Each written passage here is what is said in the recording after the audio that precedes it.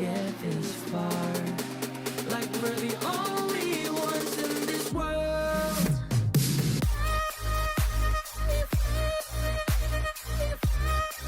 Like we're the only ones in this world.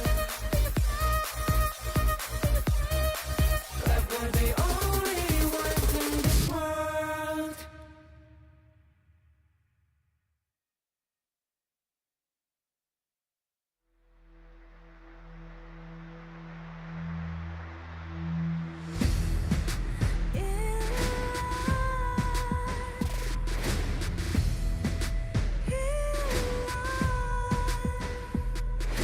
What's a life without its worth? Compromising with what hurts inside, inside. When you let fear decide your fate, you don't choose which path to take in life. In life, I'm finally letting go of everything that still holds me. I'm against all odds, but I won't give up, 'cause it's my time to shine. Standing in the spotlight, and no one let me down. Destiny is calling high. I'm not afraid to fight for everything I love. Victory's on my side.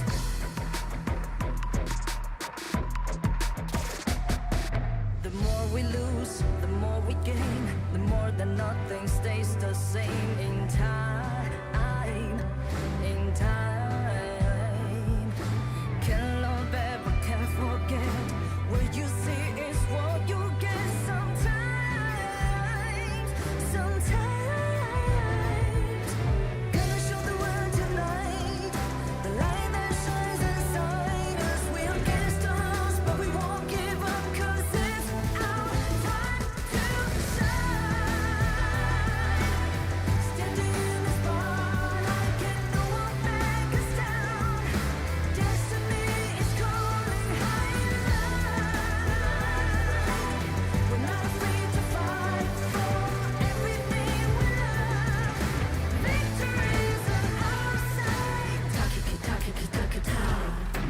Takiki-takiki-takita. Takiki-takiki-takita. Takiki-takiki-takita.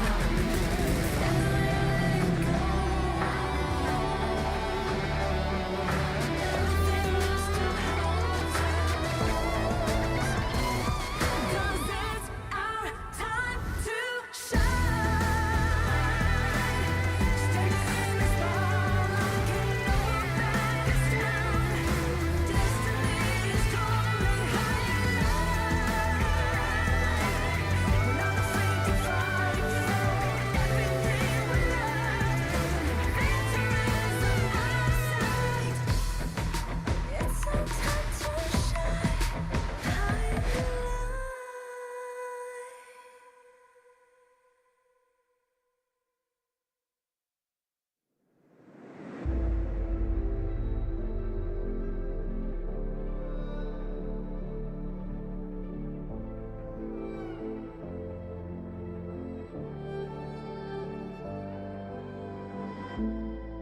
We're no strangers to the fallout. It's what got us here. Ever changing, some chameleon. Blood, sweat, and tears. We'll never make it if we fall to everything that brings us down. With a comeback is now. Blood, sweat, and tears. Fight for what we want.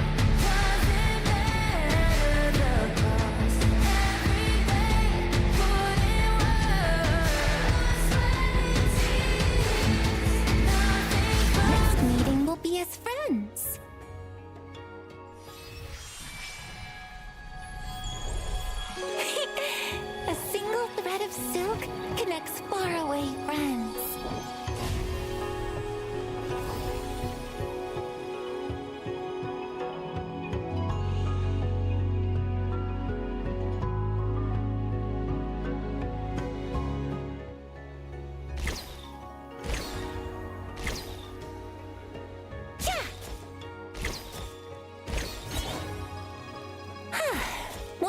carefully. I'll only show you once.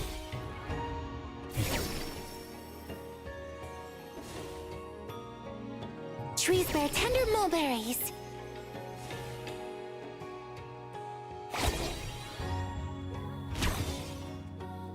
Raise the silk.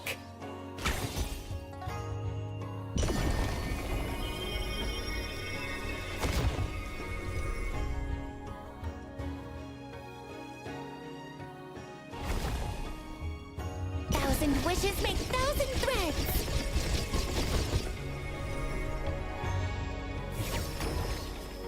The elders of this land say that one must lay down roots before venturing into the world.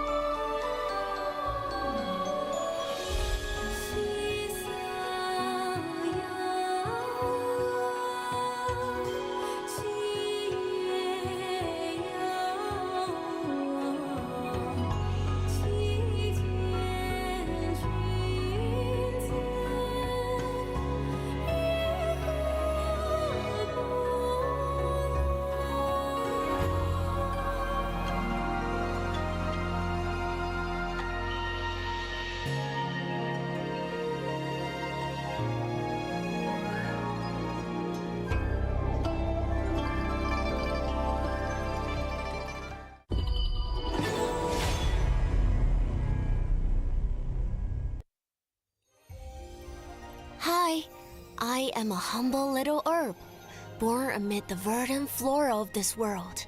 We plants contribute nourishment, healing, clean water, and a beautiful environment to this planet. Thank you for your efforts in safeguarding our ecosystem and preserving a habitat that supports the existence of all living beings. Forests are the layer of life around the planet that supports everything that we do. It produces the water, the fresh water that we drink. It produces the air that we breathe. It produces the food that we eat. Forests are integral, the most important habitat type for humans. So when you think about forests, when you think about nature and the beauty of forests, you also have to think about that utility, the usefulness of forests, and how important those forests are to us. One of the things that makes me feel the most sad when I see degraded forests or lost mangroves is the impact that has on local people's daily lives. These forests aren't just something to look at for them. They're something to live in. They provide all of their food, all of their shelter, all of their fresh water. And when we take that away, it really harms their lives and the lives of their children, and that makes me feel really sad. From a single spark, the fire begins. Embers Awaken, a call to rise, to reignite, to re-emerge with strength and passion. Malaysia's first ever official Honor of Kings League, a symbol of pride, power, and the roar of something unstoppable. A new group rises from the ashes. Fresh fire, unwritten stories, fierce hunger. This league is their proving ground. And they're here to burn. Team Secret fight to claim what's theirs. Nova, champions who've tasted glory but want more. PSE, not just defending the crown, they're evolving, reigniting the passion. Witness the Embers Awakening.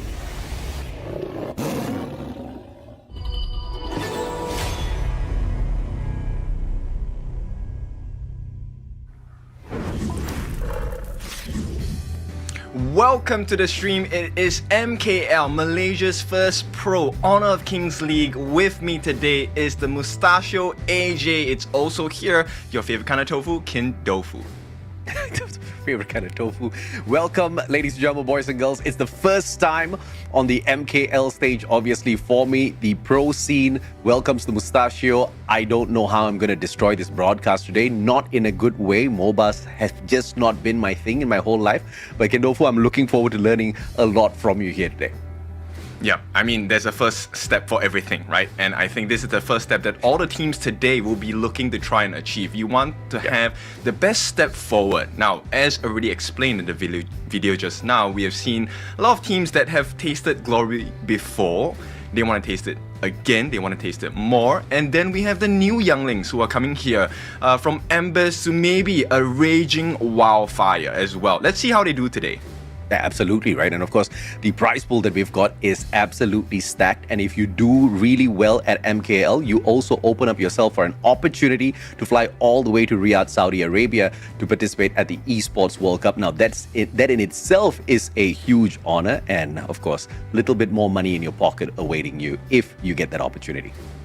Yeah, so the saying goes, right? If you want to be the best, you have to play with the best. And so far, we have garnered all of the best teams away coming into the league itself. So let's take a look at the tournament format in 3 seconds. MKL Spring Season 2025 is here, and here is our tournament format explainer. We've already seen Phase 1, which was the qualifiers. Now we're entering into Phase 2, which is the regular season. For the regular season, we have a total of 8 teams, 4 teams for the qualifiers and 4 invited teams. These teams will be playing a double round robin. Each team will face each other twice in a best of 3 format over the course of the regular season.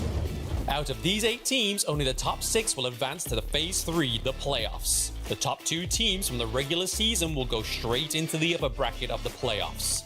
Teams placed 3rd through to 6th of the regular season will have to battle it out at the play-ins in an elimination match of a best of 3 format to proceed into the upper bracket to fight against the 1st and 2nd place teams from the regular season. The play-ins matches will be a best of 3 and the upper and lower brackets will be in a best of 5. And the conclusion of the grand final will be played in a best of 7 format. All the best to all participating teams, and let's see who would be the champion for MKL Spring Season 2025. Best of 3 series, ladies and gentlemen, boys and girls, and DTE taking on ENG Global here, Kendofu, for our first game. And of course, we've got 3 series in total for everyone here today.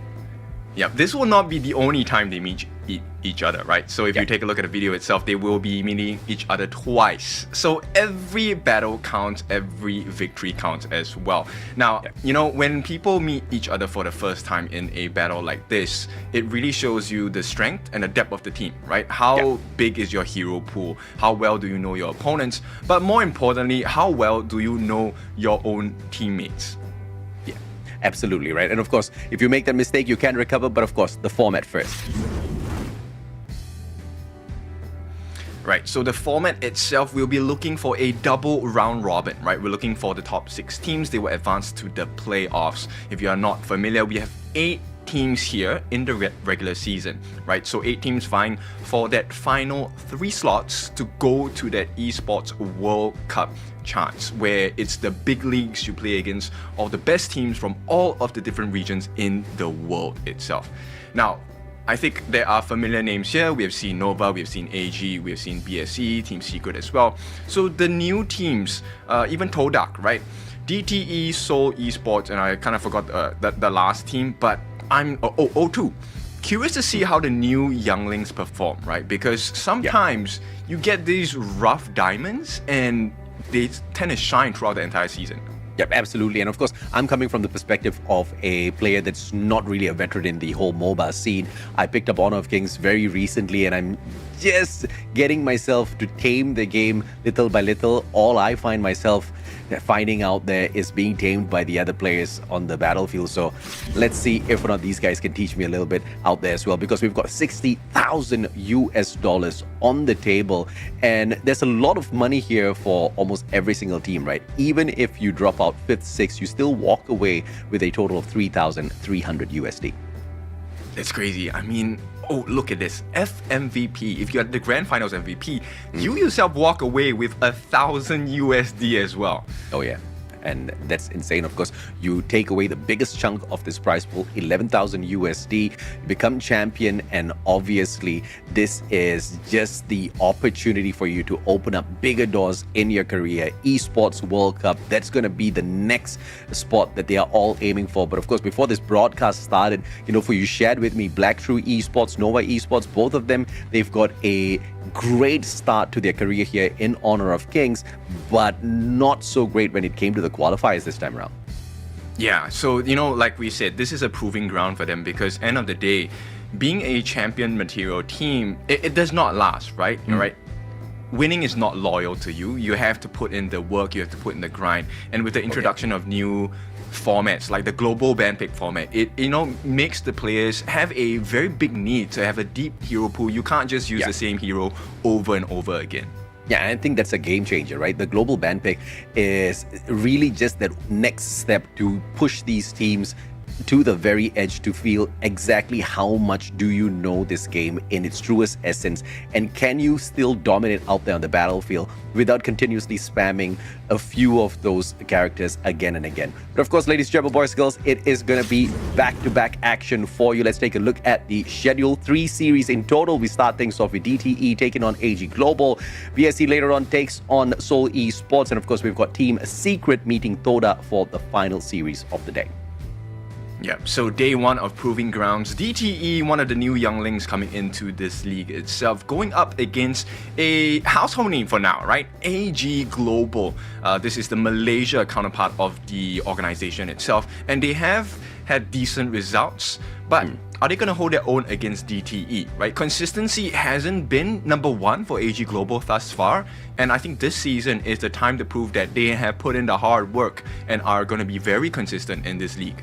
And of course, AG Global, regardless of how this one goes between them and DTE, like you pointed out earlier on, the format just is a double round robin. If you falter once, you still do have another opportunity to make that comeback. And granted, it's a best of 3, so you still do have that comeback opportunity within this game in itself. But let's see exactly what they have in store for us.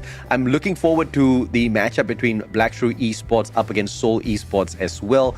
Like you mentioned, Black Shrew Esports, they started off their journey in Honor of Kings phenomenally well, the champions of the Honor of Kings Championship 2024, and then kind of struggling in the qualifiers. Perhaps they're just enjoying a lot of that prize pool still. Maybe, right? But end of the day, like we mentioned, I think BSE has been putting a lot of hard work behind the scenes as well. And of course, the last match of the day, Todak against Team Secret. Both, I'm so curious, so excited, because I know they have good quality players and they have good teamwork and synergy within them, right? So it then comes down to who actually is a proper and strong team. Yeah, absolutely. And of course, ladies and gentlemen, boys and girls, you are tuning into MKL, supported by our official tournament partner, Realme Gaming. Pick Realme 14 series, Realme 14 5G features segment, best Snapdragon 6 Gen 4 chipset, long-lasting battery, largest VC cooling area, and empowers players to enjoy 120 FPS in Honor of Kings. Promises a smooth, high-performance gaming experience. Pick Realme 14 series. Okay, so I just want to zoom in on the 120 FPS, right? It might not seem like a big deal for a lot of the general players out there, but I assure you, at 120 FPS, the game becomes so much smoother. The usage of your skills becomes so much clearer as well. Yeah. It does level up your game, right? Yeah. If you want more stars, that's the phone to get. And it's just so smooth, right? It's just buttery smooth. The graphics are absolutely fantastic. It's the experience of playing Honor of Kings on this mobile phone that you guys have to experience and not just hear from us on broadcast. So you can head on down to one of the stores, check it out before you pick one up for yourself as well. And you know, the Snapdragon 6 Gen 4 chipset will give you that extra edge that you need out there on the battlefield. Speaking of the edge on the battlefield, DTE, AG Global, we're going to take a look at their bans and picks shortly, Kendofu. Any assumptions as to what we can expect here today based on the current meta? Okay, so the meta definitely has shifted, right? Previously, when we first got introduced into Honor of Kings, a lot of teams were playing around the tank meta. So they had heroes like Ogren, they had heroes like Dun, and that was a good strategy, right? Because you have a very strong wall in the front, and then your farm lane can just do whatever they want at the back. But right now, I think teams are exploring a little bit more explosiveness in their drafts. So we tend to get more assassin jungles, which I freaking love because you have heroes like Jing, you have heroes like Pei, Luna, a lot of mobility, but more importantly, a lot of surprise damage, right? And you have access into the backlines, which makes fighting very chaotic. It's exactly what we want to see, but then it also tests your composure as a team, right? Do you know what to do when the stress comes? Yeah, I kind of understand exactly what you're talking about. I've taken on some of these opponents of mine where the jungle is just absolutely insane, roaming all over the map, making my life absolute hell. I've never won a single one of those matches where they've got a strong jungler, right? Like you mentioned, Dun or Ogren. And I have been thinking maybe I want to pick them up. I tried. I lost that match too, bro. So maybe it's just me. It's a tough journey to learn, right? I think end of the day, when we all first started in the game, we were kind of taught heartfelt lessons by better players. Now, these are your better players representing both teams. DTE represented by BB, CM, Zun, Te, and Hao as well. Why don't you take AG, AJ? Absolutely, man. AG Global, you've got Saber, Yulong, Dao Hen, JD, as well as Phi, ready to take this battle up against DTE. The best one will win, but we've got a best of 3 series. Is this going to be an easy 2-0, or do we actually go the distance at the opening of MKL in itself? I hope to see a little bit of a back and forth here just so that I can get myself warmed up. Yeah, definitely. I think DTE's performance in the qualifier has been quite convincing. They do have the foundational standards of what makes a full-on professional team.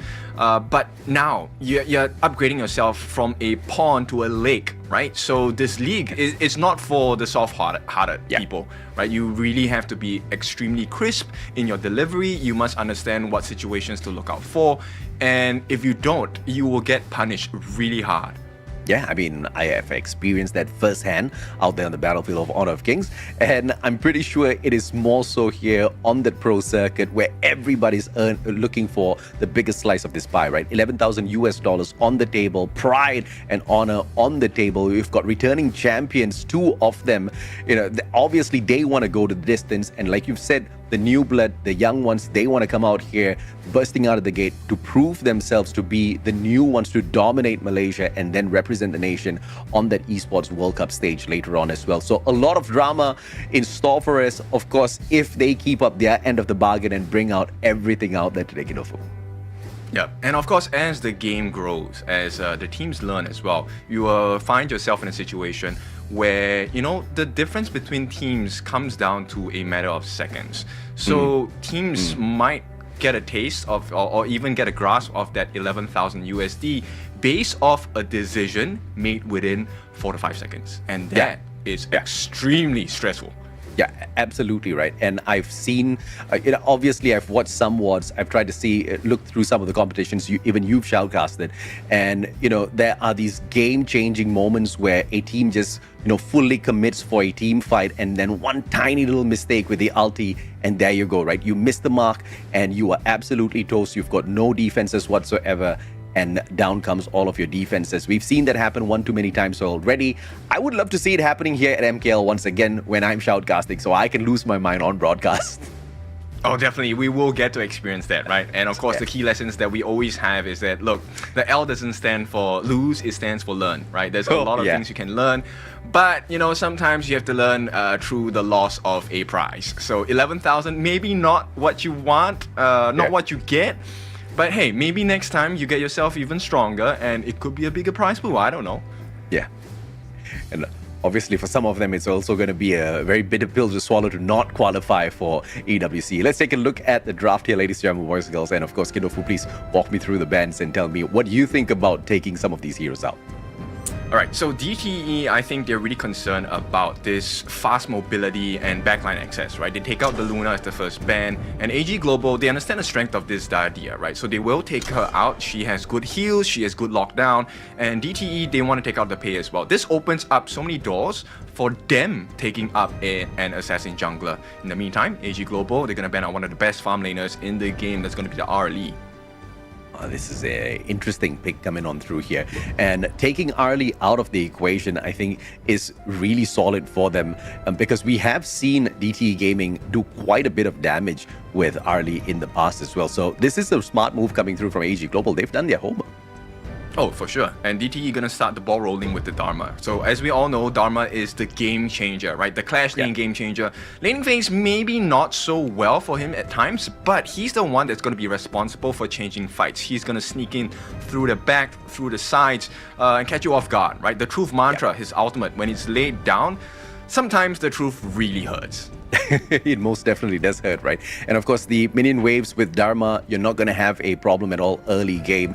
And in the initiating fight sequence, he can be a huge pain in the butt to deal with. You also have Zun Zun walking in here with the Menki, as well as Shiranui being dragged in by BB. Mai is actually one of the heroes that has been consistently banned. Even when I first started in this game, Mai has been banned in the pro circuit simply because she offers so much burst damage, but at the same time, she has decent control with her knockups and her ultimate big burst damage as well. My concern here is she needs to have a winning lane. If she loses, she's not going to be very useful. Yeah, and your thoughts on AG Global's picks here, because we've got the Agudo as well as the Yuhuan combo walking in here alongside Long. Okay, so you know in the dungeons where they have traps where the walls start to close in on you, that's the way that AG Global are gonna try and play, right? Agudo with the Wild Growth summons all those little critters.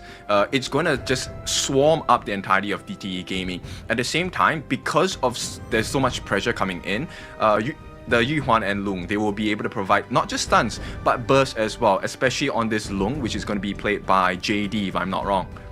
No, it's an interesting pick coming on through from them, right? AG Global, like you said, they really do want to kind of funnel in on to DTE Gaming and shut down their place.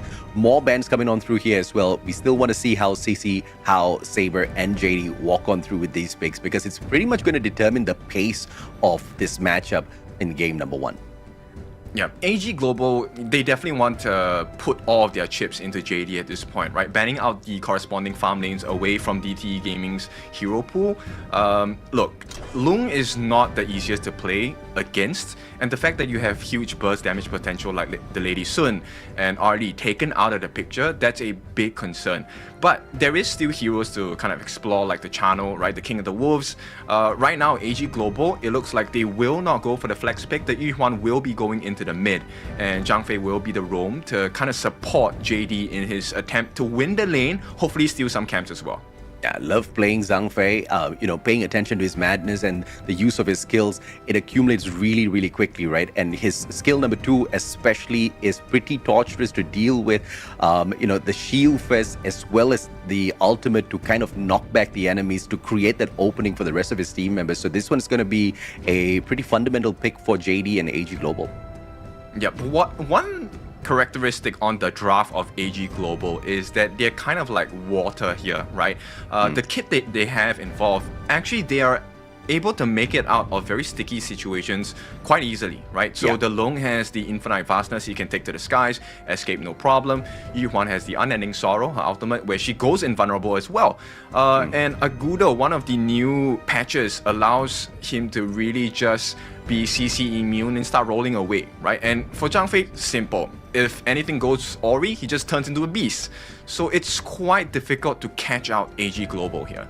Yeah, you've got this Marco Polo walked in here by Sese as well. So this one's going to be pretty interesting to see how JD and Saber deal with this Marco Polo, especially that ultimate that deals a phenomenal amount of damage, followed by that second skill that allows him as well to disengage from these fights, right? So you can see them kind of throwing in some of these safety nets in these play here for the side of DTE Gaming as well. Yeah, the save by the Sun Bin is going to be really important. So time flux, it kind of gives you a rebate on your health if you get damaged during that duration. And the time lapse as well, that big ultimate, that big time clock on the floor. Not only does it provide silence, if they're going to stay in that, they're going to get hit with a massive amount of damage as well. But let's, theory crafting is over. It is time to put the work in and walk the talk. DTE Gaming going against AG Global. It's a best of 3. First one to take 2 wins will win this series. 2-0, or is this going to go the distance? Let's take a look and see exactly who wants this more. DTE Gaming as they take on AG Global here at the opener of this MKL Spring Season 2025. Okay, so it looks like they're really concerned on the side of DTE that CC will not be able to win the lane against JD, which is a valid concern, right? It's really hard to play against alone. So they're going to try and swap the lanes. So CC should be able to hit his levels without much problems going up against Dalhan. And let's see how they do, because right now the wave clear actually on AG Global is pretty significant. Yeah, lots of pressure up mid lane and no extension here by Hao and BB, and a very quick steal. You can see that aggression coming out very early on from DTE. Yeah, it's exactly what they need to do, right? Like we said, BB, he needs an advantage, he needs the level differential. And to kind of steal away from Yulong at this point is actually a big deal, because you want the Agudo to hit 4 first. And right now, DTE Gaming actually performing a little bit better in the early game. Oh, and I don't think CM wants to take on this fight, but a very, very quick back away, and the flash shaves him. It's a little bit of a resetter here, but a 3v1 is not going to be a fight he can sustain at any point of time. Here comes BB with the backup as well. And just a quick teaser for Saber to quickly back on away, but they're just not finding full-on connections with their skills. Yeah, and it's kind of serious on the side of DTE Gaming, right? There's a lot of damage on the T1 tower, and this is when the shields are still up. So AG Global, they're kind of punishing them quite badly as well. A very smart reversal from AG Global and overextending DTE up there towards the clash lane, and they immediately drop back towards farm to take advantage of that tower which was just defended by that one player. So very, very good counter coming on through from AG, but DTE wants a little bit of a payback here. Yulong caught out, but he is going to back away as Pai shows up for the backup.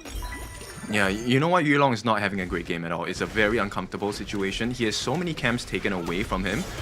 Yes, he's still in the same level as Zun, but at this point, as we hit that 4-minute mark for that first major objective, I think Yulong might not be in a nice spot. Yeah, and Dalhan is being cheeky, trying to bait out both of those players from the side of DTE. That's not going to be too much of an issue. And AG Global, once again, I think that pressured down towards that bot lane. They want to take this first tower down immediately. Here comes the minions as well, but CM is on standby. Saber makes sure he doesn't get too close. And it looks like Tower 1 might just go down here as backup's just a little bit too far away. Yeah, the tier 1 taken on the farm lane for the side of DTE Gaming. That is actually not a very safe start, right? AG Global now, because of that T1 being taken down, they have pretty much easy access into the first neutral objective. The Tyrant coming up in 45 seconds. That could cost DTE Gaming later on in this game. Yeah, absolutely. So very good focus coming on from AG Global. And they didn't really plan that. They allowed DTE to play the pacing towards the top. And they said, all right, if you want to play towards the top of the map, we'll just take advantage of the bottom. And now they've opened up this opportunity for themselves. Like you said, the objective to claim it over at the farm lane later on would be truly beneficial for AG Global. I guess staying out of sight here, and BB being teased by all 3 players from the side of AG. They want to go in here for another tower, just waiting for yet another wave to come up front. And look at that back away once again, so smooth towards the Tyrant. 1 more second to go, and it looks like they are looking for something big here. Yeah, it's a very difficult situation to play around because I think advantage given to AG Global at this point in terms of positioning. But we might see a jump in on the side of CM because he is close by. And it looks like that's exactly what DTE wants to do here. They want to play the sneak away, but Yulong's going to say absolutely no to that.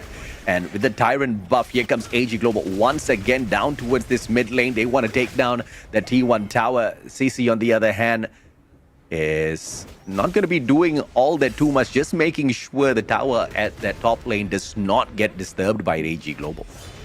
Yeah, in terms of stealing the camps, right, having a little bit more jungle control, DTE Gaming has been doing really well in putting pressure onto Yulong. But the issue here is that AG Global, you'll start to see them snowball. They can fight now. The buff is going to be so useful for them. Yeah, absolutely. And here comes the big 3v4. AG Global pushing down the bottom, and it looks like DTE does not see this one coming at all. CM and BB quickly dropping back, and it looks like JD called for that backup from the rest of his team members, and down goes yet another tower. AG Global making this one look way too easy down here at bottom lane. Yep, just keeping it simple, right? And now Phi getting chased down as well. Very, very good push up mid, and that distraction just giving them that opening. But now Phi almost got out. Zun takes the first blood. But the bigger win is AG Global as far as they're concerned. They've already got 2 of those towers down mid. Now a fantastic defense towards this mid lane here as Zun continues to push on up forth alongside Hao and BB. CM does not want to step on out forth. And just like that, AG Global, they've got their backup once again. So no towers lost on the side of AG. Yeah, it's a very tight situation now for AG, in a sense where I think they have to make a very clear decision here. Do we want to go all in on that T3 on the bottom, right? And maybe that will kind of relieve the pressure that DT are trying to put on the top side of the map as well. And CC also very sneakily taking out that tower on the top lane, as well as all of this chaos was breaking down towards this mid and bottom lane. So everybody's playing their part, but AG Global just a couple of steps ahead, right? In terms of resources, it looks like they're still pretty much equal. Yeah, but here's the difference between the farm lanes, right? JD already has the Eternity Blade, so the crit damage is going to be very valuable in the team fights. Now, CC, he still needs a little bit more on that Doomsday. They're going to start poking at each other at this point, but until they find their big stun, I don't think anyone wants to commit, because if you lose a fight now, that's a guaranteed tier 2 for either of the teams. Yeah, absolutely, right? And nobody wants to take that chance just yet, but it looks like Team AG Global wants to make this opener for themselves. CC, a sliver of health left on him, but he managed to back away Zunzun on that stun. But Saber just cannot go in there for the follow-up just yet, because AG Global still playing this one pretty safe with Daohen protecting his mid lane turret. And it looks like the players on the side of DTE are playing this as safe as possible, trying to bait out the rest of the players from AG Global towards their side of the map. But AG is just way too smart. They're keeping a very strong defensive line. Yeah, in fact, you can see that they're being very conservative with the usage of their skills, right? They understand that, hey, this is not the big moment we need to win. So I like this restraint coming up from AG Global. It's kind of just making sure DTE does not go crazy as they come in here for the push, just playing all-out defense, waiting for that opener, and then smashing them when that opportune moment comes along. And this is one of those moments. Here comes Yulong as well, but Zun, fantastic shield, but Saber gets stunned, and he pulls off that immunity, but still won't get back. Yulong jumps into the fight, but gets slain by CC as well. And all of a sudden, AG Global on the back foot, 3 players down, and it looks like Howhead is going to get a taste of that as well. DTE with his comeback out of nowhere with the quad on their side. Oh, that predictive Kachosen, such a nice finish to top things off. JD now has to hold his own against 4-5 different members on the side of DTE Gaming. And it is not over till it's over, and DTE said, you guys are getting excited a little bit too early here. What a fantastic turnaround. And it was that stun, I believe, and CC getting that slay that really turned the fight to the side of DTE. And AG Global just had no response for that. Now, it's going to be the Tyrant aimed by DTE. This should be a pretty easy pick. I don't think AG Global wants to jump into this fight. Oh, they can't, right? At this point, Tyrant's going to be secured by the side of DTE. And look, there is a big wound on the top. Tier 3 taken down, that's super minions marching down. That's something that AG Global consistently needs to keep their eye on. And I mean, the silver lining is the fact that the Overlord is in that lane, so it's a bit closer for them after they clear the wave. But still, DTE now ahead by 5,000. That's a big goal difference. Oh, I mean, massive, right? And obviously, AG Global kind of taking down the objectives in terms of the towers down at the bottom lane, but DTE just focusing on the bigger prize overall here.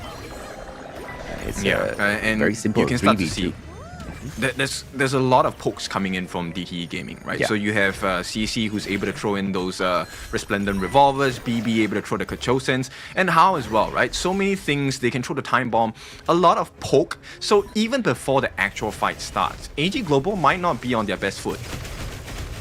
And this is where AG Global just needs to make sure they don't make this mistake again, because DTE, like you pointed out perfectly, just kept poking and prodding at them, trying to bait them out of their secure defensive positions to get that catch that they found earlier on. And once again, they're attempting the very exact same thing. And AG Global, they kind of fell bait for that once. They don't want to make that mistake twice. Zun overstepping his boundaries, but what a fantastic defense to just walk out of there like nothing happened. Yeah, so Fire actually secures that Azure Golem for the team. They're gonna make a beeline for that Overlord. They have to make a trade somehow. And once again, the Overlord claimed, and it will be the Tyrant claimed, and it is just an all-out bash here as Howhan finds CM. This time it's AG Global just going a tad bit crazy here, but Zun moves on forth with the defense, standing, tanking all of that damage, opening up the battlefield once again for DTE, and this one might just be over. The defense, it's just Yulong, and he can't do much. Yeah, he definitely can't. This game is going to go into DTE Gaming. What a surprise. Oh, first game going to DTE Gaming. I'll be fooled, and that is why I am no pro at Honor of Kings just yet. It was AG Global. That's me, bro. It's me in each and every single ranked match, okay? I'm doing so much, and then I lose the match. That was AG Global this time round.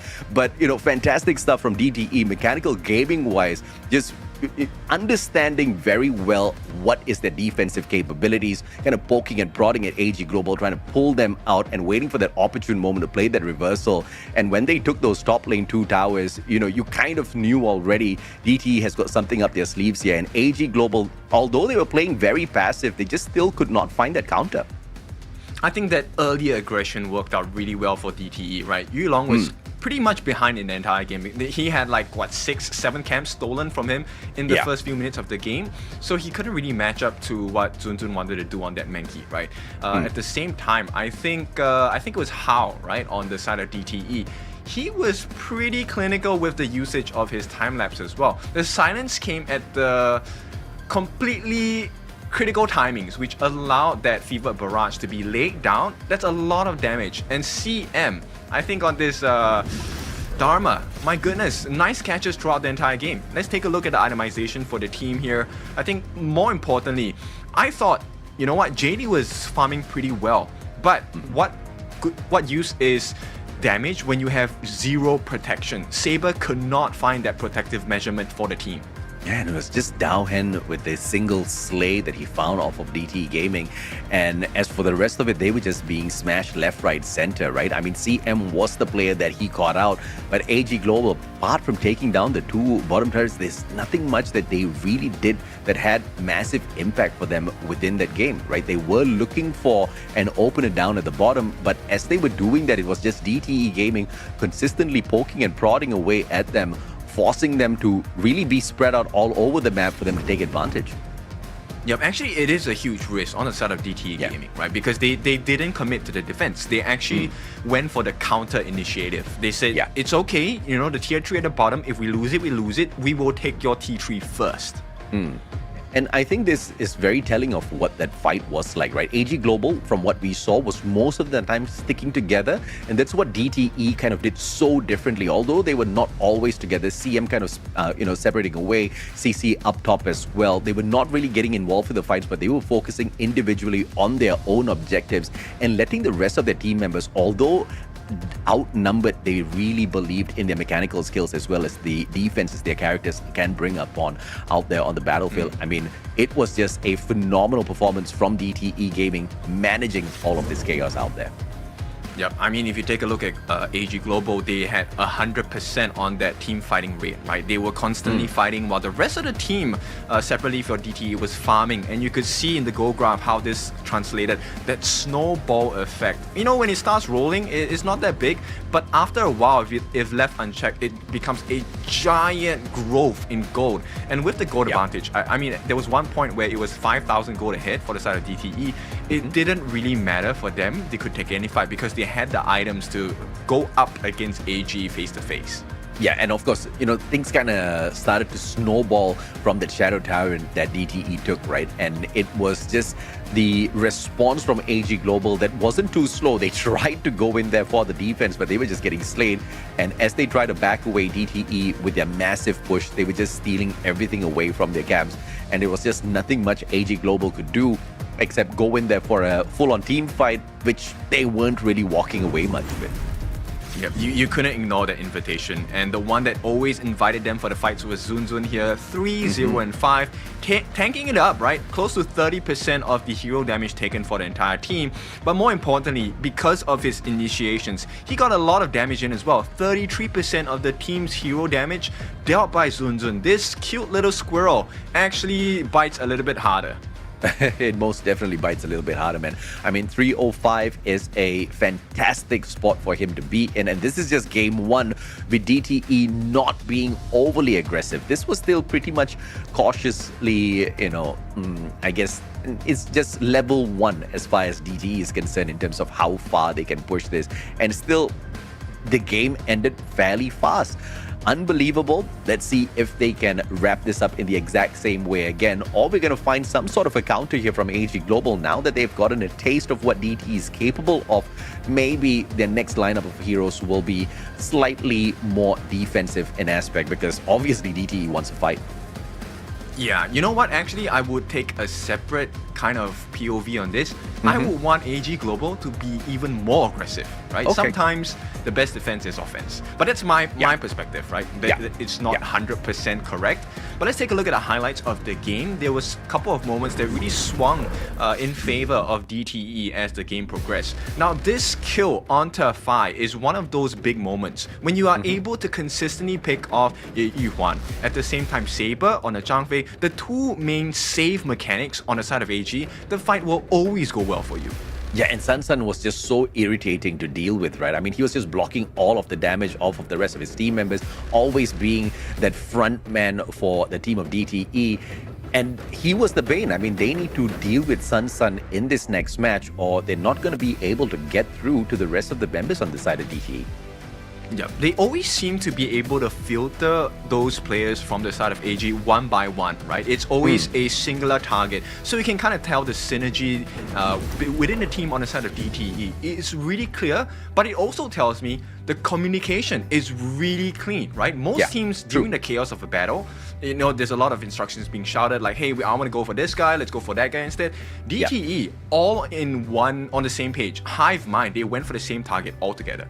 Yeah, absolutely. I think that's, you know, essential in a game like this, right? If everybody's going to be focusing on to one character, even if they're not squishy, you're going to have a higher probability of taking them out of the equation, and then you focus on the rest of your opponents. And they did that so cleanly. There was not even a single moment of hesitation as they were just switching from, you know, opponent to opponent, and you could see the whole squad kind of just narrowed down into that. It'd be interesting to pick up on some of their comms as well to see exactly who's calling out these shots because of the clean execution that they're showing us here.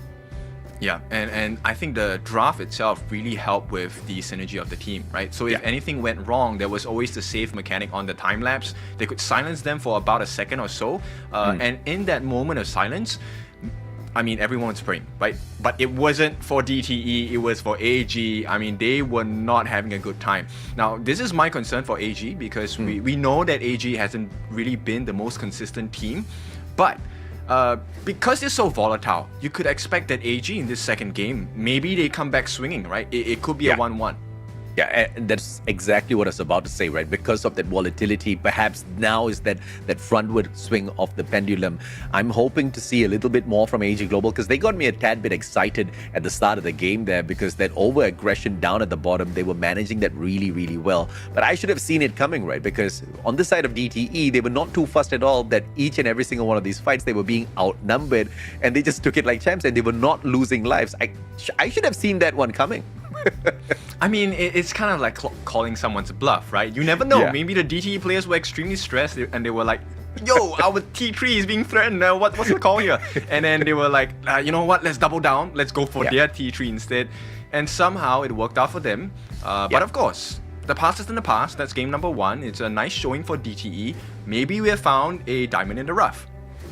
Yeah, and most definitely. And obviously, that's exactly what we're looking for here at MKL. We've got champions of the past taking on some new blood, and maybe the new blood wants to be the champion of MKL, and then later on the champion of the world as well. But of course, that's a lot of talk. We need to see that on the battlefield as well. Just like what DTE did out there, they made this game look so easy. Are they going to do the exact same thing to the series? I'm curious to know. Kindofu, like I told you, man, I'm not a big MOBA fan, but I think I'm starting to like Honor of Kings a tad bit more here after seeing what DTE just did there, because that was just super smooth. Yeah, but you know what? To make you even more excited, that's just the tip of the iceberg, right? There's a lot more action that will be in store, that's one thing. But at this point, I'm just curious about the thought process on the side of AG, right? One of the marks of a championship team or champions in general is how they deal with stress, how they deal with defeat, right? Yeah. So how do you recover from this? I think this is a very important marker to prove whether AG Global is worthy of number 1 getting one step closer towards that 11,000 USD, but it's also a test of their mental strength, right? Yeah. Look, you will be handed some else, you have to learn, but how fast can you learn? Yeah, absolutely. And of course, thank goodness for the global ban picks, because now they don't need to deal with the exact same heroes once again. But of course, the question is, how many weapons does DTE have up their sleeves to unleash upon AG Global? That's going to be proven in this next matchup here. If it's the bans and picks that kind of, switches gears a little bit here for AG Global, I hope that's the case.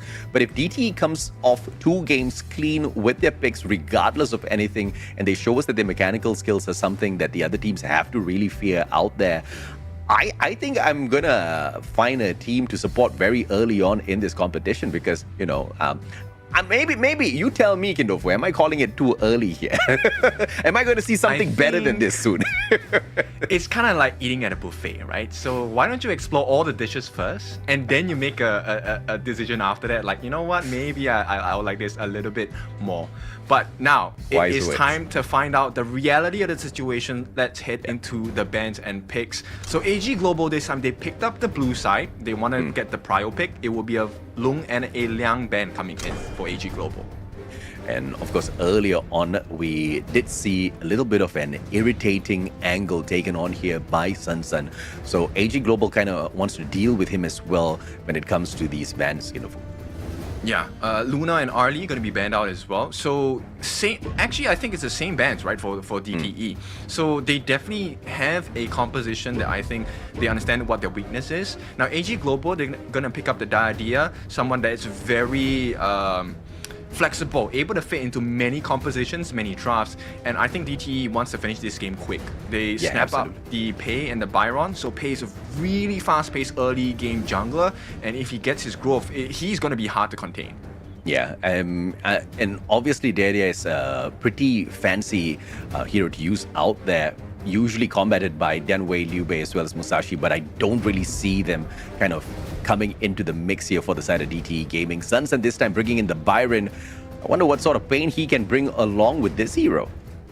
Yeah, it's really about the burst mechanic as well as the bait survival, right? With the force field suppression, when that ultimate comes down, the extra shields actually does change fights in a huge way. But the main concern here for me is AG Global, they also have quite a significant draft.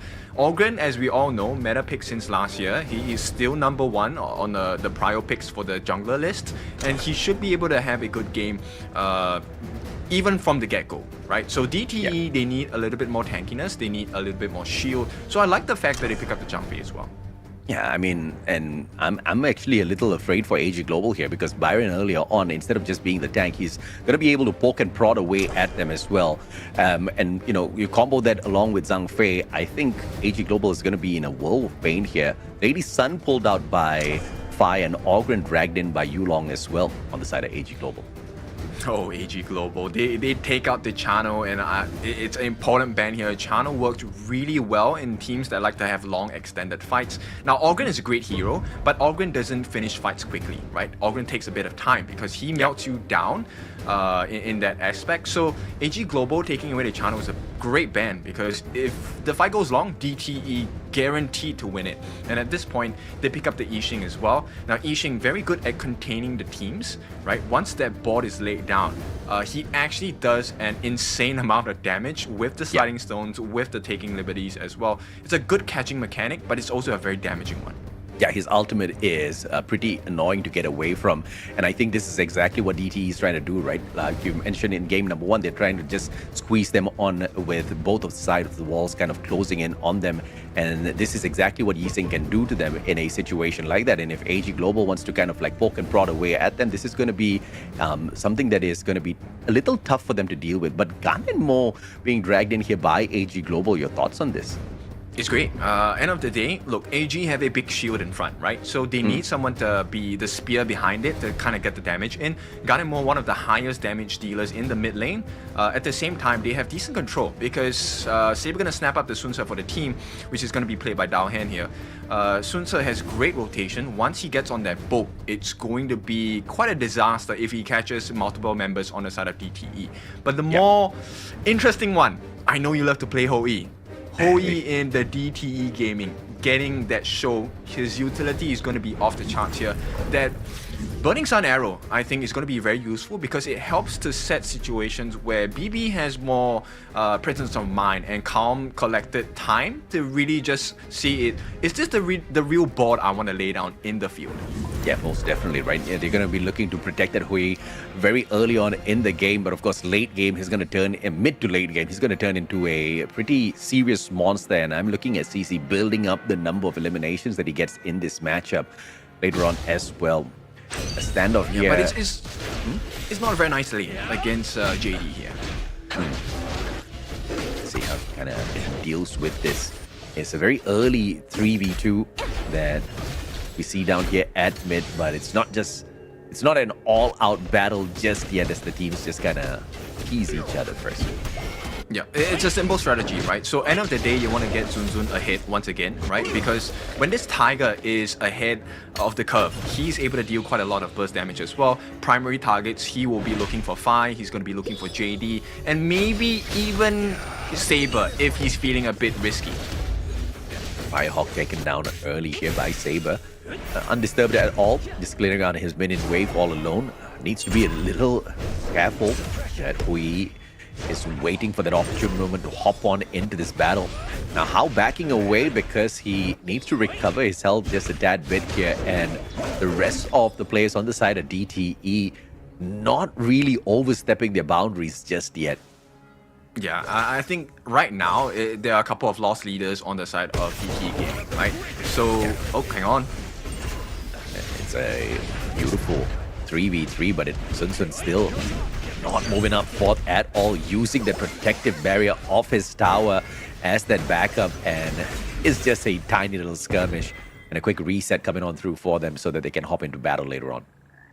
Yeah, so once again, I think DTE is doing well to put Zun in a good position, right? He's level 5, he's ahead of the curve, but whether they can translate this into an actual advantage, a kill somehow, that will be the big marker. And so far, I don't think he has found an opening yet. Not yet. CC, here comes BB as well to hop on in, but Saber kind of saw that one coming. CC has managed to stun Saber for a tiny little second there, but no losses faced by AG Global just yet.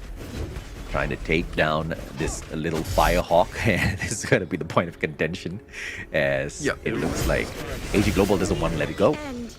I mean, it's not the ideal situation DTE were looking for, right? They wanted to be able to burn out the flash from JD, so he doesn't have an escape option. They did burn out the Purify by Saber, so that's a good start, right? But right now, as we head that 3-minute mark, I think DTE Gaming will do well for themselves to kind of burn out more resources from the side of AG Global. And now here's the minion wave from the side of AG Global. They do have the numbers here to take on Hao and CC, but it seems like they still want to wait for that opportune moment, not to overstep the boundaries just yet. And a good decision made overall, because DTE, they do have a little bit of a backup there in their own jungle. Sun just waiting for his opportune moment, still collecting all of that experience and goal before he hops on in. Okay, they will try. 7 already, Sun though. Oh. And a great backup. BB hopping on in at the nick of time to save his buddy. And now here comes the knockback as well. CM hops on in. One more shot to shut down Yulong, but they all back away. What a cheeky maneuver coming through from AG Global. Yep, they're dancing with fire at this point, right? AG Global, they almost lost Yulong there. And if they lost Yulong at that point, it would have been a horrible situation. Oh, yeah. Because look at the clock, right? It's going to be 4 minutes. And hang on, they're going to try again. Okay, maybe just a poke. But look, the Tyrant is a very important marker in the first 4 minutes of the game. If you get that, you have a sizable advantage to play off of.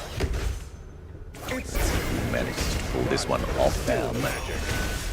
By the way, things are looking here for AG Global. They don't really have much of a standing here to take this Tyrant on unless they push their numbers. And that's exactly what they're trying to focus on the bottom, setting up a trap for the players of DTE Gaming, who know a little better than to hop on in. That beautiful stun. And it looks like BB is going in for the shutdown. Yulong is caught out in the open. How? With the connection, but there's just no finisher as the players had to back away. Yeah, this is a big win for AG, right? Getting the kill on Zunzun. It also guarantees the Azure Golem at this point, plus the Tyrant. So this is an important decision on the side of AG to go and see how they're gonna make this advantage even bigger. And we'll say fantastic opportunity played well by AG Global. Now Hao waiting the backup. JD spots him out. Saber, beautiful stun, knocks him back as well. Hao can't get away. The chase is on CC for the backup, and he just drags his buddy away. That's not going to be taken down just yet, but Yulong does manage to take the Tyrant down for the squad. And here comes that extra bit of advantage. Yeah, and you know what? Hao is not having a good time, and it feels like DTE Gaming are getting a taste of their own medicine this time. BB, Yulong, it's a 2v3 and AG Global with the advantage here. The folks are just not finding the connection. BB and CC, they can't really take advantage of this. They don't have the help to pull off a extended fight against their opponents, DTE. And this top tower is probably going to be under attack if AG Global's not too careful. I think end of the day, the turnaround side for the side of DTE Gaming comes in the form of gold, right? So right now at close to 4,000, CC's done well. He hasn't died yet. Hang on, this might be the first one for them. Oh, beautiful start coming on through, and Hao tried to get away, but just did not have the utilities to step away from that fight. BB with a sliver of health, but Fire just thinking twice before hopping on in there. Saber should be able to very easily take this golem out of play, and Hao once again gets caught out. And he is not going to get poked because it is the tower on this bot lane that is the intention of AG Global, and the distraction was perfect for them to take down that tier 2 tower as well. Okay, it's a good start, right? They have about 1,000 gold ahead on the side of AG Global. But here comes that Burning Sun arrow, right? Every time this arrow lands, it is a potential win. Overlord was sneaked away there, and Saber unfortunately could not step away from that one. Yulong, look at the bravado of this guy, hopping on in, launches CM, and he gets that backup as soon as hops on in to absorb the majority of the damage. And Yulong just an absolute tank at this point of time, barely scratched at all. And Hao does not want to hop on in for this battle, outnumbered for sure, using the tower as backup, but now he's going to get caught out. One more shot needed. CM is back for the catch, but Yulong just could not sneak away from that one. There's not enough time, but maybe they can get a freebie in Yulong here. Zunzun. It was Hao. Zunzun looking for it, knocks him back, and here comes the backup as well as JD and Saber all going in for the chase. About to get baited out if they go in all the way. The smart pullback coming through from JD and gang. Yeah, this is the benefit of having a Diadea, right? This is why she's so scary, right? In a moment's notice, it suddenly becomes a full health organ here. So Yilong is not worried at all. And the fact that they have a small gold advantage, it does make the world's difference in fights. Absolutely, AG Global now. Opportunity. Can they take one more? Oh, this is the level 3 CC up in the end. Yulong finishes it off easy. How now? Teased all the way to the back. Yulong has got one more opponent to deal with. BB, a sliver of health, cannot jump into this fight. Yulong taking on 2 players at the same time, and he will not get that one as Sun Sun slays him where he stands, backs away, and he is going to get hunted down by 3 players on the side of AG Global. Yeah, they're being crushed at this point. DTE, they're struggling to keep up, right? And it's very apparent that AG Global has a very strong hold on this game. They're definitely in the driver's seat. Look, all of the T1s are taken down, only left with a T2 in the mid. So DTE, they don't have a lot of time. They have to figure out how do we get objectives across the map without giving up kills. And this is just AG Global turning the tables like we asked them to. DTE Gaming not having this going their way at all, and then Ulti just kind of sweeping across the map, not touching anyone. There needs to be a situation where they can kind of funnel the Crimson buff into the hands of CC, right? That's one of the win conditions that DTE needs to achieve. So Zunzun has been able to take his Crimson camps, that's great, but they need a little bit more damage, right? They do have the setup, but right now it is burst that's required for them to take out AG Global. And that's not an easy task because, look, the last update, Fi actually got that Savant's Wrath as well. So he's having plenty of damage, and at extended range, this Gun and Mo is just going to destroy the lineup of DTE. Yeah, objective after objective, all going towards the AG Global squad. Tyrant now picked up yet again by the team, and there's just no way that man gets away from that beautiful slay onto Dao Hen. And here comes the rest of the AG Global players just in perfect standby. Yulong trying to bait them out.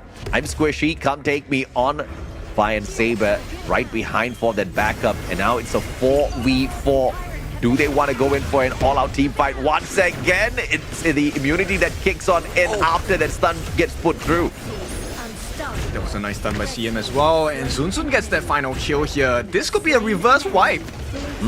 It most definitely could be. Yulong not going to be able to contain this fight, but that fantastic defense does manage to hold him back, and it will be Dao Hen hopping right back and needs one more shot, and he does manage to take down BB, but it will be game over for him as well. Yulong, the final player on the side of AG Global that's alive to do anything, but he can't do much.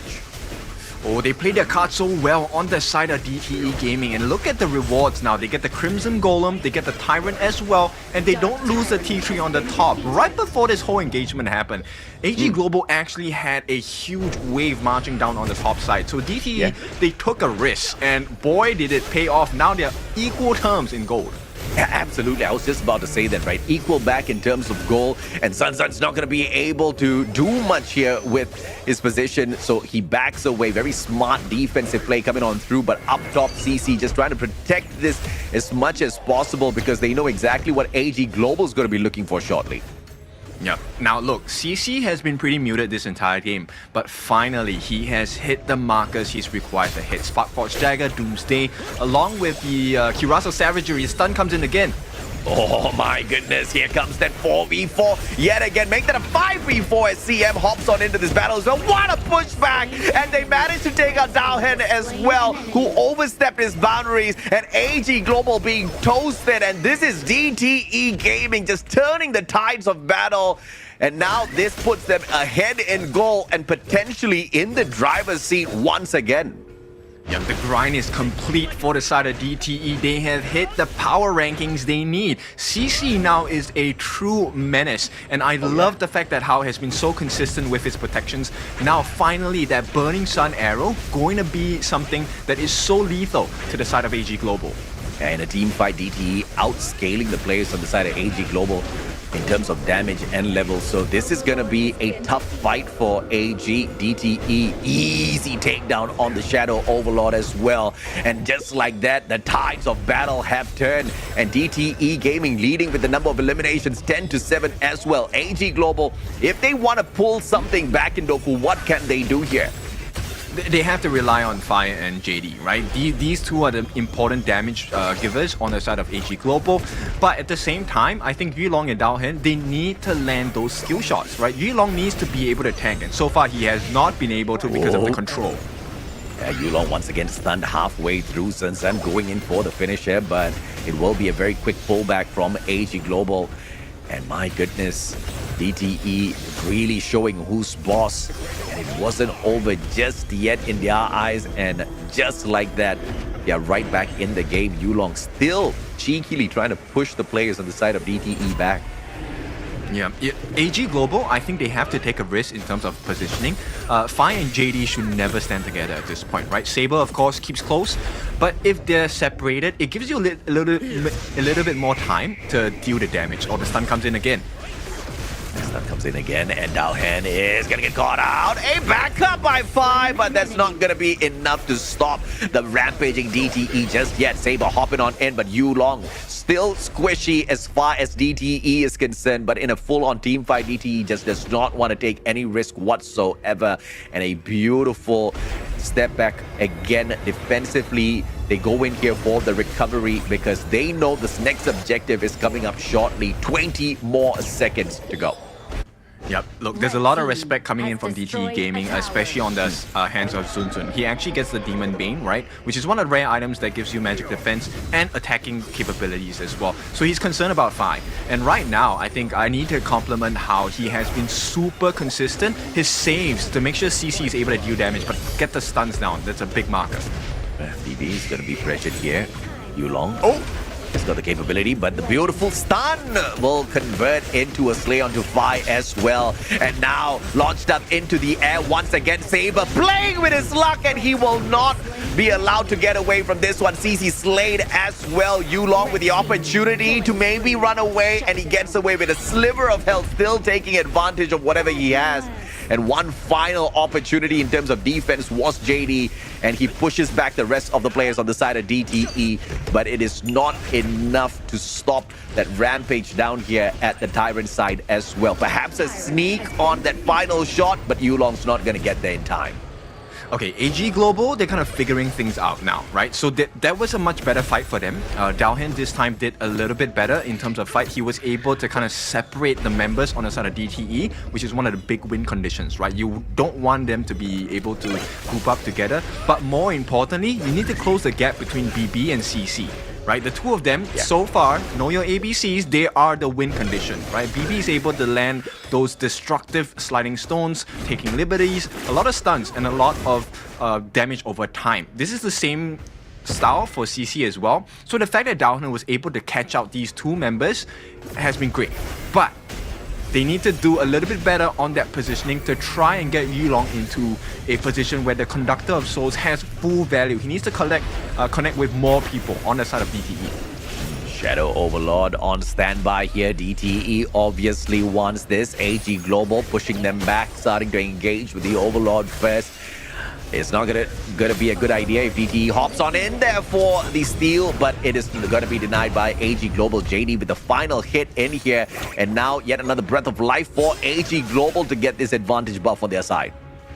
Yeah, they need to start playing the map, right? I don't think it's a good time to take a fight on the for either side. You need to control the waves. Don't allow that, taking of the T1s. For AG, having the T1 is a huge advantage because it means they have to try to work really hard to get the waves coming in, right? There is quite a bit of security. The fact that there's 2 more towers, or 3 in fact, in the middle before they get that full mega minions coming down. And let's look at the opportunity Yulong is going to be able to create here. Very cheeky, all alone. And DTE is not falling for it just yet. Yulong waiting for the rest of his team members to appear with the backup. Beautiful as he engages with Sun Sun. And Riki's just playing this so calm, cool, collected, waiting for AG Global to make a mistake, but that doesn't happen. Sun Sun stun once again. But that's all there is to that engagement. Yeah, it's right now, it's AG in a much better position, right? Yulong, the fact that he stole the Crimson buff, now he's able to deal true damage, able to deal burning damage as well. He is going to be able to do his job, which is to soak in all of the damage that's offered by DTE, but more importantly, create space for JD and Fi to get those shots down. Let's see what they can do Blue with team has this destroyed extra opportunity. tower. AG Global pushing on fourth, and it looks like the minion wave is going to be a tad bit weaker on the side of DTE, and all they can Give it a do is try. just hold back and wait. Yulong, beautiful as they launch him up into the air, and Howhead is just holding onto his head as JD goes in for that final shot. Sun taken out of the equation already. BB really low on his health as well. They are going to be able to get a counter onto Dowhead. 5 really low as well, and AG Global had that opportunity, but the defense from DTE absolutely phenomenal. Both teams found the opening that they needed, right? So it kind of fell to a situation, hang on, if this stun lands, okay, never mind. Fi and JD were exposed by the side of DTE Gaming. Likewise, on the side of AG Global, they managed to find their footing to put hands onto BB, Zunzun, and CC, right? Now, at this point of the game, we're looking at 6 slotted members on both ends, right? So it then comes down to perfect positioning. I thought CC was going to get a few extra eliminations this time around, but it seems like he's not fully activated just yet. Yulong still being cheeky, poking away at the rest of the DTE players. They want to walk away here with this Tyrant, and it looks like they should be able to do that. AG with a sneak away, but that will be denied by Sun as he takes the Shadow Tyrant for the squad. Extra buff on their side now, and they want to go in for the shutdown, but How does not have enough health to get the job done. It's fine. This is a great fight for the side of DTE Gaming, right?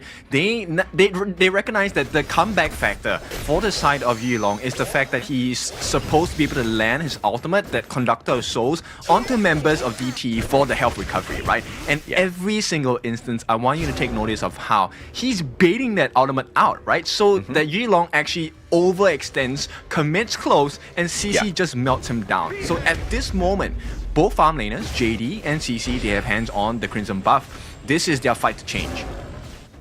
The top lane here for the side of AG Global seems really, really weak. DTE just waiting for that opportune moment and that opener. Tempest Dragon shows up on the map, and it is gonna be the final run on this game. Let's see exactly what this 20th minute brings as AG Global. Obviously, they want to play this fight. Gets launched up into the air. Stun onto Saber as well, but the finish is just not there as BB gets that connection onto himself, and he backs away, finding his life on himself just yet again. Launched him to the air once, and Yulong still as tanky as ever, and this skirmish is just going to push DTE back for a few seconds before they come back for the re-engage. A couple of players need to get that reset before they can try for the Tempest. Yeah, information is really vital for both teams here. They need to know who's committing, who's not. Nice stun. Fantastically done. Yulong, once again, like you mentioned, still poking and prodding away at them, trying to get those ultis out from the side of DTE, but they're not falling for that bait just yet. And House is going to clear off that minion wave. JD very cheekily taking a couple of shots up against this Tempest Dragon. CM waiting for that opportune moment to hop on in and sneak away that final shot. But it's still quite a ways to go before that happens. And Dowhen will miss that stun, but it doesn't matter because they still do have that opportunity with the numbers. They're going to try again.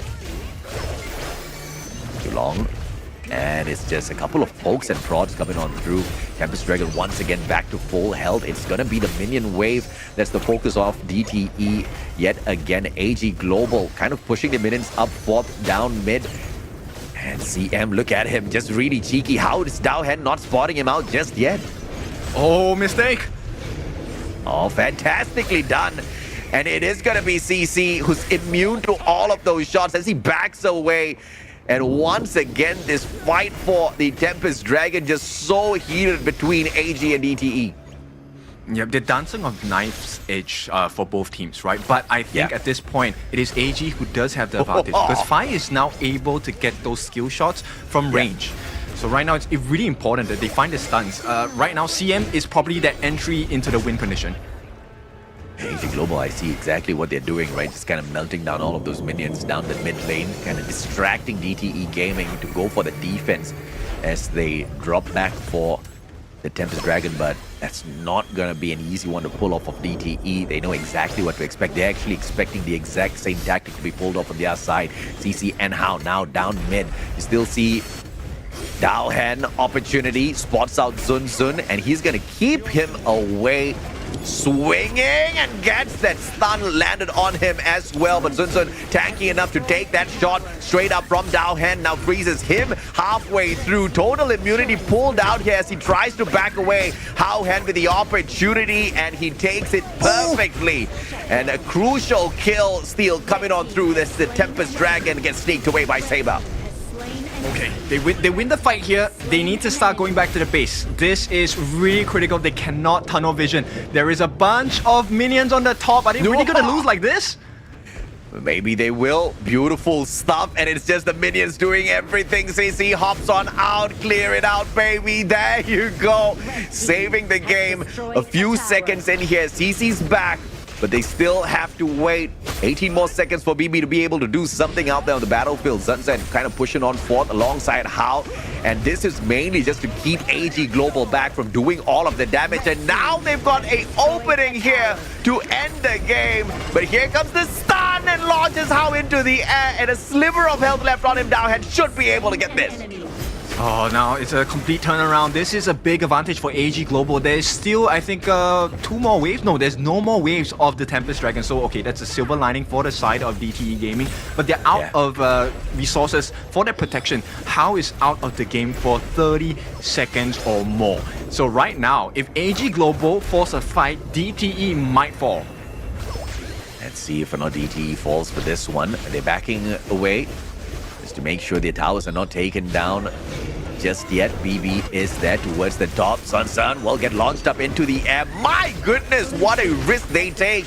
And they do manage to take down the third tower as well. The stun will be thrown out here by CM. Catches Yulong, but the man is still tanky. Puts up the defenses. No one's going to touch him just yet. Sun not overstepping his boundaries. Trying to make sure this mid tower does not go down. But he will not be able to defend that at all. Just way too weak. And AG Global now leaving DTE Gaming fully exposed. Yep, it's a Baron base. It's important to get the stuns.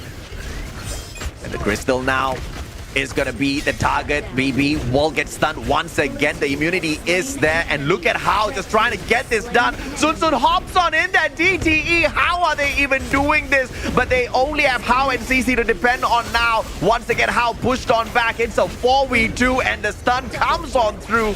And it looks like Hao is not going to be able to get the job done. This is that comeback we wanted as AG Global smashes the crystal to bring this to a tie and push this to game number 3. Yeah, so it's a difficult situation for DTE at this point, and it is just a painful one. They were so close, right? End of the day. Yeah. I mean, I thought the Howie was going to be able to do it for the side of DTE. He did not, and I think the ramp up was just a little bit too slow. And on the side of AG Global, we got to respect the fact that, you know, they were trying that poking and the prodding early on in game number 1. It just did not work, but it didn't work because they were not good at it. They just didn't see that turnaround from DTE, right? But, you know, fool me once, you know, shame on me, fool me twice. I'm not going to let that happen at all, says the team of AG Global. A phenomenal comeback here to push us into game 3. Unexpected. Yep, so actually DTE actually making AG go the distance, that's a surprise, right? Because the new bloods, this is not what you normally expect, right? Now AG Global, we talked about this, it is going to be a volatile game, and AG Global definitely did show that they do have what it takes to take the wins as well.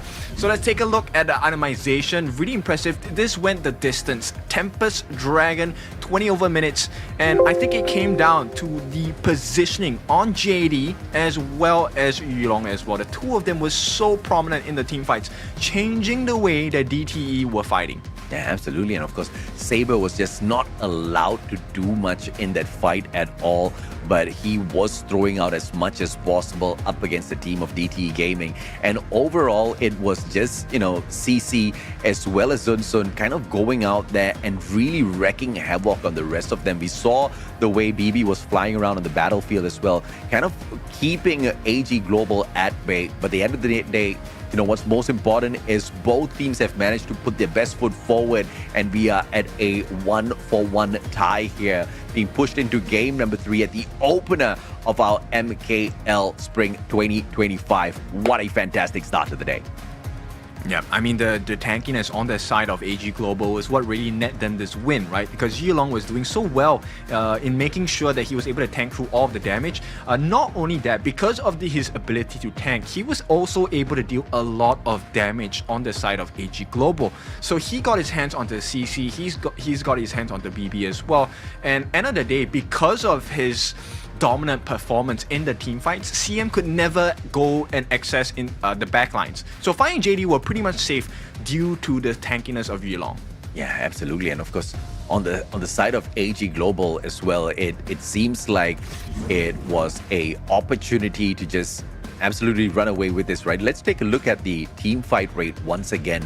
DTE Gaming always trying to stick together out there in the battlefield, but this time around, kind of understanding that they do need to spread out on the battlefield a little bit more as well. But in terms of damage dealt, look at what that Yulong did. A total of 204,000 damage out there on the battlefield. But of course, he did sustain quite a bit as well. We saw him each and every single time, up close and personal, trying to poke and prod away at his opponents. Oh yes, definitely. I mean, tanking up 320,000 damage, that's a lot of value for the team, right? It allows so much freedom and it takes away a lot of stress from the side of AG, especially for Fai, JD.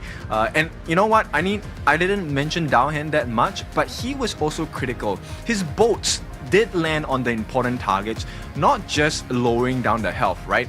Not just killing them. I think killing them was not part of Daohan's plan. His plan was just to lower the health so that Yulong could get that seer state kills. Of course, let's take a look at the graphs here as well as to where this one kind of went south, right? That Tempest Dragon that was taken by AG Global, you would have expected that to kind of swing in their way, but you saw DTE do a number on them a little bit later on as well. A little bit of a back and forth, but the graph kind of tells us a different story here, Kinofu. Yeah, it was pretty big because there were certain moments where CM on the side of DTE on that Byron did manage access into the backlines. That's where the swings come from, right? Because they got rid of JD, they got rid of Fai, and AG Global then started to lose those fights because they were not in the correct positions.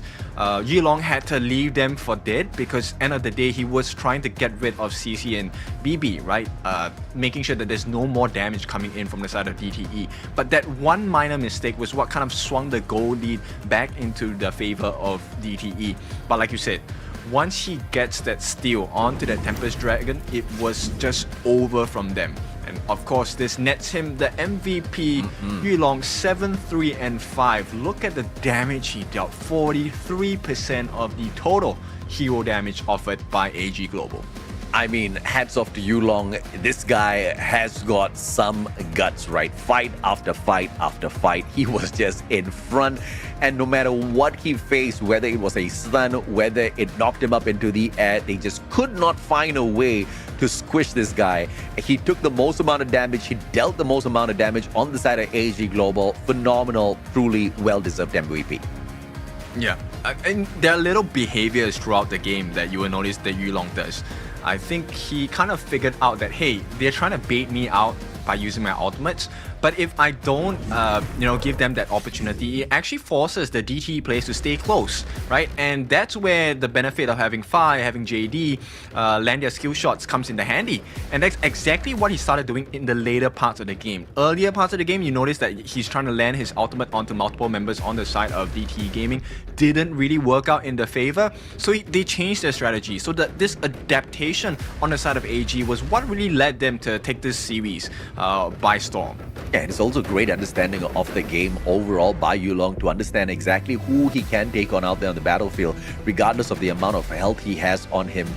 And I'm talking obviously when he's really, really low. You can see him like a champ just out there tanking shots he should not be able to tank.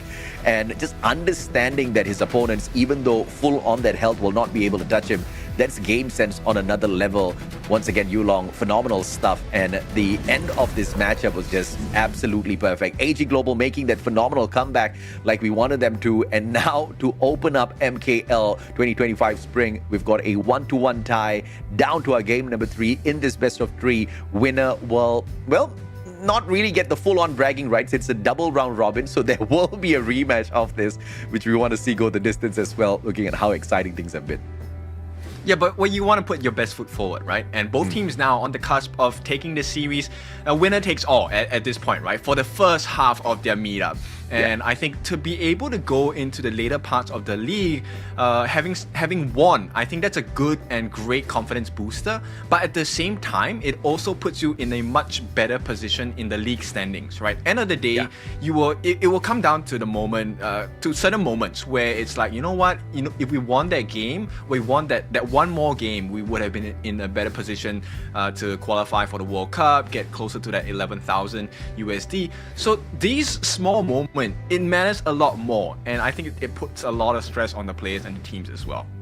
And I think we saw a very clear difference in terms of the team fight mechanics from the side of AG Global, right? In the previous game, they were just purely sticking together. They were playing as if they did not want to get into a full-on engagement up against DTE. It seemed like they were scared to get into those fights. But now you see them in game number 2, kind of like spreading out on the battlefield, kind of focusing on their own individual objectives and getting into these fights only when it's truly needed, when Yulong kind of calls upon all of them like, hey, you know what, jump on in here. And I think that sort of a balance did them a lot of favors in this game to make that comeback. AG Global managing to bring this fix on the fly, it shows the kind of IQ the team has on their side as well, right? They don't have this one single plan that they're stepping into the competition with, which they're going to smash all the way through. They're making these micro adjustments as we go through game after game, and I think that's the most important thing here, Gindofu. Yeah, really understanding how and when you should take damage. I think that's one of the biggest markers that I've taken away from this game, right? Yulong, the moment he doesn't have the Death's Precipice, that swipe, he knows that he can't lifesteal. So he's like, okay, I'm out. Hang on, you guys take the damage, right? And they have managed to share the damage across the board of all the different members of AG Global so cleanly that when Yulong comes back in, suddenly he's like at full health again. And you're like, didn't we just hit him 10,000 times? How is he at full health? And that's how AG kind of like really ramped over them across the board in that last few fights across the game. Yeah, very, very well played game overall coming through by AG Global. And, you know, once again, the understanding of how the character mechanics out there interacts with the rest of the players on the battlefield, I think they pulled that off phenomenally. Now we go into game number 3 shortly, where, like you said, winner takes all in this series. It's not do or die time for them just yet. This is where the pressure really starts. But like you said, you want to take every single win that's available out there. You don't want to be taking no chances. Albeit top 3 teams do go on to the Esports World Cup, we won that 11,000 USD. All right, so let's take a look at what they have been picking for these 2 games, right? This is the picks for both sides. And so far, right, game 1 went to DTE, game 2 went to the side of AG Global. Now, there's a couple of things that stand out. Number 1, DTE, they still have access into this Ogren jungle, right? You mentioned the Musashi, so this is something that maybe AG Global could pick up if the Ogren does make it into the 3rd game of this series. And you know, mid lanes now, there's a lot of burst mechanics coming available for the side of DTE. Still available for AG, right? We do have heroes like the Nuwa, we do have heroes like the Mai Shiranui still accessible for the side of AG Global. But I think they might want to pick up the Yixing as well. He's one of the meta prio picks right now in the Pro League. Yeah, I mean, I've seen Yixing being used, but I've also seen people kind of mess up with his mechanics, right? And what in your opinion kind of makes the difference in terms of how well or how effective he's used out there on the battlefield? I think predominantly for mid laners, it's predictive skill usage, right? So knowing where the person is going to land and then aiming your skills there would be much better. And especially for someone that requires precision as much as damage. For heroes like the Yixing, for Gun and Mo, you need to know where your opponents are going to be walking into and how you're going to be setting up the skills, right? End of the day, you can land your taking liberties as Yixing, but if the person is not going to be hit by the sliding stones later on, what's the point of doing it, right? You need to be able to land consistent damage. After that, lay down the board. They want to run away? No, you have to stay here. I want to treat you to some nice drinks. Throw a couple of stones, you know? Absolutely right. And of course, it's going to be dependent on the mechanical skills of the players out there as well. If they're going to be playing that counter upon that, like you said, it's not just dependent on exactly when he uses that skill, exactly where he aims that as well. So you want to be juking and you want to be baiting that out as well.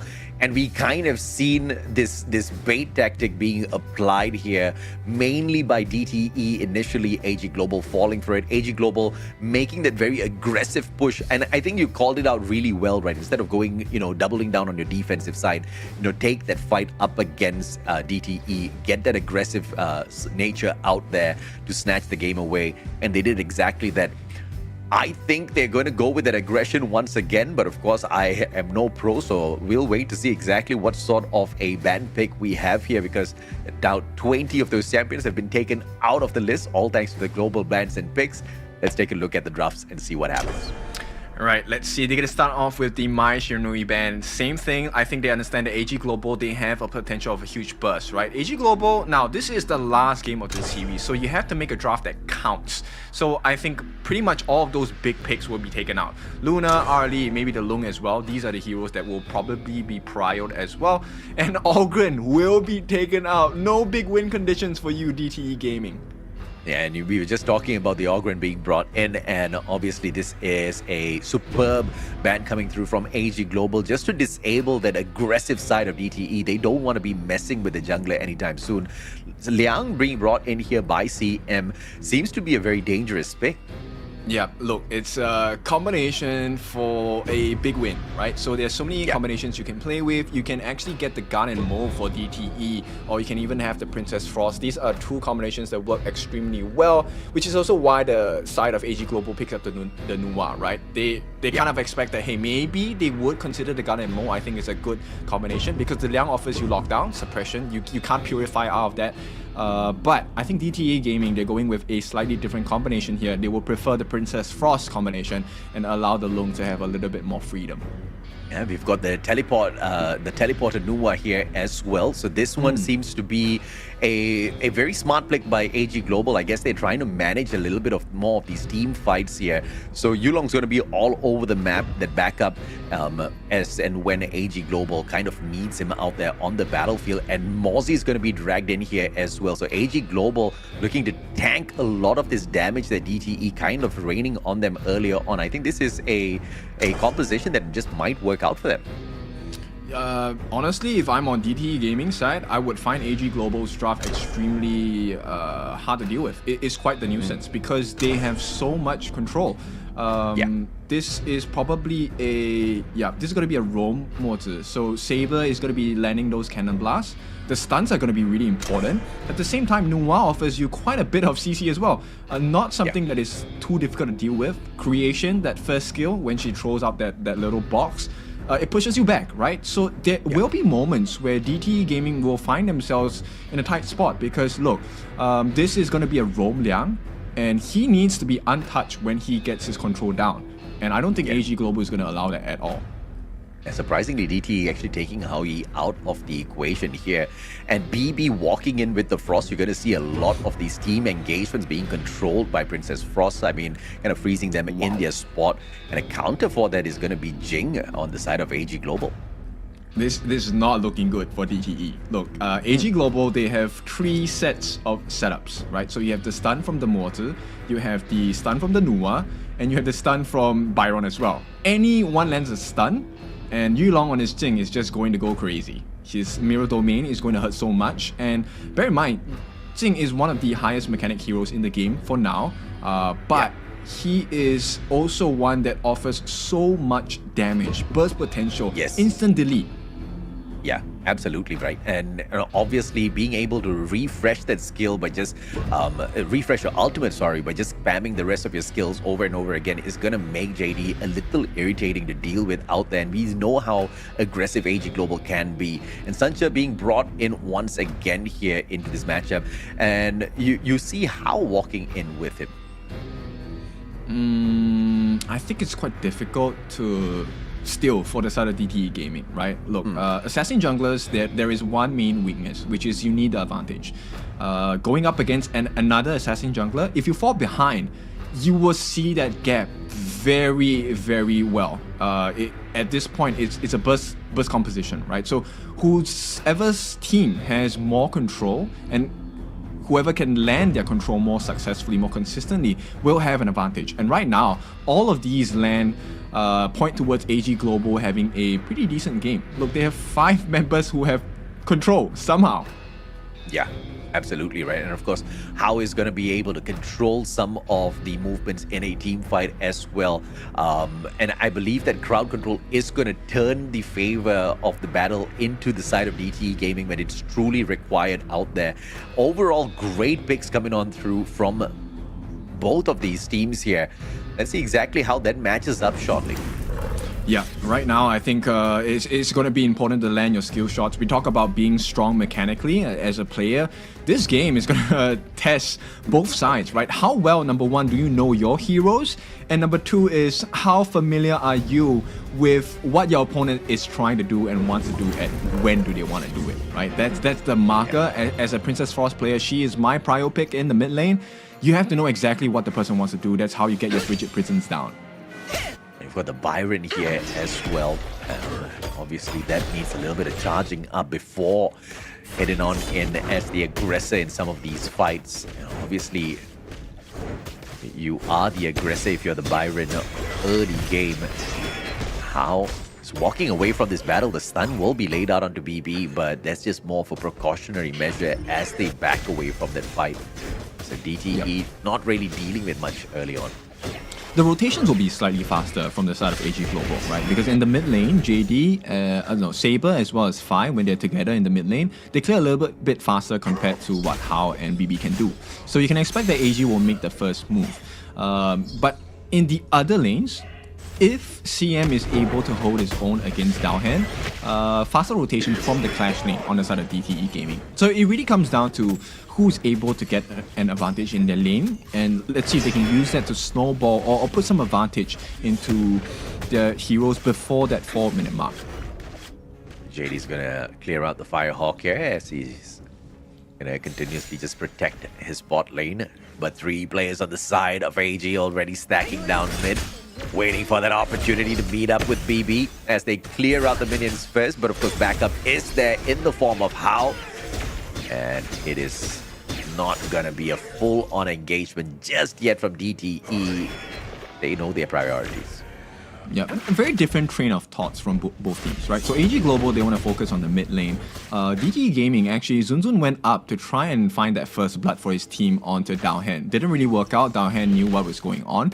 So both teams matching each other's thought process pretty well so far. He's going to be able to kind of sort out CC all on his own and nobody else interfering just yet. Down here at that bot lane engagement. BB, Fi, Yulong, everybody on standby to get into the thick of the action shortly. And the top lane tower kind of just left open here as Dalhan kind of hops on back for the defense.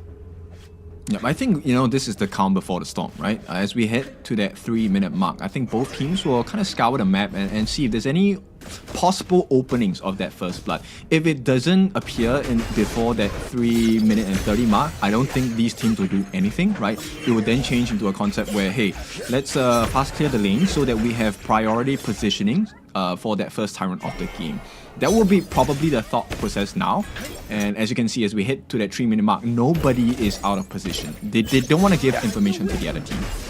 Lovely. Both playing this extremely carefully, not underestimating their opponents. But look at Dalhan here. Cheeky steps on out as Sun moves into his range of attack. And the full-on team fight. Stun comes on through, and Yulong this time could not back away. A phenomenal engagement coming through from DTE, and AG Global just not able to hop on in there to save Yulong in the nick of time.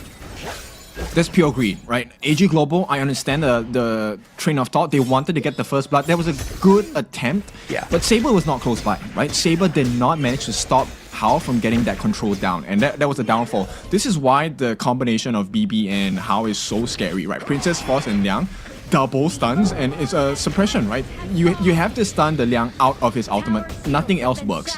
So the fact that Saber was unable to provide the backup, look at the benefit now. DTE Gaming, this is essentially a free Tyrant for them. Yep, unless Saber pulls off some magic, but Sun says, no sir, not today. It is DTE with the first big objective here, Tyrant on their side. Oh, another catch. And it looks like this frozen Saber will get slain as well. Beautifully done by DTE. Yeah, this is why DTE Gaming's composition is so scary, and once again, they can snowball out of control based off all the lead they've gotten for themselves. It's not a lot, it's about 1,000 gold ahead. But once again, all it takes is for How to get his ultimate up, and that's a big moment for the side of DTE Gaming. Oh, this is just phenomenal at this point of time, and AG Global is not really panicking just yet. They should be able to make their way out of this as long as they don't overstep their boundaries like what Yulong did earlier on. Sun now just trying to bait him out. He does have the backup on 5, but they will be outnumbered in a 4v2 battle here. One mistake is all it needs. The stun is there, but that's just a cheeky attempt, and they all back away together. Yeah, you could see how these kills have helped DTE so much, right? The fact that the kills have gone into Hao and BB, sorry, the two of them now don't require that much farm, right? And they're willing to kind of funnel the farm into the hands of Zun, who as an assassin jungler does really well with a level advantage and gold advantage as well. Very smooth play down here at the bot lane coming through from AG Global, managing to do just enough damage towards the first tower. And just a little, one more push should be able to sort that out for themselves to set up a decent enough position for the next Tyrant. But DTE sees that one coming for sure. Let's see how they deal with this. Yeah, AG Global, you can see their positioning is so safe. They don't want to get caught out by Hao again, right? Though that ultimate on the control definitely is a soft guarantee that it's going to be a kill for the side of DTE Gaming, which is why AG Global, they're playing so far behind right now, and they're starting to group up. While I love the Liang pick, he suffers against multi-man engages, right? Anytime there's someone to stun him up, it's a horrible situation. And Dao's gonna get suppressed and frozen as well. My goodness, could not get away. Dao Hen will be slain right where he was frozen. It's gonna be Sun now with an opportunity, not overstepping. He does have Hao for that backup, but the man gets stunned as well. And AG Global just very smoothly taking this control back into their hands. But look at CM now overextending. Yulong will step on away. Sun for the backup. And this should be over for the guy. But out of nowhere, Pi comes flying on in alongside Saber for the backup. And no casualties for the side of AG. Yeah, this is what I mean, right? So burst potential really high when you have Assassin Jungler draft. Right now, CC might be forced to use the Dragon. Oh. A beautiful use of the Dragon, managing to escape from that sure annihilation. CM though, it's gonna go in here for the quick teaser and baiting in the rest of the AG Global players. Is this gonna be a smart idea coming on through? CM does not find the hook, and just too many players from the side of AG Global for a full-on engagement for DTE. But now that they've got the numbers, they can push with their minions. Yeah, this is the perfect situation for AG Global, right? Finally, they can start to be a bit more aggressive. If they can take the T1, they'll be great. But right now, DTE Gaming understands what's at risk. They will pour that manpower to try and get the defense onto their T1 turrets. But probably not going to survive this, though. Red team has AG destroyed a tower. ends up losing their first tower. And as I say that, they pull a counter annihilation towards the bottom tower of DTE as well. So now both teams have a equal chance at engaging with this Tyrant. Let's see who's the one with the better position here. In terms of levels, you do find them pretty equal on both sides. Yeah, I'm pretty sure they know that Zun is around the corner here. The steal does not come in. Yulong will be able to walk away with the Tyrant slaying. AG Global now with the advantage for a massive push up against DTE, and DTE sees this one coming. They're grouping up together for the full-on 5-man fight and protection of their tower. Question is, it's all about the timing. Here comes the stun and a beautiful slay onto Fire. Sun hops on in. The counter stun comes on through from Saber and Gang. But look at this now as CM moves on in for the Overlord slay. AG Global catches them, and this might just be that mistake from the side of DTE. AG Global going in for the full-on advantage. How? A sliver of health. The counter stun comes onto Dao Hen, and Sun just playing cheeky with this, but AG Global not breaking a sweat as they go on in for the Azure Golem as well. Yep, they couldn't find JD. JD was the win condition for that fight, and JD at that point in time had the Crimson buff. He was dealing damage and hitting like a truck. Right now, he does have quite a few items. The core items are already completed. Spark Force Dagger, Doomsday. He does have the Deep Frost Siege as well, so he does have defensive capabilities. And until you have your hands on JD, I don't think DTE Gaming will win the next few fights. Oh, this one is looking way too equal on both sides here in terms of capability in these team fights. Just looking for somebody to make that one big mistake.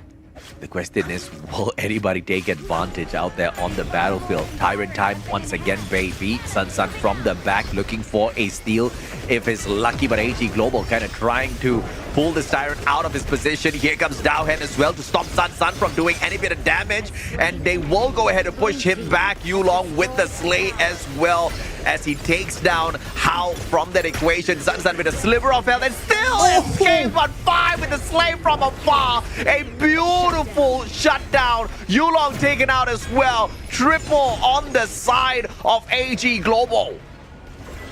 Oh, that was a nice reposition. I've not seen this just yet, and I've not seen it that many times, but 5, my goodness, that was a nice annihilation. Reposition with their movement through the matrix as well. So the clean game. AG Global, this is exactly what they need. They need this level of proficiency. Yeah, I mean, take 3 players down. Tyrants all yours, and it is just Saber on a rampage as well. Shadow Tyrant belonging to AG Global just means DTE needs to buckle up for a huge wave of pain that AG is about to bring upon them. Yeah, and 5 cannot be ignored at this time. He does have the Tome of Wisdom, Scepter of Reverberation. Look, Tome of Wisdom is the most expensive item and most damaging item in the Mage kit. So the fact that 5 has it now at 11.5 minutes, it is a force to be reckoned with against DTE Gaming. Let's see how slow they take this one now, as they understand they just want to play their timing here up against AG. But where will they take this wave of attack next towards the top lane, perhaps? Remaining far into the jungle of DTE. Top lane tower will get shut down as well. DTE just can't do much about that. They do bring that stun in though. Freezes Saber in his spot as well. But the backup from JD knocks back BB, and 5 will take that final shot as well. Yulong with the torture. And now the third tower on this top lane just open for AG Global to eat away at.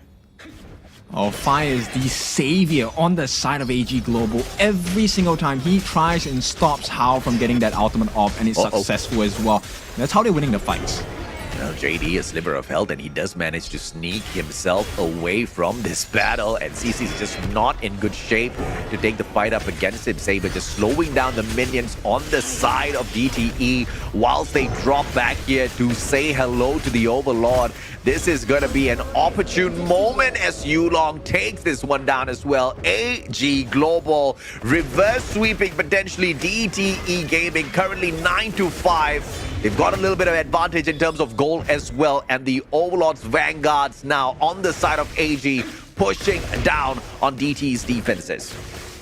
Yep, beautiful gameplay by AG Global. They understand what DTE Gaming are looking for, and they're allowing him to get it, right? They're allowing Hao to jump in first, get the control, but it's a double whammy for them because they actually use their resources early, get countered, and AG Global win every fight like that so far. Oh yeah, beautiful stuff, man. I mean, AG Global, look at them sweeping tower after tower, making it look way too easy. Now it is going to be CM down here at the bot and trying to take care of that third spot here. This tower's going to stand for just a few more seconds. Look at JD making a quick number on him. Stun CM as JD will get that final shot in as well. CC trying to protect the tower, will be pushed back. Crystal now wide open, 2 players down. DTE will lose BB as well, and AG Global has got everything on their side to end the game right here, right now. That is why you pay respects to the elders.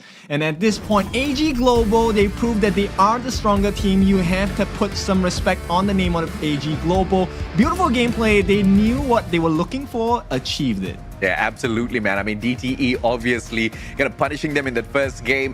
AG, they did everything right in game number 2, right? Kind of splitting up on the battlefield, not really sticking, together in just purely those team fights alone, not playing scared up against DTE. And you said it, Kin. You said they needed to pull that aggression out. They showed us that aggression in game 2. Game 3 was so much more balanced. You really have to love the way both teams played that, but it was all up to those big objectives claimed on the battlefield so phenomenally by AG Global. They just managed to stack just a little bit of advantage on their side, and DT unfortunately just could not withstand that. Yeah, it's a really interesting way that AG Global has been playing this last game of the series, right? It's kind of like, I forgot what's the name of the martial art. I think it's Aikido or Taiji or something like that. So they redirected the aggression, right? They allowed them to come in, but they then stopped that aggression midway simply because of the control that was offered. Look, there's a lot of items on the side of DTE Gaming that they have quite a bit of damage, right? The Mask of Agony onto BB on this Princess Frost. And, at this point, Siegebreaker was almost up for CC. But the fact of the matter was there was not enough control coming in. AG Global, look at the itemization by 5. I think he has one of the biggest game changers in this fight. He was able to lay down the damage and deal damage to not just 1, but 3 different members of DTE in one shot. He got his hands onto BB, he got his hands onto Hao, and most of the time he got his hands on the CC as well. The burst damage was what changed the fight, and Saber also complemented this with the Cannon Blast, and he was also responsible for tanking quite a bit of the skills on the side of DTE Gaming. So AG Global, pretty great understanding of what DTE Gaming were looking for. They allowed them to come in, but it's a bait.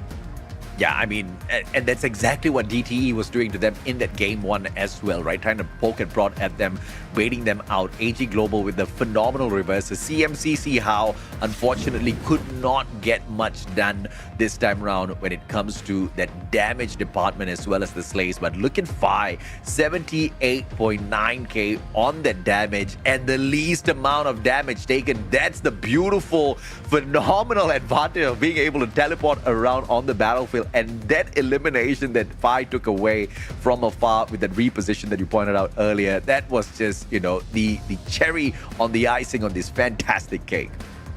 Yeah, exactly. And look, Phi doing well as a Nuwa with the help of Saber as well, it opens up so many doors, right? So JD was pretty much left untouched in this game. He's second in the damage taken department, second lowest, right? So 26,000 only.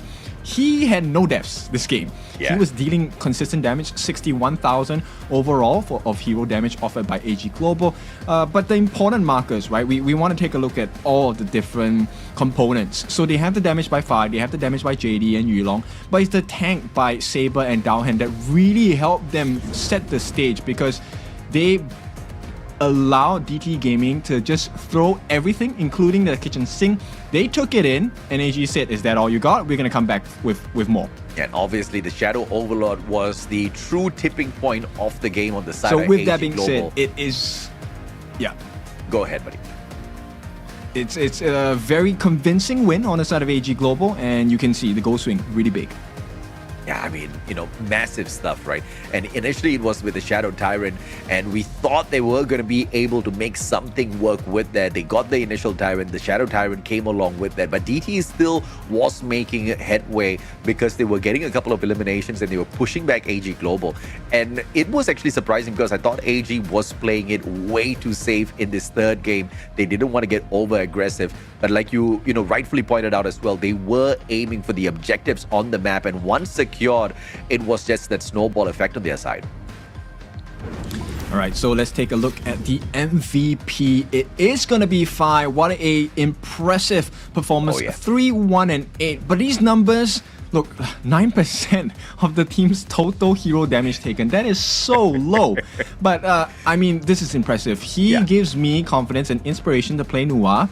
Probably going to lose in the rank again, but yeah, look, it's always fun to take a look at godlike plays. Absolutely right, and 33% of the damage dealt by this guy from afar, 3 eliminations on top of everything else. This was god level plays here by AG Global's Phi, and it was just phenomenal to see him kind of just dodge and duck around the battlefield And it was that elimination from afar with the teleport once again, just so beautiful to watch. And it was a game-changing moment as well that sent DTE scurrying immediately all across the battlefield. And that panic moment, AG Global took advantage, right? Because they then focused their objectives right back onto the map. They got the extra buffs and they went in for the finisher. And overall, phenomenal presence by this MVP. Yeah, so super proud of AG. This was a great recovery, and I mean, it is the first series of the day, and you want to put your best foot forward. So let's take a look at the highlights of AG Global. I think, look, we give our respects to DTE as well. They started the game pretty well, right? 3 kills in the first 7 minutes of the game using that very, very painful combination of Hao and BB. But just Fi, he would not take no as an answer, right? He was going to say, yes, all the way, it is AG Global's game to win. You just sit back and let me wipe you off the floor. Yeah, absolutely. And, you know, it was phenomenal to see that, because initially with DTE taking that advantage in terms of pressure of eliminations, and that was that 5 slay that we saw as well, and Yulong just didn't hold back right after. It was just AG Global beating down on DTE time and time again after they had initially lost that one player. And towards the end parts of this matchup, it just was a no-breather zone for DTE, right? They couldn't catch a breath.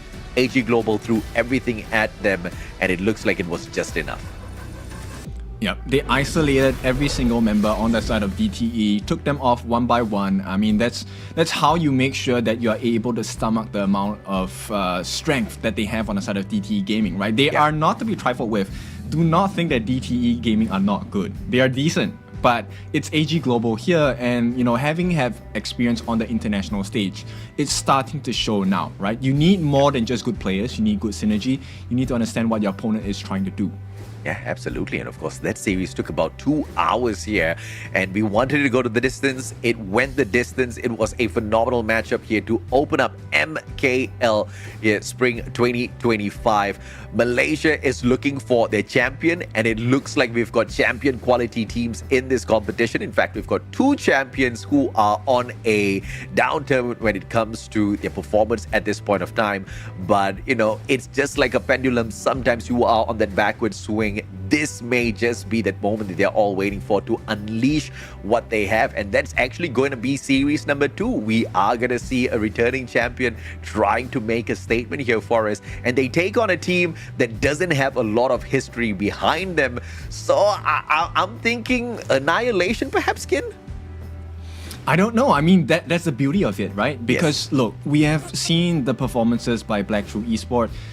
They have been very dominant, right? So it really came as a huge surprise this year that they didn't even make it through qualifiers. So for a team of that stature, it did definitely hurt them. So I'm expecting a very oppressive BSE to come into the game today in this second series of the day. So I am hoping that Seoul Esports is ready, because it's not going to be a pretty game if they're not on form. Yeah, I do agree with you. Seoul Esports has got a huge matchup for them up against Black Shrew. But with the fact that you just pointed out, they're not on their best form. So fingers crossed for Seoul Esports, this is going to continue to be the case so that they stand a chance. But of course, I would love to be surprised here by the performance of Seoul Esports. If they come out of the gates bursting and they take this first game, then we might just have a repeat of series number 1 where we see this potentially go the distance. And if Black Shrew Esports once again loses this matchup after not doing so well during the qualifiers, I think it'll set us up for phenomenal drama in this competition. I want to see something like that happen as well. Once again, that is the matchup that we have up next for you in the best of 3 series that we've got today. Yeah, so big hopes for Seoul Esports fans, and of course for BSE fans as well. This has been a long time coming. It's been months since we have seen Black Shrew Esports on the main stage, on broadcast as well. So I'm really excited to see the return.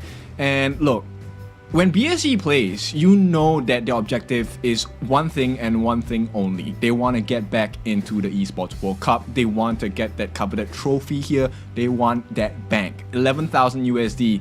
That's not the main prize. It is a part of the prize of the journey that they're going for. But of course, with that being said, it is time to take a short break, right? We need to give the teams a little bit of a breather, give them some time to get ready as well. It's a stressful situation, but it could also make it into a beautiful situation. So, AJ, are you ready for the next game? I was born ready, my friend, and I just want to throw this in as well. 11,000 USD is gonna give them just enough pocket money to prepare themselves to fly out to Saudi Arabia, right? Because it's all about the experience there, and you want to make sure you prepare yourselves to dominate out there on the battlefield later on. But of course, yes, ladies and gentlemen, boys and girls, we are going to be taking a quick short break. When we come back, it is going to be series number 2, Black Shrew Esports takes on Seoul Esports. We're going to be taking a break. We will come back to you shortly. Make sure you guys don't go anywhere. If you do, come back in 10 minutes. Most people around the world live in a city, and they don't spend as much time out in nature as they would like or that they are able to. So gaming helps to bring nature to people. If people can't get into nature, let's bring nature to where they are and get them to experience it. The other thing about gaming is that it's something you experience with your friends. And so that's a shared experience of nature that you're all able to join in at the same time. Bringing that value to that audience who play games, and it's all of us, we all do this. So bringing that message to to all of us who play games and helping to engage those people constructively in the conservation of nature is a critical role for games. I think the gaming industry and gamers can help 3 ways. First, by using creativity to educate people about the wonder of forests. Second, by helping people understand that these forests are at risk. And third, by helping offset their emissions by supporting organizations and projects that help protect forests and biodiversity. Thank you for bringing beauty to our planet and our lives. Play for our planet. You are heroes protecting our world. Thank you. Dedicated to all protectors of nature.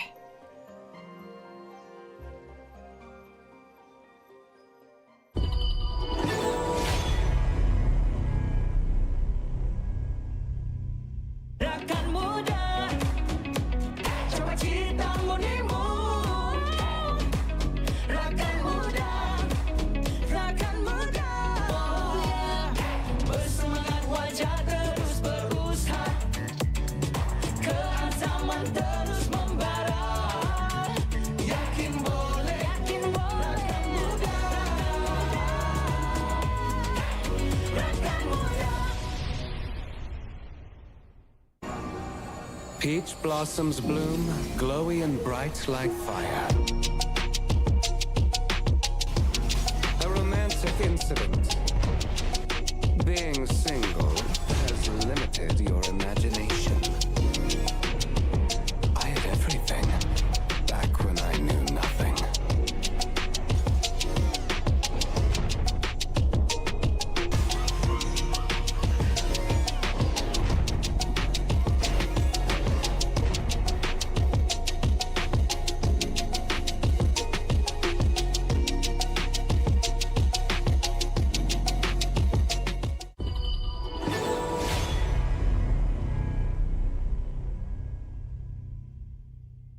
Plum blossoms defy the frost.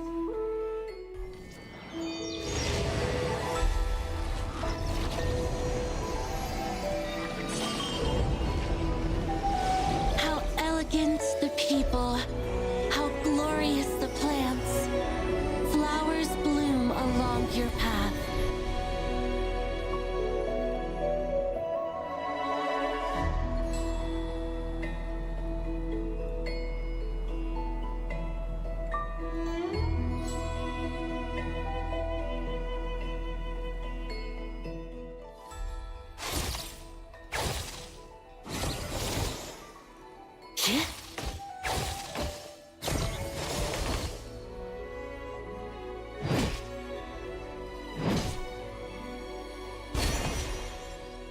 Unbending spirit. Petals amid the snow.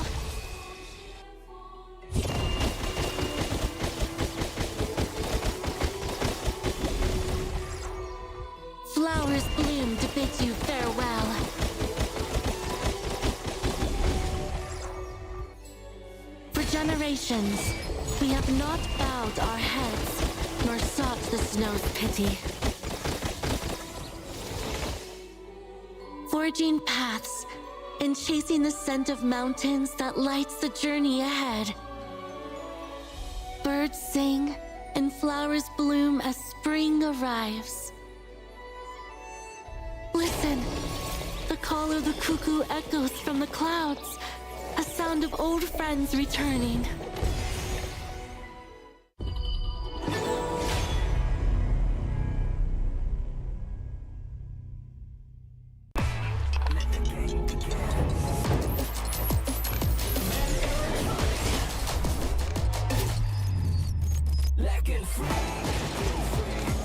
Packing steam. Victory. Another round. Sure, but how about a smoother phone next time? Realme 14. Performance beyond limits. Just sleep, and all the pain will be gone.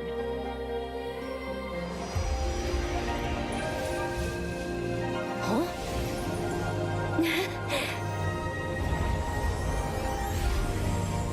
The humble herb can heal the world.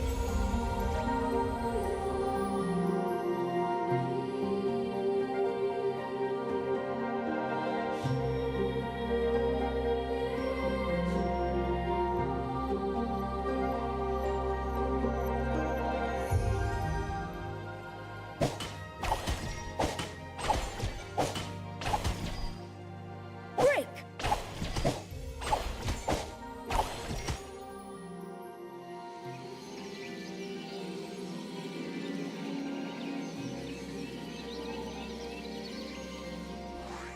There's no miracle drug, but a compassionate healer can make all the difference. All ailments shall be cured!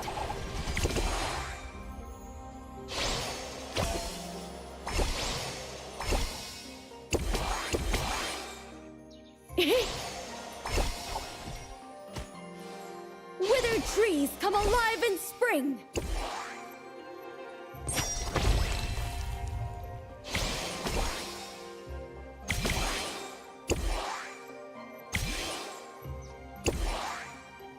A heart of gold will persist for ages.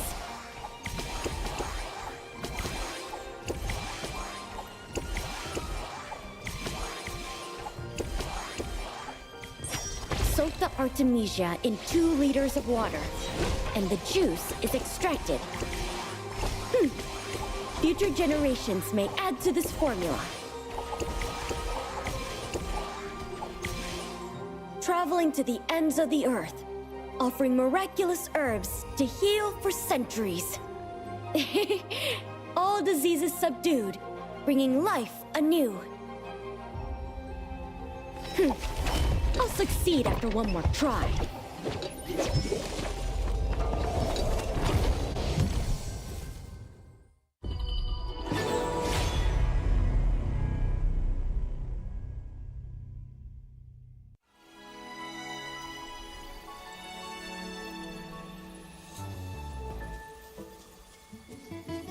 I'm working on a way to overcome gravity.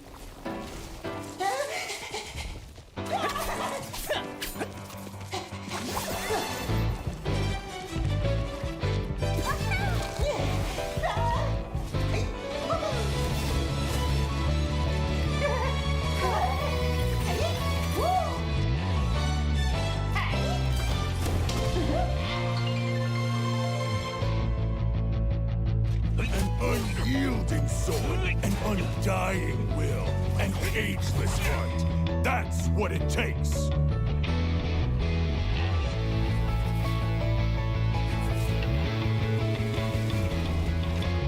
I speak and write my mind.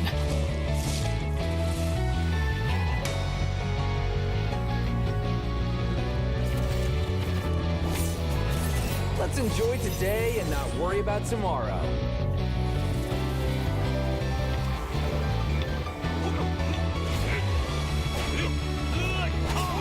All the watchful eyes are waiting for a star.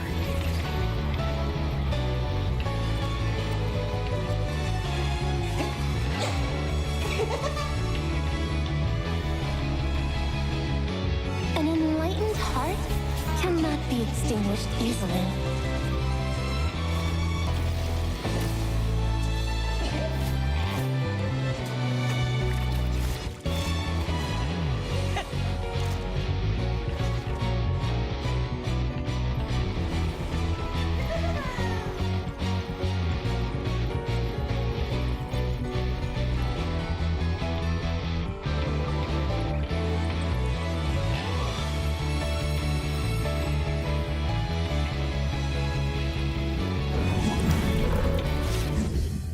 Welcome back, ladies and gentlemen, boys and girls. You are tuning into the MKL Spring Season 2025 with my good friend Kindofu, as well as myself, the Mustachio AG. We are your casters for the day. One phenomenal series just concluded. AG Global taking on DTE in a fantastic reverse sweep, 2-1. That game went the distance.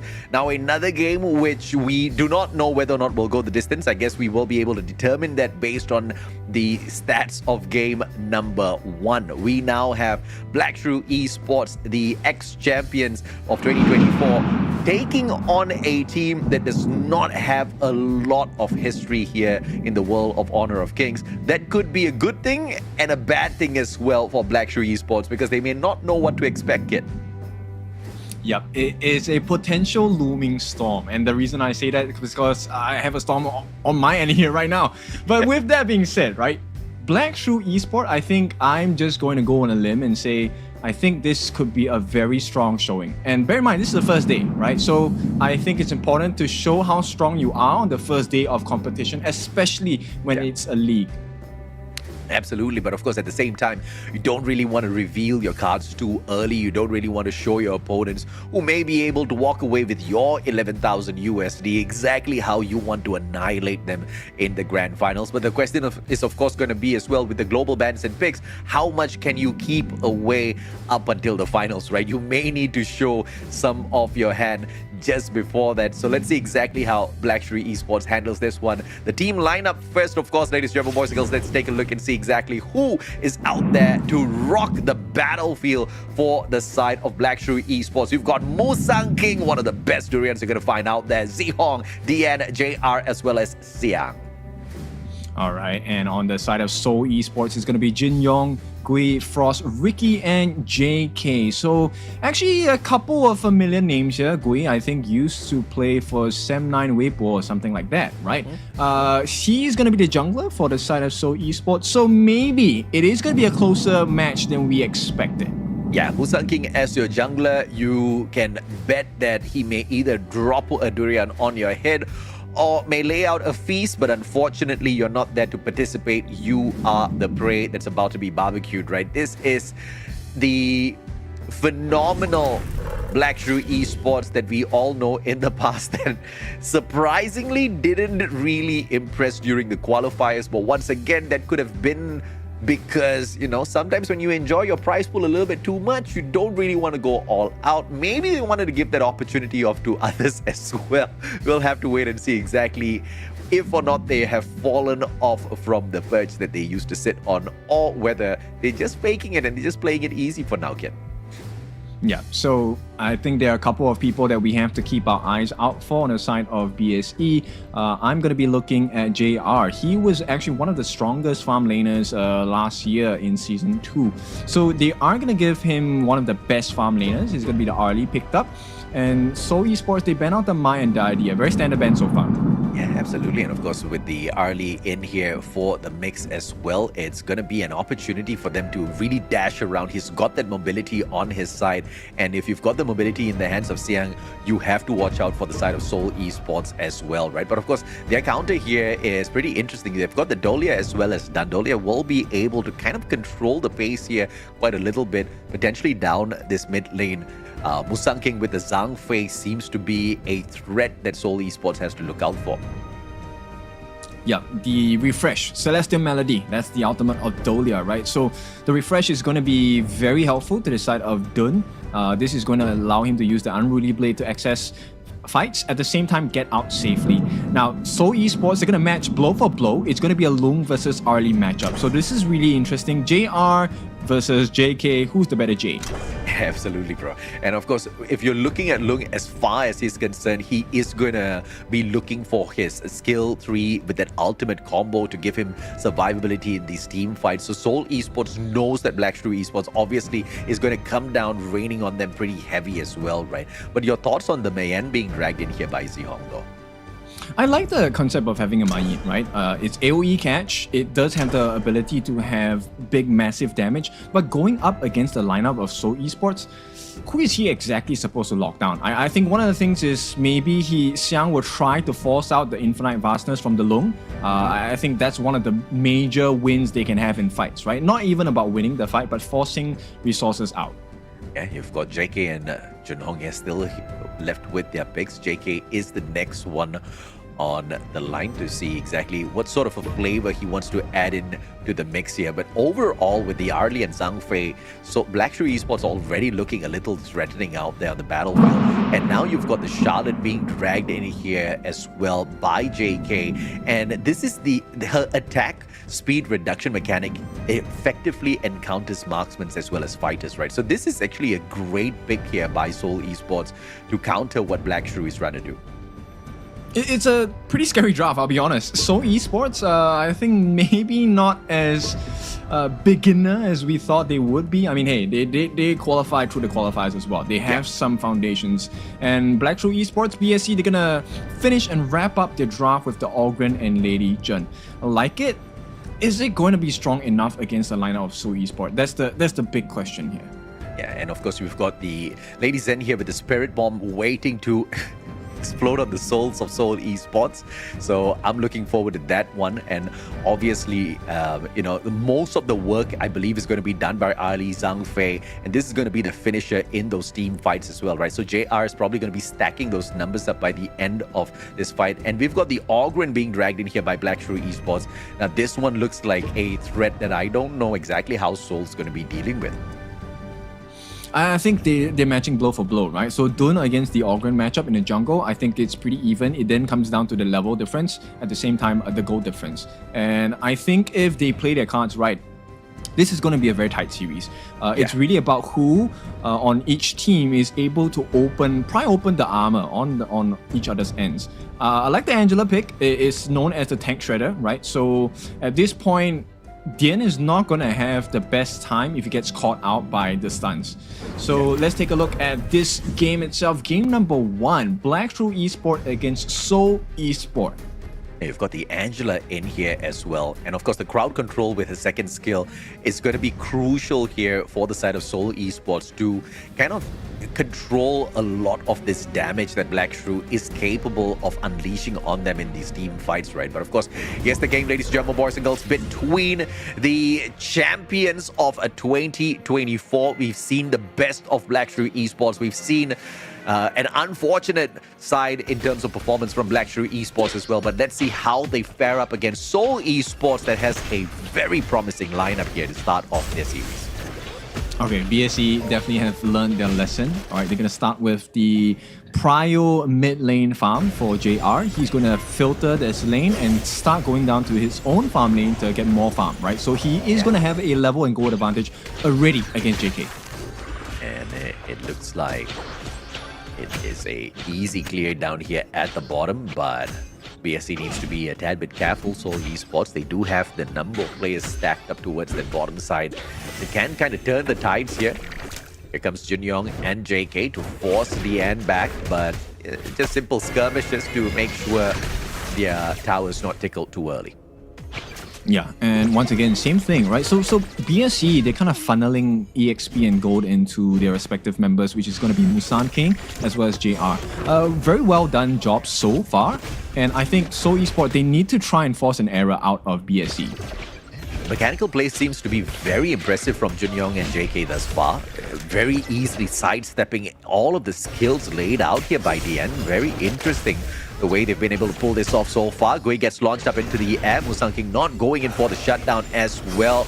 Gui has come through with the response here, seeping away at his health, but he's going to have that backup off the tower, and Ricky will be there to have his defense as well. Musang King and Zeong will not be overstepping their boundaries just yet. Yeah, so everything on an edge for the side of BSC. Right now, if they take a fight, you can expect that BSC will start to snowball extremely fast. And snowball is obviously they're gonna try to prevent this as much as possible. JK is teased back.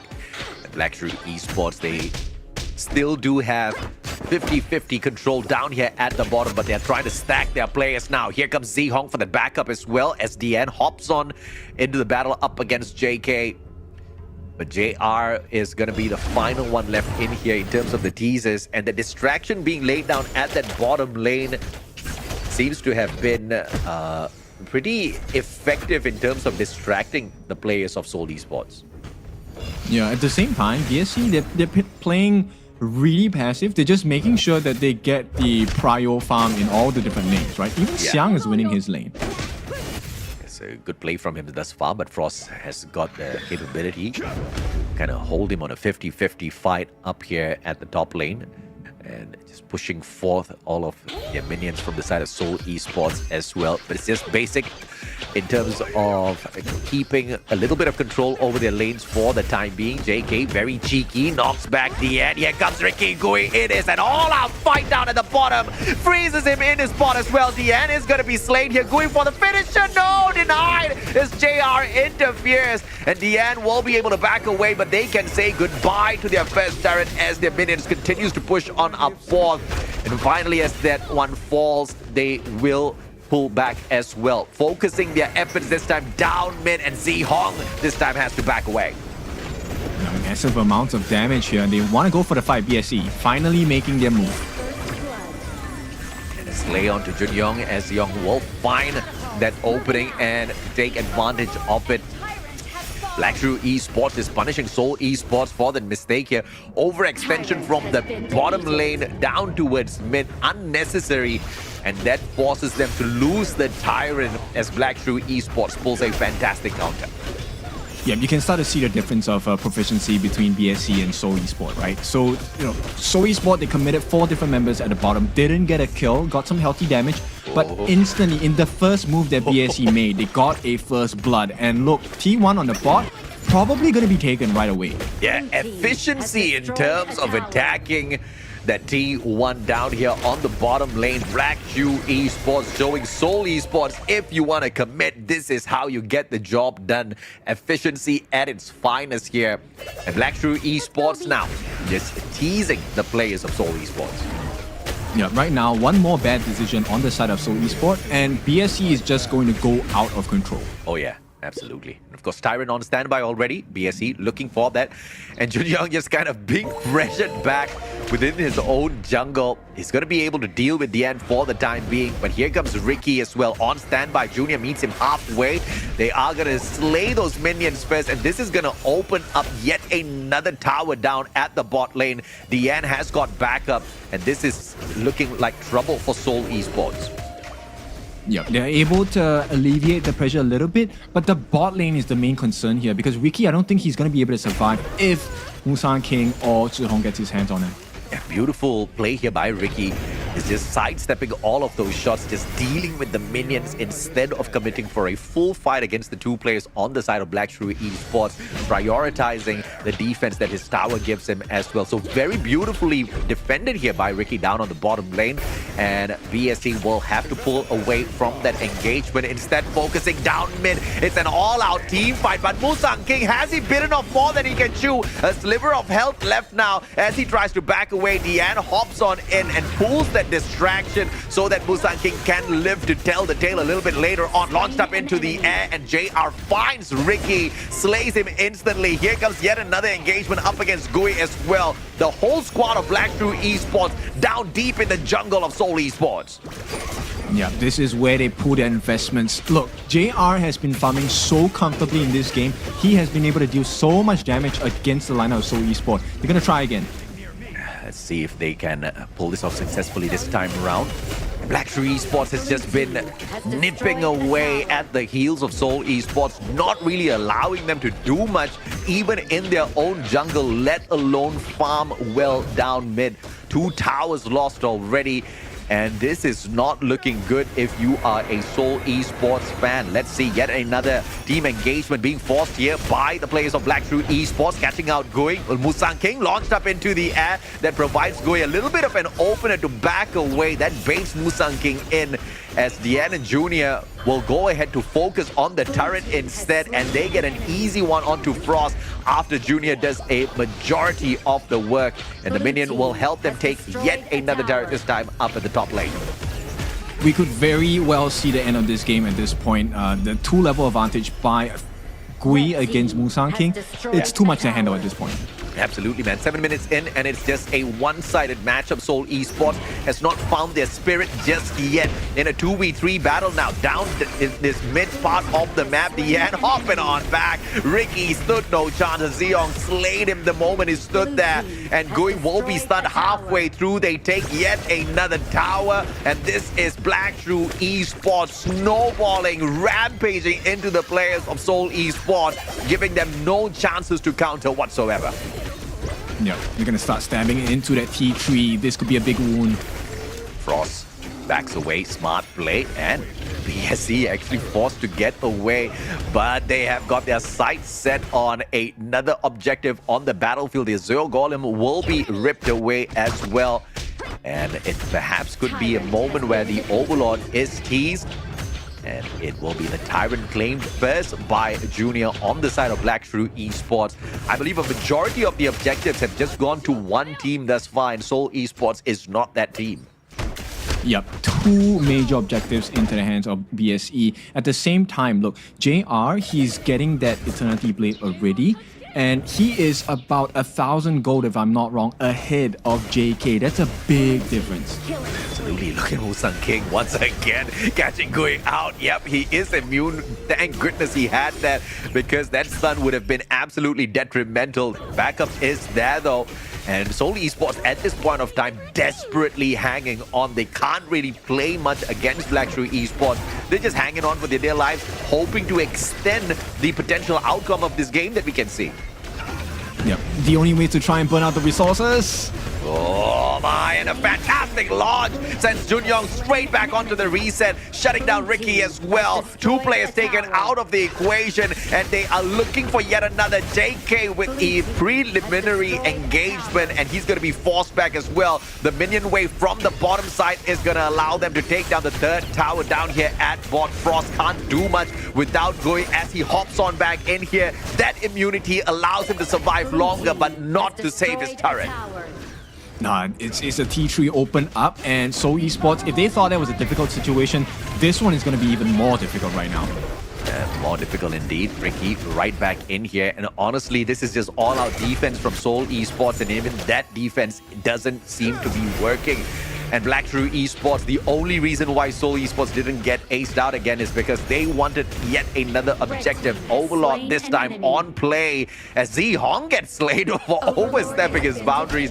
The rest of his team members, though, getting the job done on that Overlord. Musang King will go in for the smite claim, and it is the Shadow Overlord in the pocket of Black Shrew Esports as well, as they continue to dominate this match. Yep. A slight moment of greed for Zhihong there. I think he didn't expect that the burst potential by Ricky and his teammate will be so disastrous, right?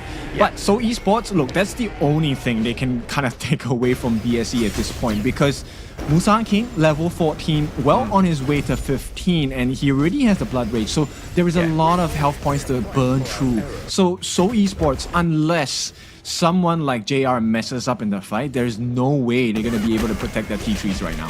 Yeah, 8k up in terms of gold. Black Shrew Esports, they do have the resources to smash. They also have got the levels to outscale Seoul Esports on some of these fights. These damage output from the side of Black Shrew Esports is obviously tipping the scale in their favor. Yet again, another pressure push, this time up top, and the 3rd tower will go down. And this is just an all-out exposed side on the side of Seoul Esports. They're desperately trying to save their crystal. The question is, how long can you survive? Not long at all. Gui once again tagged up, immune for a second, but he will get shut down. Look at that kick up again, and the crystal being teased. Black Shrew Esports on the back foot as now they chase them back, overstepping but not punished. Has slain an enemy. Yeah, difficult situation here. Musan King gonna be taken out, and now you can start to see why BSC kind of struggled through qualifiers. That was an overconfident performance by BSC. They felt strong, but look, mistakes like this could cost you the game. Yeah, absolutely, right. And of course, they've done a lot already. It's going to take, more than that for Seoul Esports to make a solid comeback. But if that overextension had happened to a team up against a team like AG Global, this would have been severely punished for sure. Black Shrew Esports, 4 players down, but now they've already made their comeback. Musan King 2 more seconds on that cooldown, and they're back in here for a potential full team fight once again. Now you look at the towers on the side of Seoul Esports, non-existent. The crystal is wide open. One more push is all we need on the side of Black Shrew Esports. Yep, that's a nice solo kill. JR, this is just what we know, what we knew as well from his performance all the way in 2024. It looks like it has not dwindled a bit.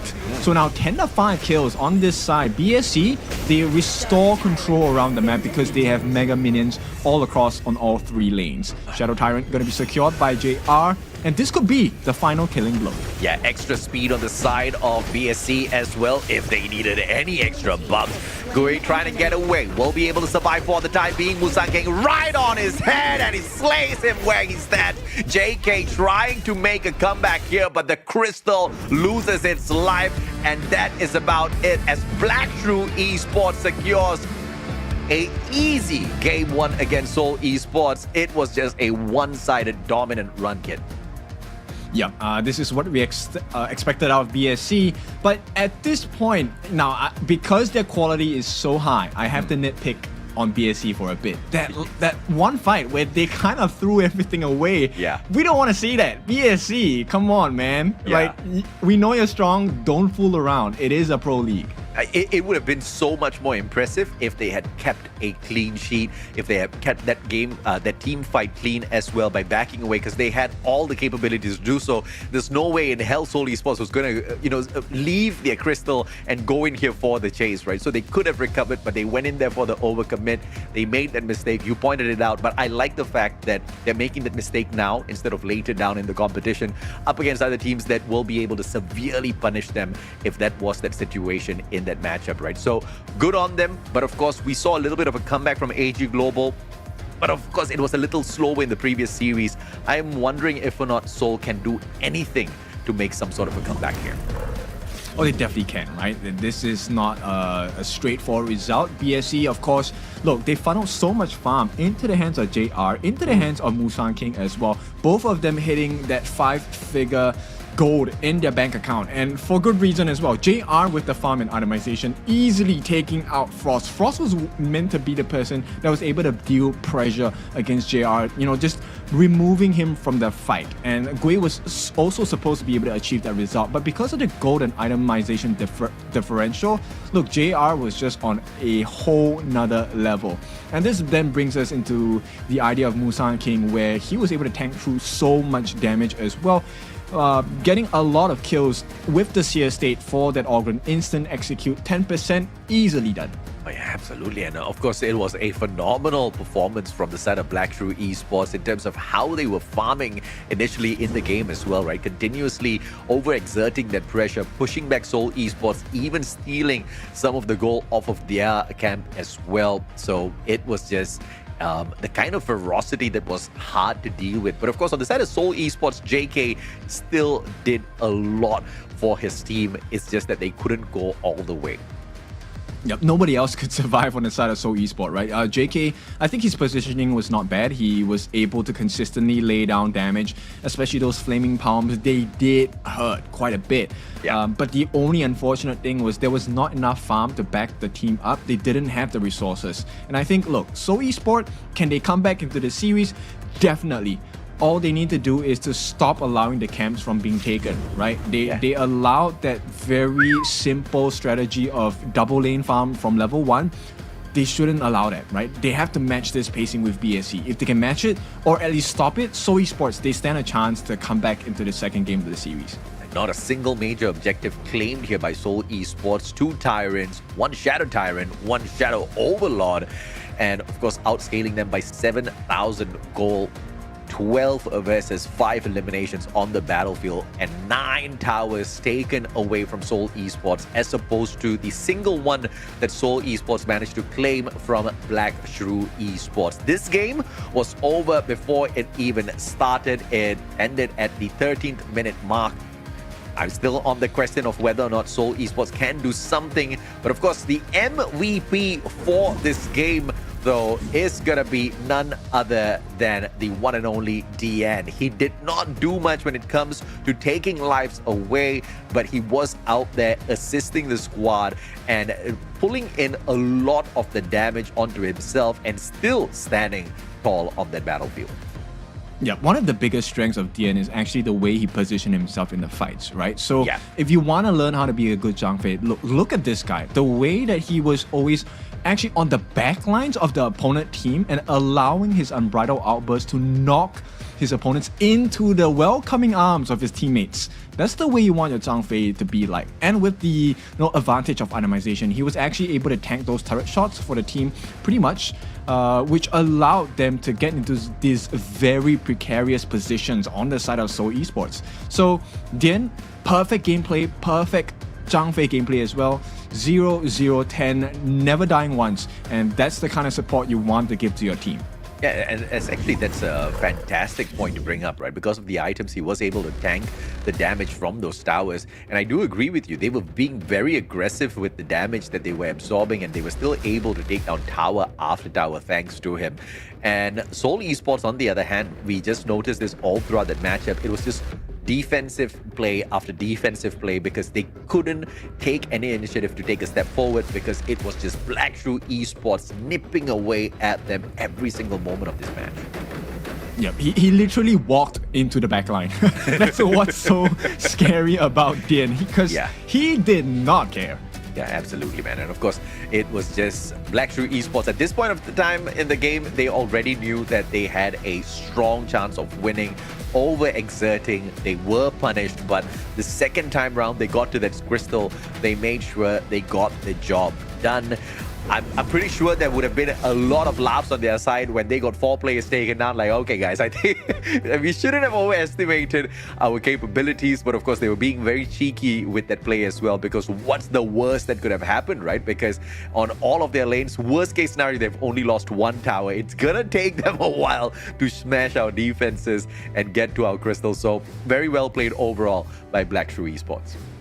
Yeah, it's a smashing performance for sure. I mean, this is a continuation from the performance in last year. So it's good to see that BSC is still quite similar to the old BSC, where they are pretty dominant when they get in their stride, right? So Musang King still unoutsmiteable, right? He has never lost a smite so far. Not never, but mostly never lost a smite battle against his opponents. So it's a big marker. And JR being the old reliable Arlie, right? So take out Arlie, ban it out when you play against BSC. That's one of the things you can help yourself with when you play against Black Shrew Esport. So Seoul Esport, it's a tough loss, but it's not the end of the series yet. They can still come back into this game. All they need to do is just to win this game. I know, easy peasy.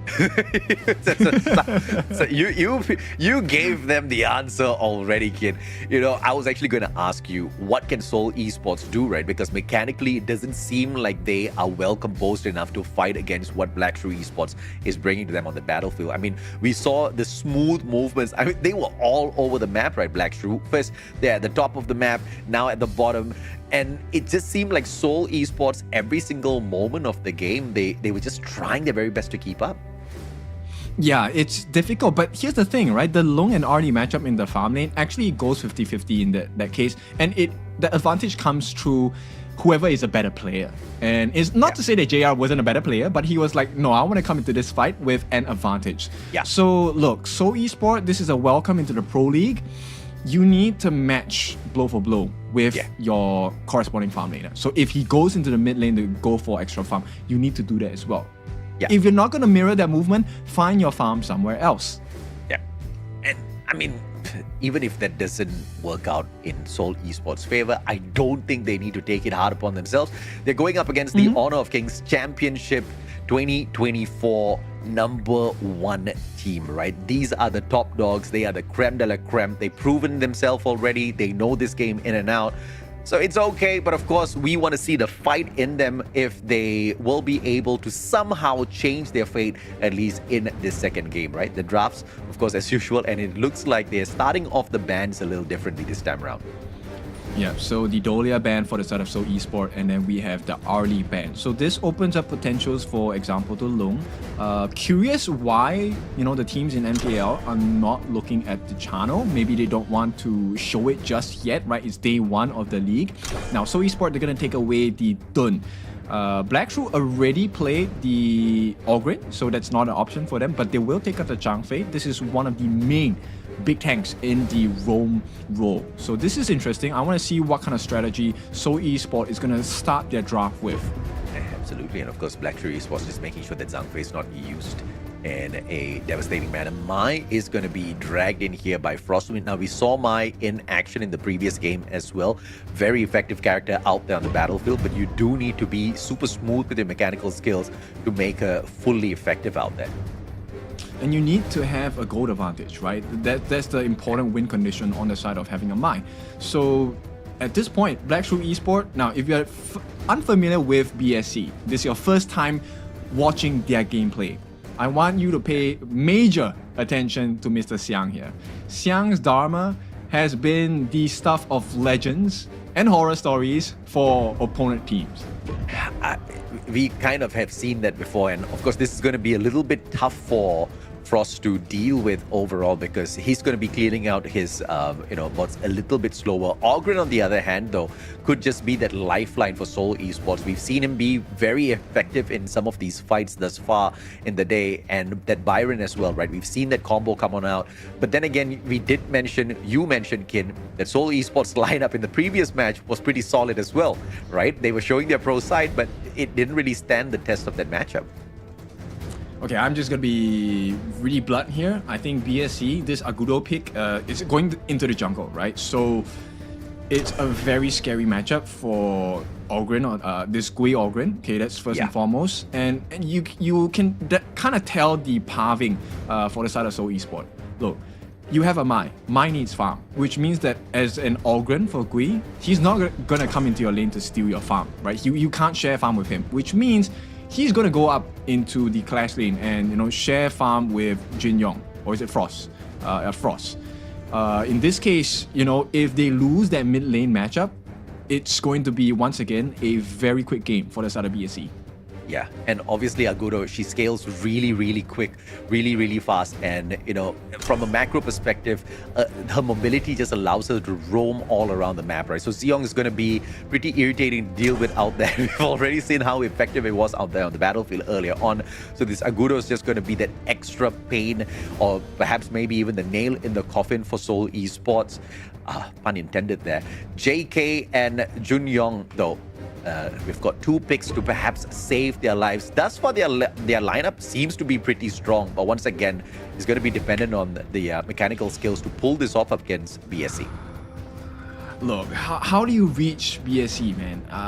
That's a challenge on the side of Seoul Esports. Look, there's one thing that makes it really difficult to my players, which is when there's too many targets, right? So you have Agudo. Wild Growth, it summons all the little critters, and then now as a Mai, you have to think about, okay, how do I get rid of all these critters and land my first skill, the Fireball, Kachosen, onto important members of BSC like the Lady Sun for JR, maybe even the Dion Dian, right? These are all important targets for the side of Seoul Esport, and BSC is making it so hard. And if you're too centered on, I need to look for targets, you're not going to be looking at the map. And that's where Xiang's Dharma is going to shine.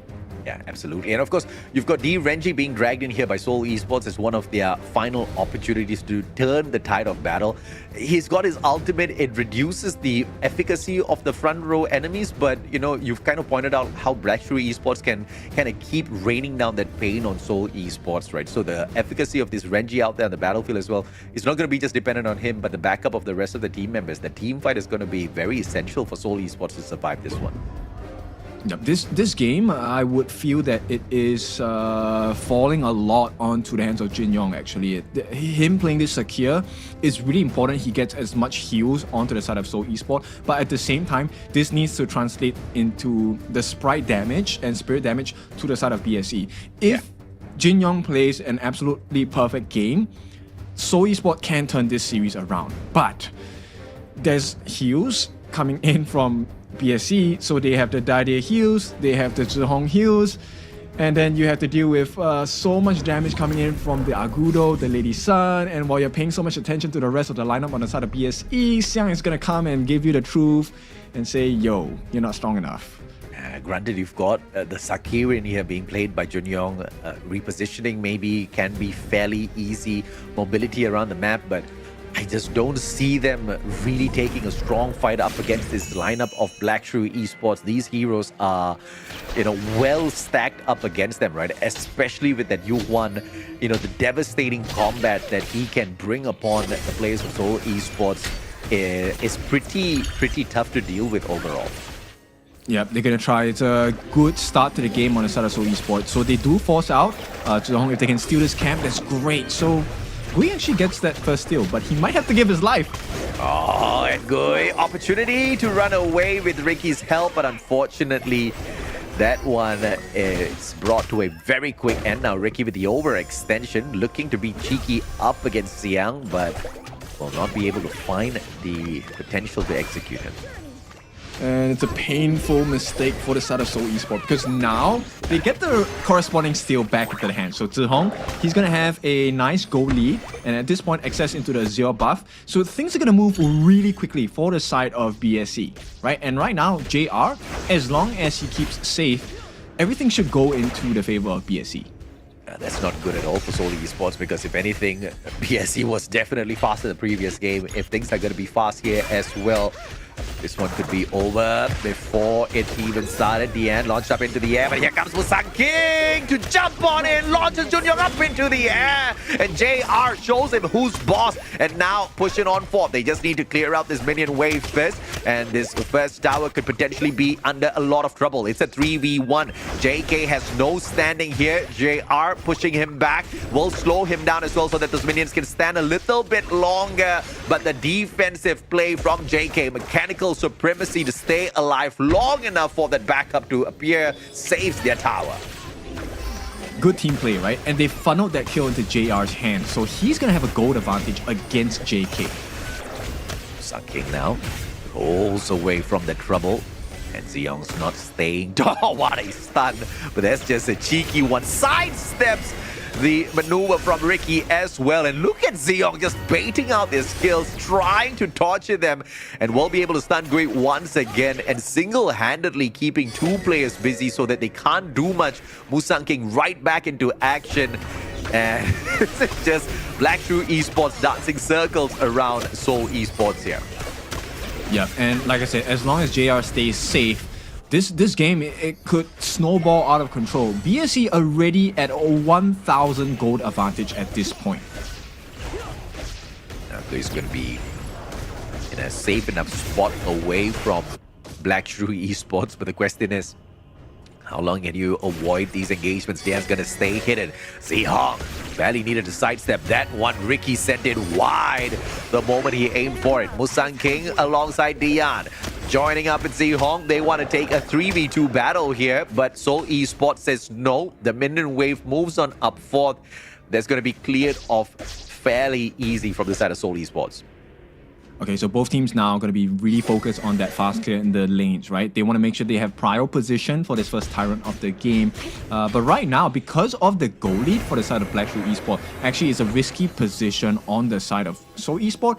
Gui, if he gets caught out now, or Ricky, either one of them, it's not going to be a good sign. Not at all, my friend. Ricky and Gui. Cheeky, but Gui makes one mistake. But can he defend himself? Beautiful defense. Will keep it back up.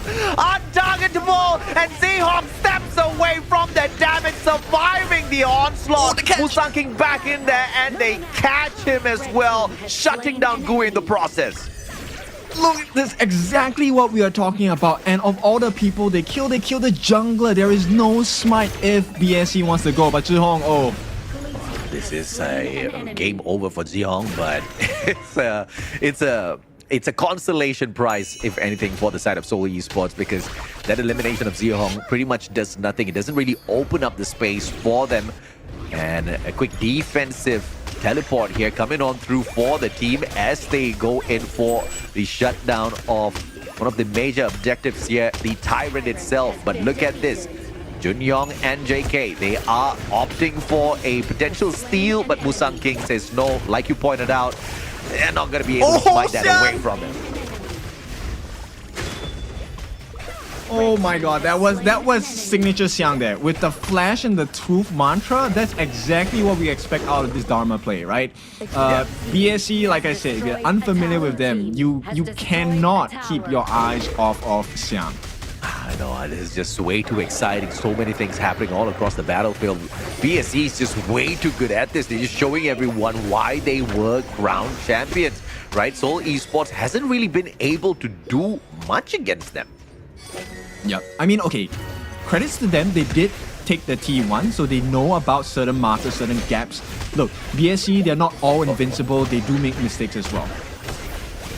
Well, speaking of those mistakes, here comes a 4v2. Gui very safely playing in the back lines, but it's all about that minion wave being pushed up forth, and Ziyong teasing that T1 down on that mid lane. And BSC and squad just a few more hits away from taking down that tower down mid. Yeah, I think they might have to give up the T1 on the bot, on the side of BSC, right? They're going for the kill on the top. On the top indeed, and it's a 2v1. Frost will be frozen in action. Dian from the back, and it looks like JR's looking for that finisher. Frost stands no chance. Backup's nowhere close enough. And it will be JR that claims his life, and they push on up forth, pretending nothing happened there. Yeah, I think Seoul Esports, they have to just take the losses, make that offense count. Oh my goodness me, look at this, man. It seems like the defense on this T2 tower down at the bot lane for Seoul Esports is going to be absolutely tortured as well. Waiting for that minion wave, they waste no time. Doubling back down for a full-on team fight yet again, pushing Ziyong back. And the players on the side of Seoul Esports seems to be just outmaneuvered at this point of time. Frost is going to be caught out, but very smartly sidestepping the shot from JR to play this safe. Minion wave coming up forth once again. And here comes BSC targeting yet another tower on the side of Seoul Esports. Oh, nice kill. They pick out the healer. So Dian is actually taking out a picture. JR doesn't need to commit the flash at this point. So it's a good defense by Seoul Esports, but they can't overcommit, right? There's still pretty significant ultimates available for the side of BSC, namely the Xiang Truth Mantra. But Seoul Esports, because they got the kill, right?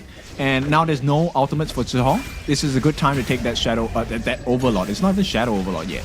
Yeah, Seoul Esports just managed to play a little bit of a reversal here by shutting down at least 2 towers on the side of BSC. But the question is, can they get one of these major objectives, especially that Overlord that is going to be teasing them in a bit? Zihong on standby. JR and Dian, on the other hand, is very easily cleaning out those minion waves as they continue to farm down in their own jungle. Okay, so the same patterns as the first game, right? But maybe some slight differences. Xiang now at 6,000. JR at 6.7 and Musang King at 5.5. They are all ahead of their competition. Definitely, and it looks like in a team fight, BSC should be able to smash this one pretty easily, but not without losing quite a bit of health on their side as well. Beautiful stun onto Gui, but the defense is there for Junyong and Ricky, and they will choose to back up their team member as he backs away for the defense down. The Crimson Golem is going to be claimed from the side of BSC as well, eating away at the buffs on the side of Seoul Esports. Yeah, they can't fight now. Seoul Esports, if they take a fight now, it's a horrible decision. Musang King and JR both have the Crimson buff, true damage and burning damage. Well, here comes Xiang looking for that engagement once again. Ricky is going to get caught out. Going on down deep in the crowd of Black Shrew Esports players, and he's just going to be swallowed up whole. JK backs away, and here comes the minion wave as well. And T3 down mid is going to be smashed right there by Team BSC, making it look like they barely broke a sweat. And they can still go for more. Zhihong still does have his ultimate, so the Unending Sorrow, if used with the Melody of Peace, will be able to heal up the team. So BSE, once again, showing you how clinical they are. Absolutely, and like you said, right, they had more gas in the tank down towards bottom. T2 tower taken out of the equation as well, and the Tyrant is about to show up once again, which means Seoul Esports about to be further tortured with extra buffs on the side of Black Shrew Esports if they even needed it in the first place. Yep.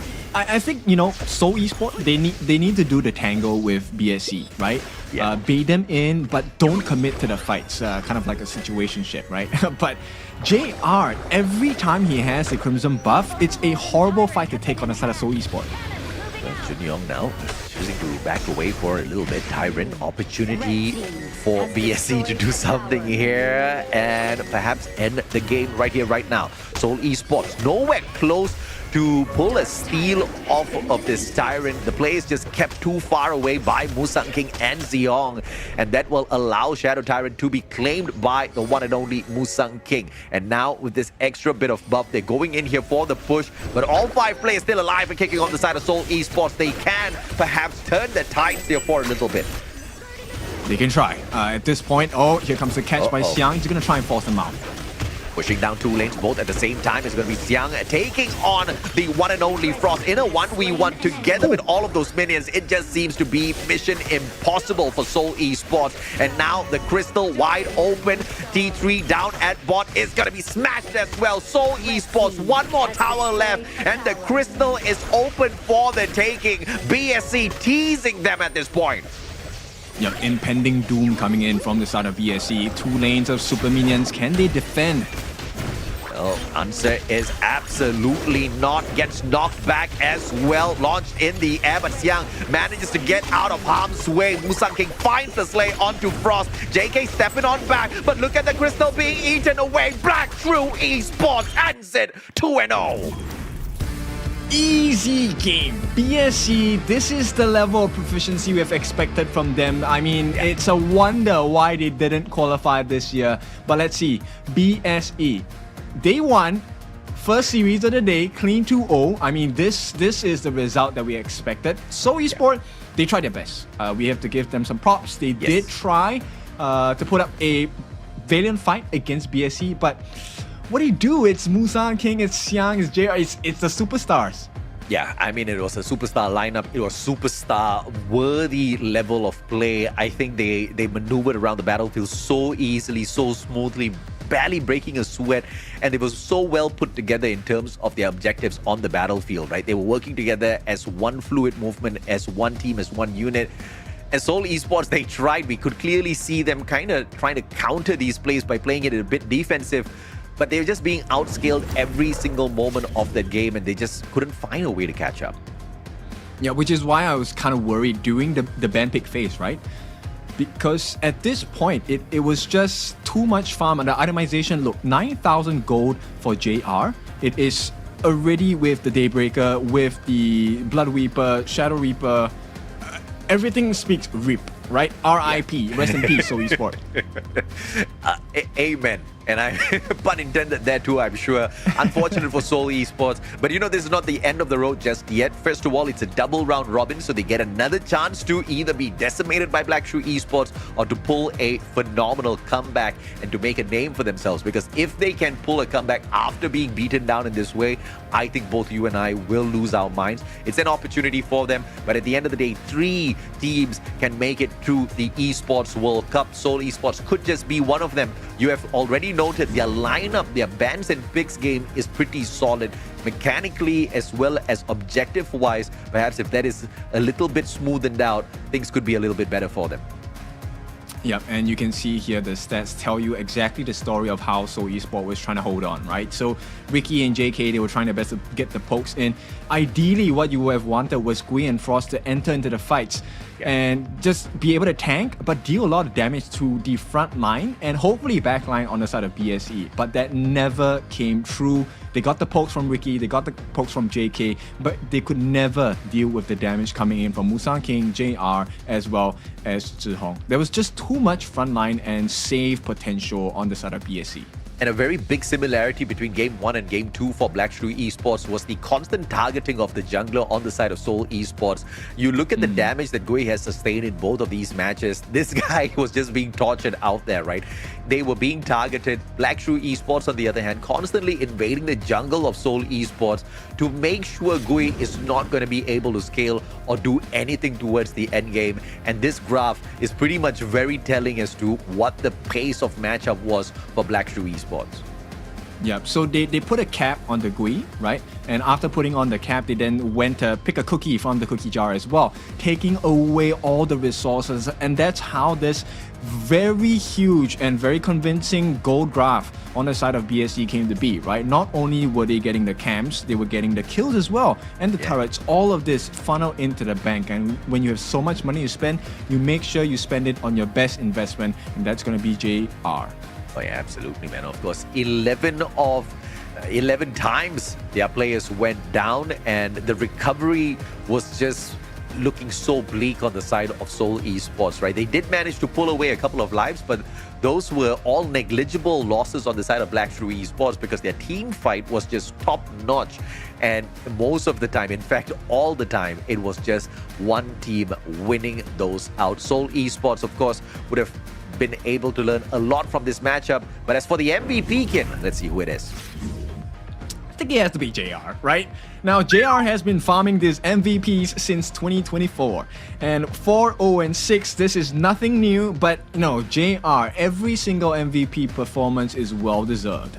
I mean, 4-0-6 is phenomenal. 28% of the damage dished out by this man. Only 10% of the total damage absorbed by him. 24%. How is this man even doing all of this crazy stuff on the battlefield? This is as perfect as that performance can get, right? Not dropping your life a single time, claiming the lives of your opponents, doing everything, staying out of the damage, staying alive on the battlefield. Crazy stuff by JR.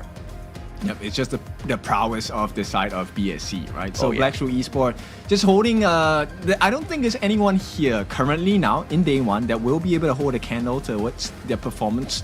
It's been pretty much clean, very dominant, and very reminiscent of what we have seen of BSE throughout the many months. Now, let's take a look at the highlights and really give you those moments which swung everything in favor of BSE.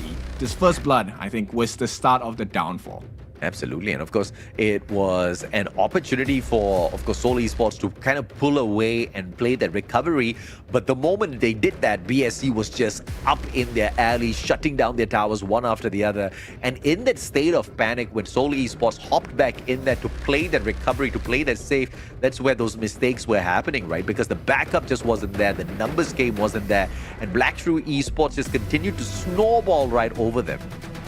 Yep, a lot of control, and you know, the strength of BSC is not to be trifled with.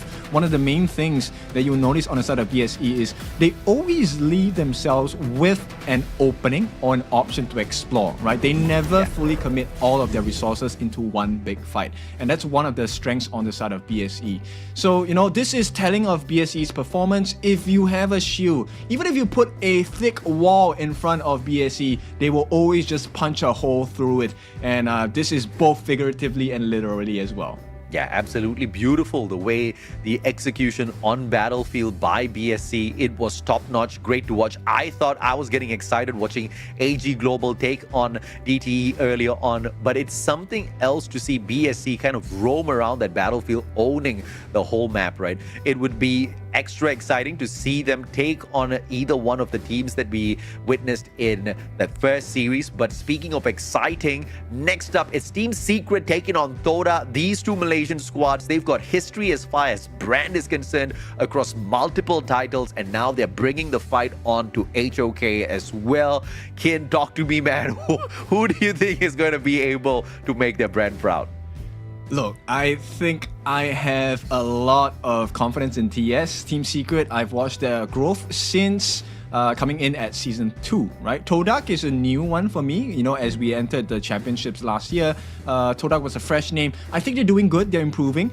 But have they improved enough to fight against Team Secret? That's the big question here. Now, Team Secret, quite a different team from what you remember in the past, right? A couple of players have left, but let's see that reality come to life later on as we head into the series. Right now, we're going for a break first. When we are back, we bring you the best action, Todak versus Team Secret. We'll see you.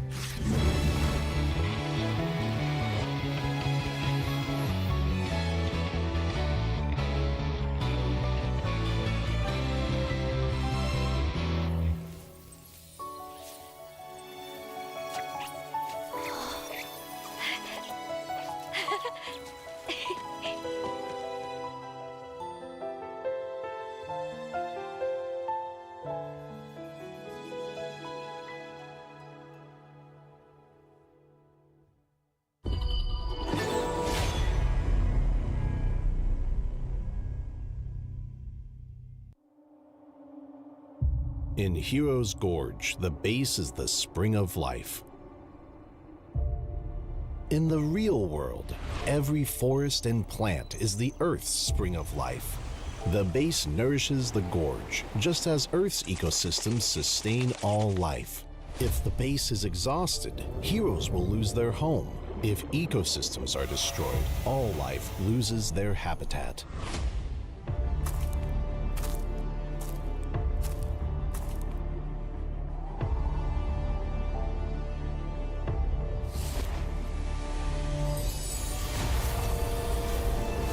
Honor of Kings is working with players worldwide to support real-world environmental causes and protect our planet's future. By participating in Protect Nature, Protect All Life, all efforts in the event will contribute to real-world causes, protect the environment, and let us defend the honor of our planet together.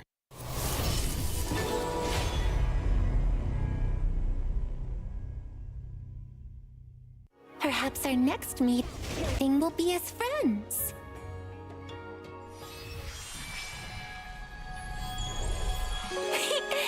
A single thread of silk connects faraway friends.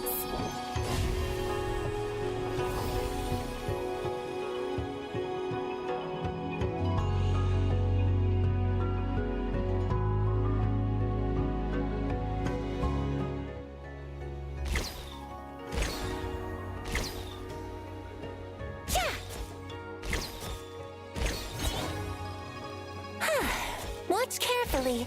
I'll only show you once.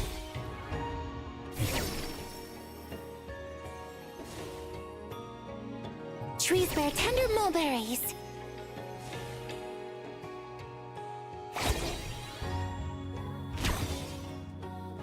Raise the silk.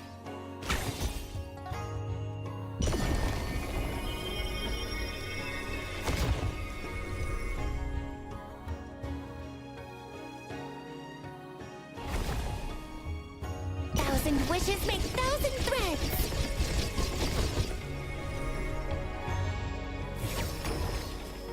The elders of this land say that one must lay down roots before venturing into the world.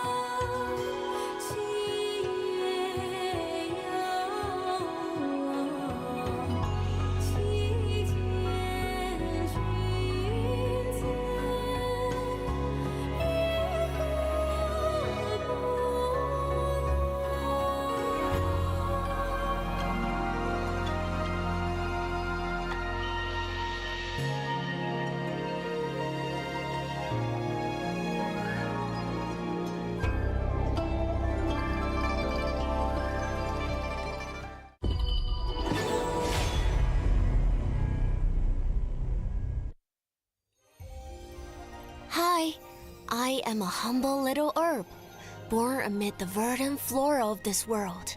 We plants contribute nourishment, healing, clean water, and a beautiful environment to this planet.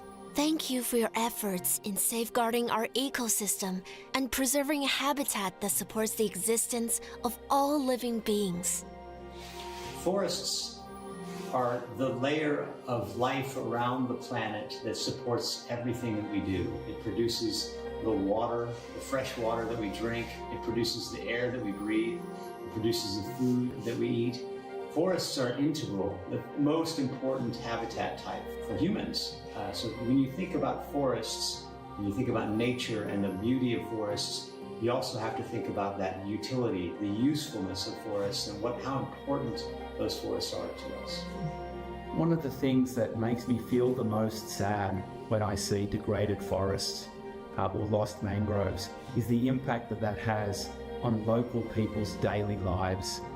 These forests aren't just something to look at for them. They're something to live in. They provide all of their food, all of their shelter, all of their fresh water. And when we take that away, it really harms their lives and the lives of their children, and that makes me feel really sad. Most people around the world live in a city, and they don't spend as much time out in nature as they would like or that they are able to. So gaming helps to bring nature to people. If people can't get into nature, let's bring nature to where they are and get them to experience it. The other thing about gaming is that it's something you experience with your friends. And so that's a shared experience of nature that you're all able to join in at the same time. Bringing that value to that audience who play games, and it's all of us, we all do this. So bringing that message to all of us who play games and helping to engage those people constructively in the conservation of nature is a critical role for games. I think the gaming industry and gamers can help three ways. First, by using creativity to educate people about the wonder of forests. Second, by helping people understand that these forests are at risk. And third, by helping offset their emissions by supporting organizations and projects that help protect forests and biodiversity. Thank you for bringing beauty to our planet and our lives. Play for our planet. You are heroes protecting our world. Thank you. Dedicated to all protectors of nature.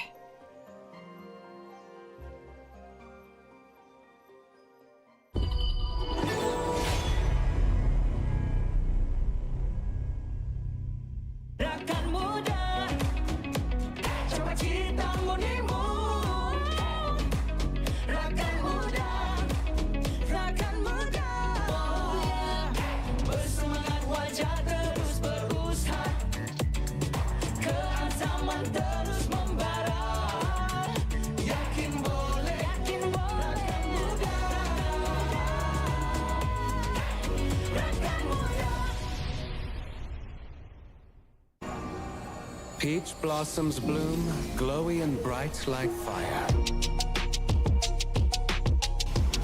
A romantic incident. Being single has limited your imagination. I had everything back when I knew nothing.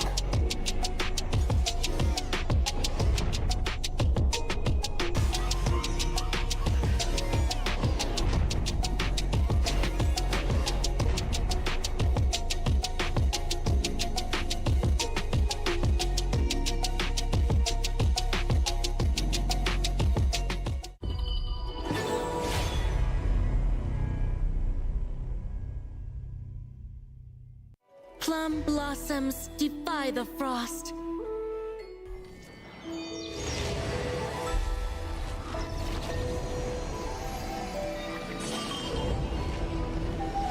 How elegant the people, how glorious the...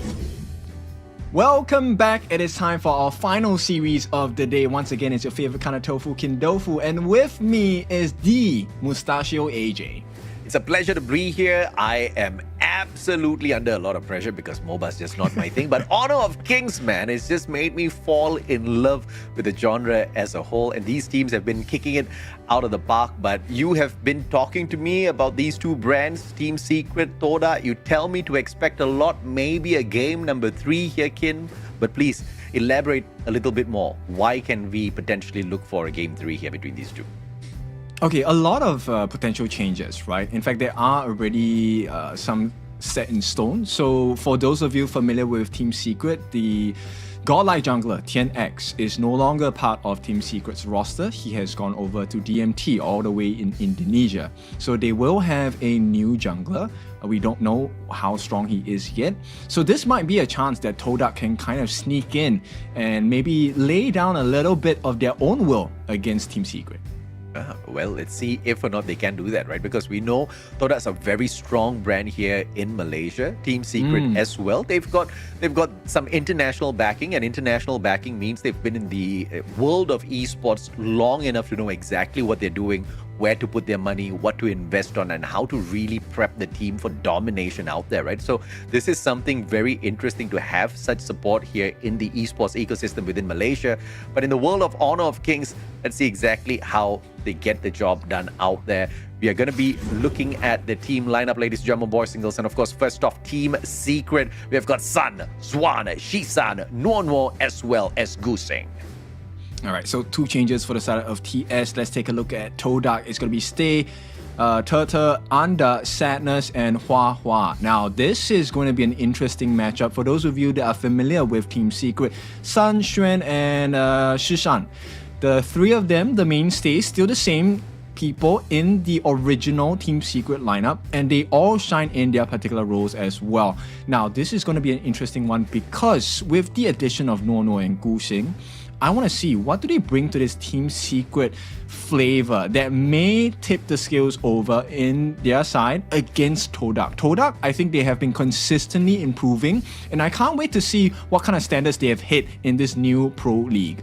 Yeah, Gusing versus Hua Hua later on. We obviously want to see exactly who is that better jungler. We've seen quite a bit of Gusing in the past already. We know he is a phenomenal jungler and usually, does go in there for the overextension into the opposite side of the camp to try to wreak as much damage and havoc, to sneak away as much of those buffs as possible, to kind of just bleed out their opponents. And that's the aggressive version of Team Secret that I want to see out there as well. And I want to see exactly how Team Blue kind of changes that situation, right? Todak, and how they respond to that. Or are we going to see that all-out aggression coming from them? But I guess what will help us determine that is when we take a peek at their lineup shortly. Yeah, so Team Secret, they actually go for the red side, right? So red side is formerly known as the counter pick side because they don't get to pick first. They get to see what they're going to be playing against. And of course, if you choose a blue side, I think most of the time you have a prio pick in mind. There is someone you think is going to be the start of a winning formula for your side. So Todak, I like the confidence, the fact that they pick up the blue side as well. Let's see what they want to start with. We already have seen quite a few choices in terms of heroes. So there's 2 camps and 2 trains of thoughts that you're going with. Number 1, you want to go for the long, tanky sustain that comes in the form of Ogren, or you can go for the big burst compositions with the Jings, with the Pays, assassin-style junglers, right? Yeah. And so far, both types of comps have been pulled to decent standards by all the teams playing today. So it's really curious to see, number 1, what kind of standards are both teams at this point, and how much pressure can you actually apply to your opponents? Yeah, I totally see where you're coming from with that Ogren, right? I mean, he was running circles around quite a bit out there with the damage output as well. There's a huge potential that we see Dharma being dragged in here as well. But of course, depending on how well they know each other, they could be taking some of those prio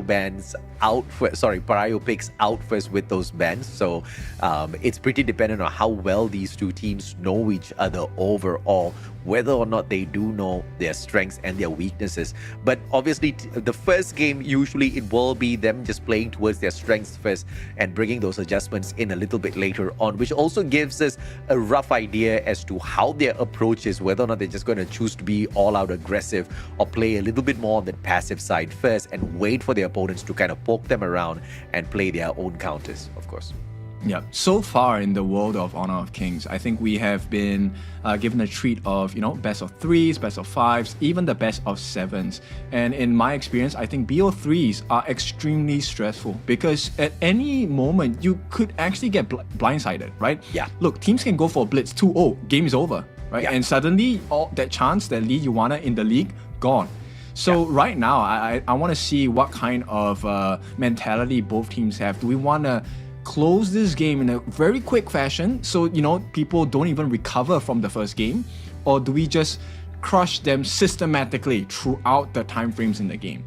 Yeah, I totally see where you're coming from, right? Because, some of these teams, when you allow them to take an inch, they take a mile. They want to shut down the game as quickly as possible and just move on with their day. I mean, who doesn't want that, right? They want to just take that extra step towards that $11,000. But let's take a quick look at the draft and see exactly which team is ready to crush out there, or whether we're going to have a decent enough balance between the both teams here, Ken.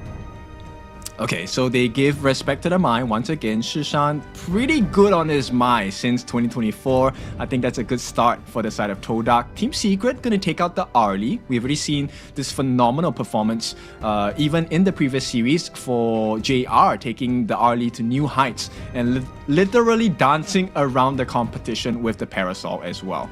Yeah, I mean, we've seen the Arlie in action. We understand totally why they do not want to see her in action up against them.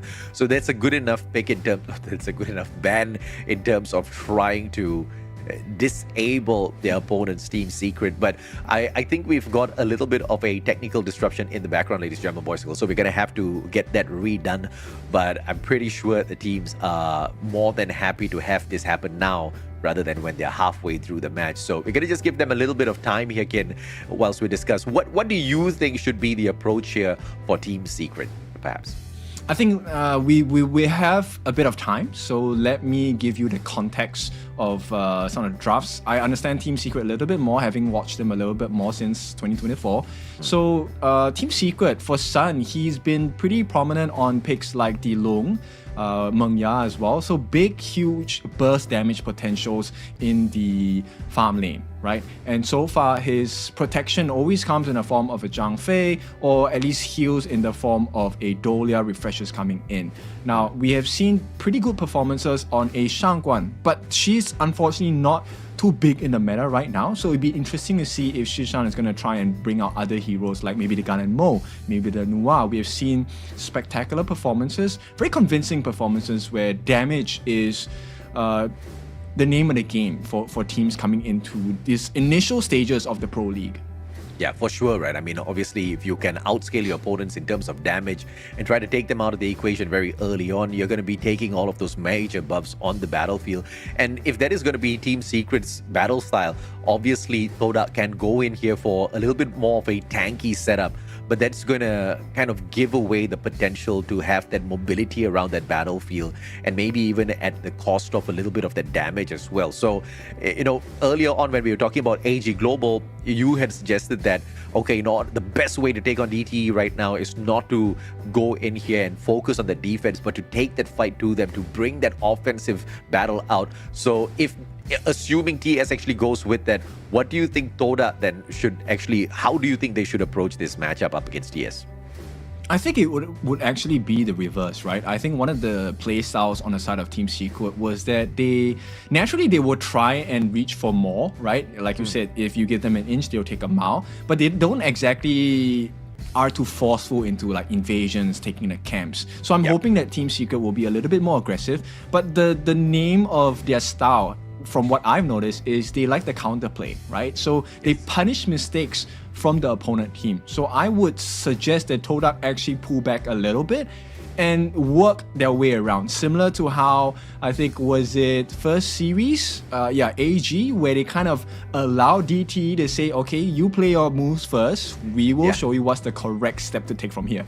Yeah, and I think they pulled that off phenomenally well, right? Because I would have been fooled. I thought AG Global was just not matching up when it came to the mechanical capability up against DTE, especially from what we saw in that first match, because we kept seeing those pokes and we kept seeing them kind of fail and make a couple of mistakes. But the adjustments that they brought into Game 2, and I think that kind of put the team of DTE on standby a little bit, and that totally stunned them, and they could not recover quick enough in that game number 3 because it just snowballed on, and AG Global just took it up a couple of notches in terms of how they were playing that aggressive, because in game 3 between them, we kind of saw a majority of that game. AG Global was just in the jungle of DTE and they weren't really leaving, right? So that's the kind of surprises perhaps Todak needs to pull off against TS. Maybe drop a game up against Team Secret first, let them lower their guard.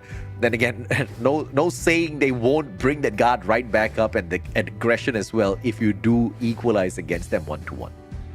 True. I think one pattern you will notice throughout all of the different leagues, right? We have 7 leagues running in total at the same time, is that now teams have learned how to use the power of restraint, right? Yes. So we don't see fights as a all-in fight anymore. Now teams are understanding about, hey, you know what? Maybe this engagement is just for us to burn out the resource so that in 30 seconds later, we're going to have a better position to take the fight, right? Because there's no more defensive capabilities, there's no more offensive capabilities, or maybe we just want to wait for a situation where, hey, we're going to force you to fight, nobody's going to die, but you're going to be unable to defend a turret on the top lane or the bot lane, right? Yeah. So they take interesting choices. That will be the new age of teams right now. And I think that's phenomenal, right? To be able to kind of plot that out in advance, that requires a lot of awareness of what's going on the map. And it also requires a certain level of control, because if you're constantly trying to defend and allow your opponents to dictate the pace of that matchup, you're not going to be able to plan these things in advance. So that goes a lot of kind of like foresight into these engagements to determine exactly when you need to dry out your opponents in terms of their skills so that you can take these major objectives. And if that execution comes on along perfectly, which we've seen a couple of times already, I think it's phenomenal, right? And to have it completed on a pro stage like this, I think it just takes the bar even a few notches higher, because it's not like their opponents are not expecting something like that at all. Yeah, actually one of the things that I think a lot of general players don't know about being in the pro league is that your match needs to be good. In a sense where, look, when skills are being used, you have to be able to manually count things down. Like, hey, flash is down. That's 2 minutes of this person not having flash. And the good teams know how to play well, but the great teams count the resources as well on the opponent's side. So they know exactly when they can take that extra inch or at that extra mile against their opponent, right? So I think I'm curious to see if either of these teams have this trait within them where they're able to force out resources. That's step number 1. But number 2, able to calculate, hey, look, we should start a fight now because they still don't have the skill. We're going to win this, right? Full confidence in the team, we can just smash them, and once we take this win in the team fight, look, the map is for outtaken. I love that take, man. I think I'm absolutely in love with how you broke that down, and I do agree with you. It's a game changer. But let's take a look at the drafts once again. The bans are absolutely the same. We've picked up from exactly where we left off earlier, Kin. Right, so I'm just curious to see what kind of farm lane Team Secret are going to pick up, and whether Todak, they want to start this with the support or the clash or the jungle, right? So far, these are the 3 prio lanes that teams on the blue side will focus on. And Todak, right away, they understand, look, Shrew has been known to play the Dharma well. Let's take that out. Yeah, and I think you pointed that out perfectly earlier on as well, as to how the Dharma can just, bring upon devastating damage, especially managing to eliminate 2 or 3 players all at the same time. So that's a very, very smart move coming through from Todak to disable Team Secret. But that's not the only secret they have up their sleeves as well, is it? Yeah, for sure. Now, they are going to block off the Liang pick from the side of Todak as well. So this means suppression is not going to be part of the formula for either team at this point. Now, there is one more, which is going to be Dong Huang, but he's not going to be appearing in the pro scene anytime soon. I don't think anyone has figured out a formula yet. So Todak, they want to start with good control, good heals, and unsuspecting damage. The idea actually offers quite a bit of damage to their opponents. Yeah, to reposition as well on the battlefield. So really smart in terms of mobility coming through from Team Todak. You've got Lady Sun as well as Zhang Fei. I mean, a lot of damage output from these 2 characters for the side of Team Secret. You can see them going for that strong style approach from the very get-go here, Kin. Yeah, and this is going to be countered by the side of Todak picking up the Ogren and the Lung as well. So this is an interesting lineup. Now, I want to talk to you about this jungle matchup, Agudo against Ogren, right? Ogren normally tends to not have a good time against Agudo because it's pretty hard to fight whenever your lifesteal is down.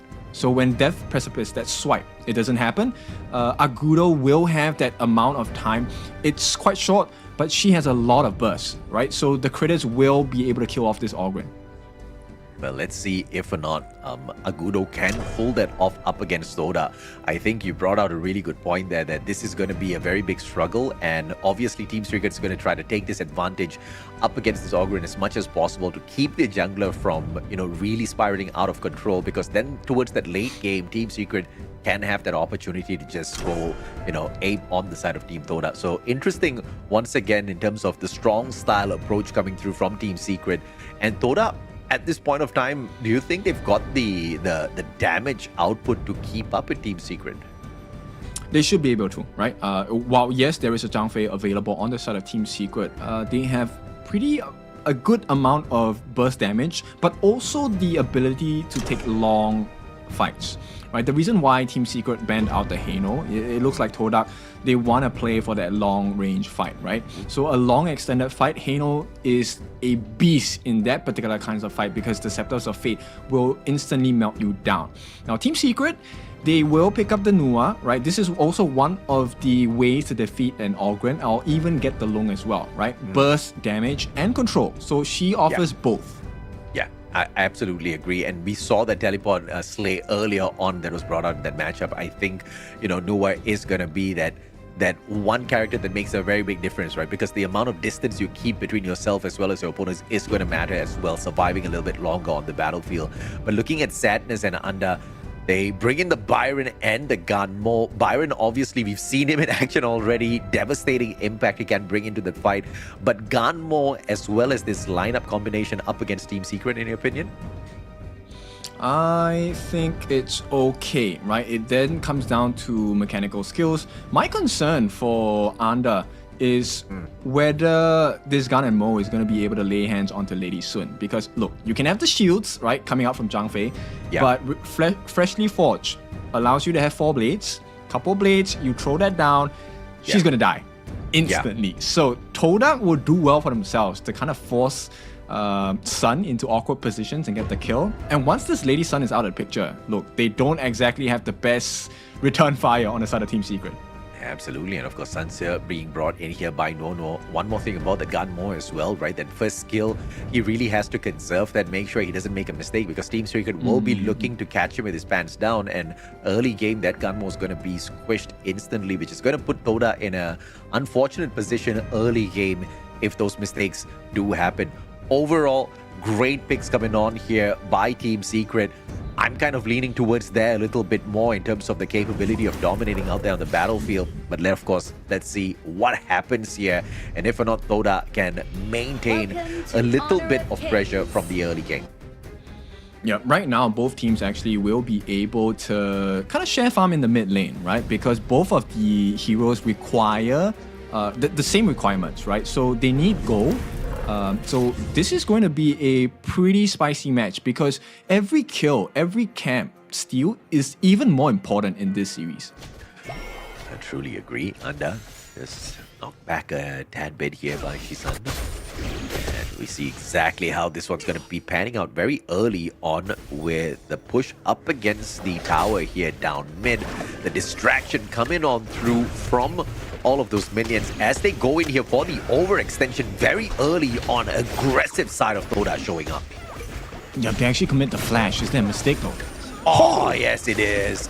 As Wahwa gets shut down, Swan going in here for the chase as well, not over-committing to Anda, but now Team Secret gets to play a little bit of a counter, all thanks to the mistake Todak made early game. That's not ideal, and here's the reality of the situation. Not only did they give a kill, that Horntail Beast on the top was given to Xuan or Guxing as well, which means, number one, I'm going to call him TT here. TT, he's already behind on farm, right? Yeah. in terms of gold. So this is not ideal. You want to have the advantage as an off-ramp. And Hua Hua is not going to have a good time in lane. You can already see he has a level deficit against Xuan, which means wave clear is going to be much faster for Xuan. He's going to start getting on his ship much earlier than Hua Hua. It's going to be a 4v5. Anda up against Ronwo as well as Sun, but there is a backup here from Sadness. Gushing hops on in to say hello to them as well, and they've got their minions on here for the push. Backup is a tad bit slow. Shisan out of nowhere, and it looks like it's gonna be an early win here for Team Secret with this first tower down on this bot lane. Yeah, I love the way they say this because it is so important. Look, 2 minutes to get the T1. That is not common. Not at all. Todak now on the back foot, and it looks like GT is gonna have to deal with Swan a tad bit here. A overextending Todak player is gonna be allowed to continue doing whatever he wants to do, and the priority for Swan instead is the overextension. Not so sure exactly what he was thinking here, but it is gonna be him just toying with the two Todak players for a little bit. Yeah, right now, if TS steals this Crimson Golem, then, you know, all the efforts by TT is going to be wasted. But yeah, feels like the team is able to sustain the defense. So right now, it's a good save on the side of Todak. Yeah, 1-for-1 trade in terms of those jungle buffs.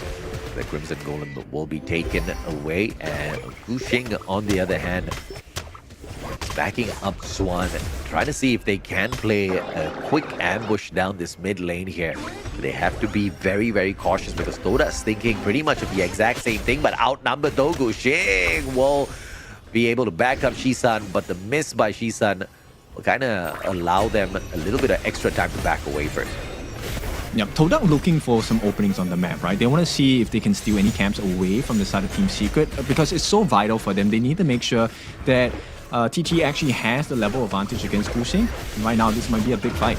Indeed, it's a big fight. It's going to be TT got out, and Swan out of nowhere will hop on in as well, launching TT up into the air, and it is Sadness that is there. Swan with the double slay. Todak did not see that one coming. Anda and Stay faced a huge price for stopping by that spot.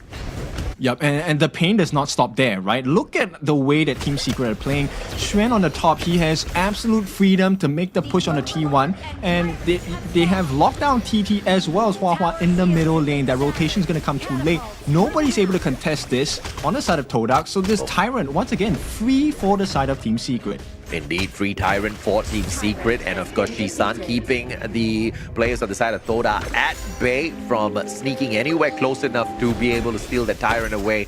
And once again, Todak down mid, just trying to make sure this first tower does not go down, and in the process forcing Shisan back. Look, that was a nice catch by Anda, but I think Stay didn't have the comms for it. Anda definitely did not call for that snipe coming out from Stay. Stay had all the requirements to be able to snipe down Shishan with that catch on the Bitter Farewell. Unfortunately, missed that.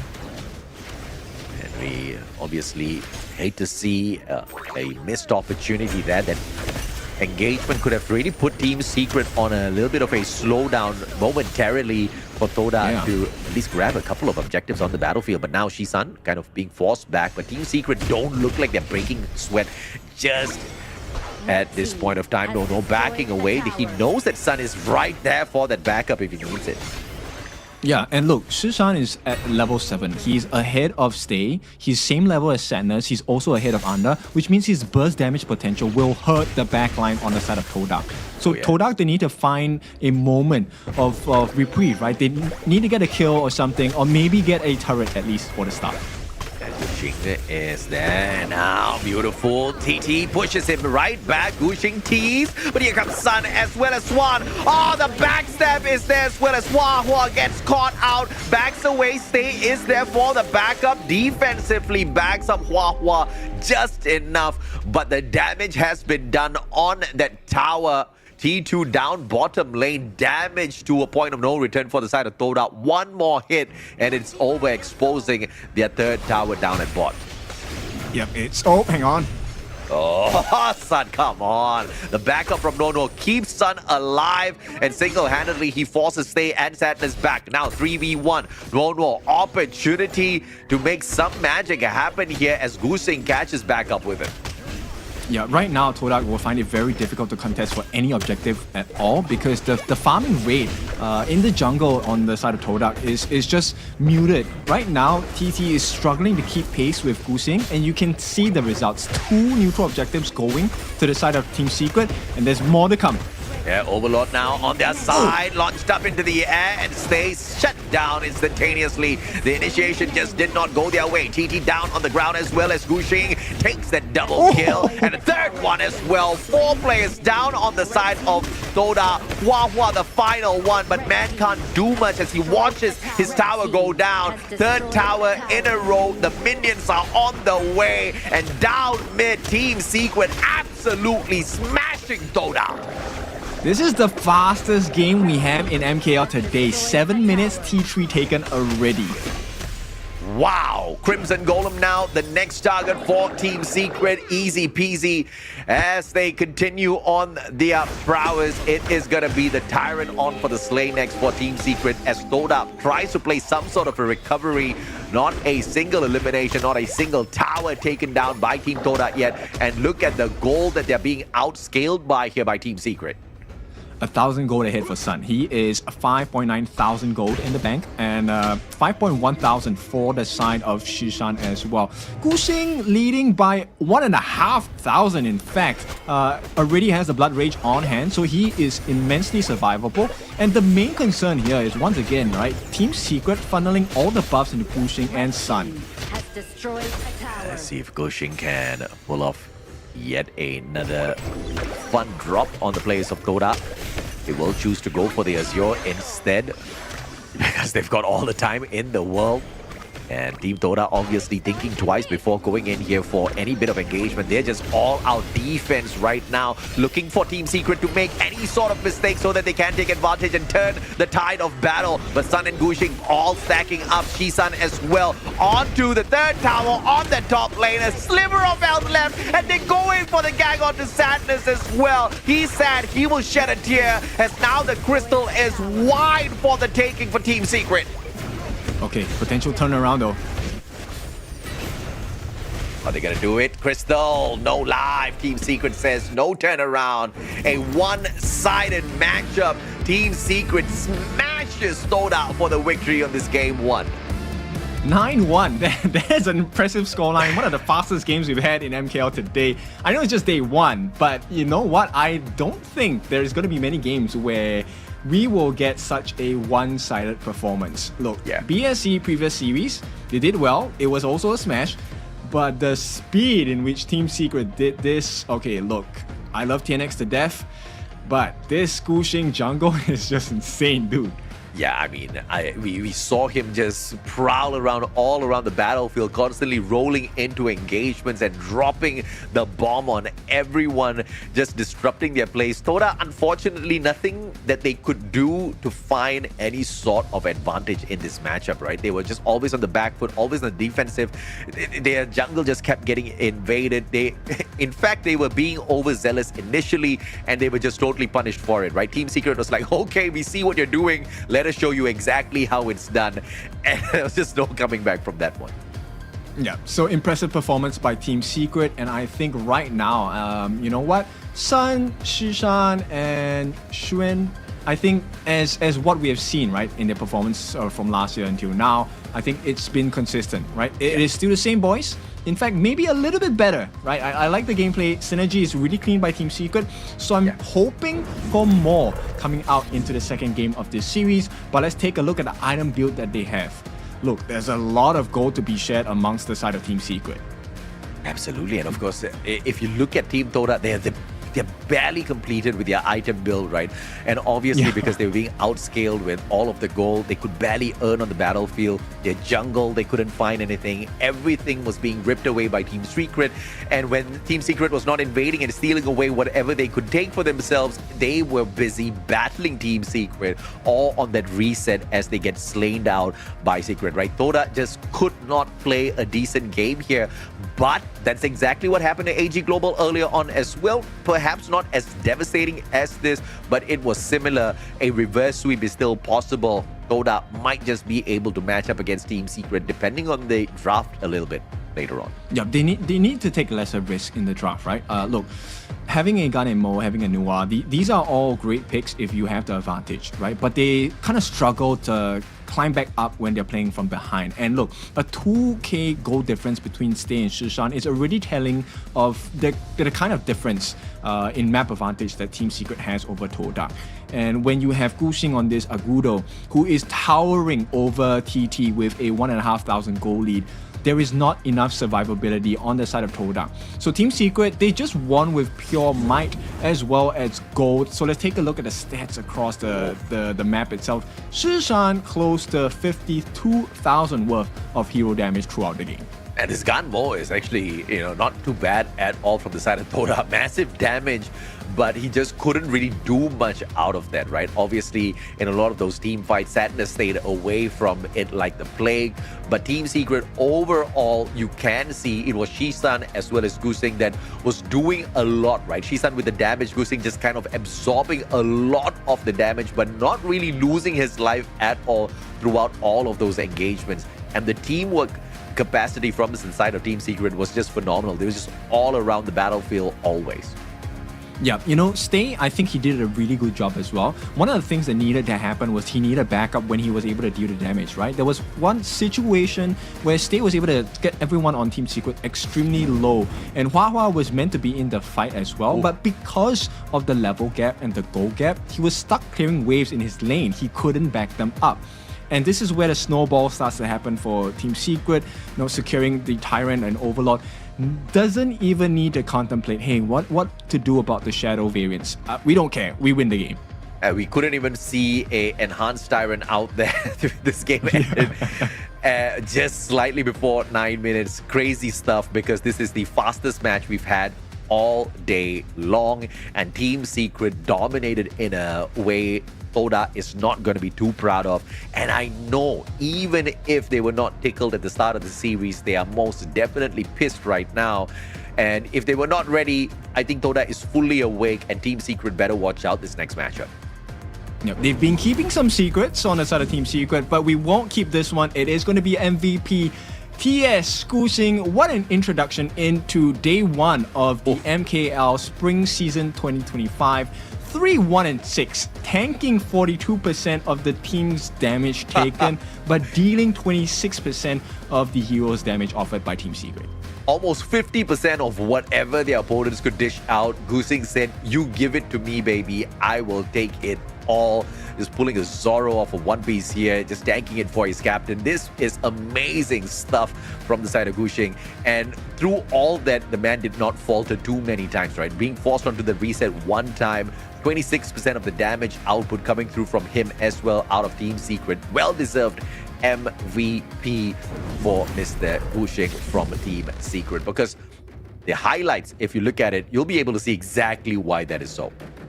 Yeah, that first blood, for the corresponding lane as well for Xuan, that was a huge marker. But this burst, my goodness.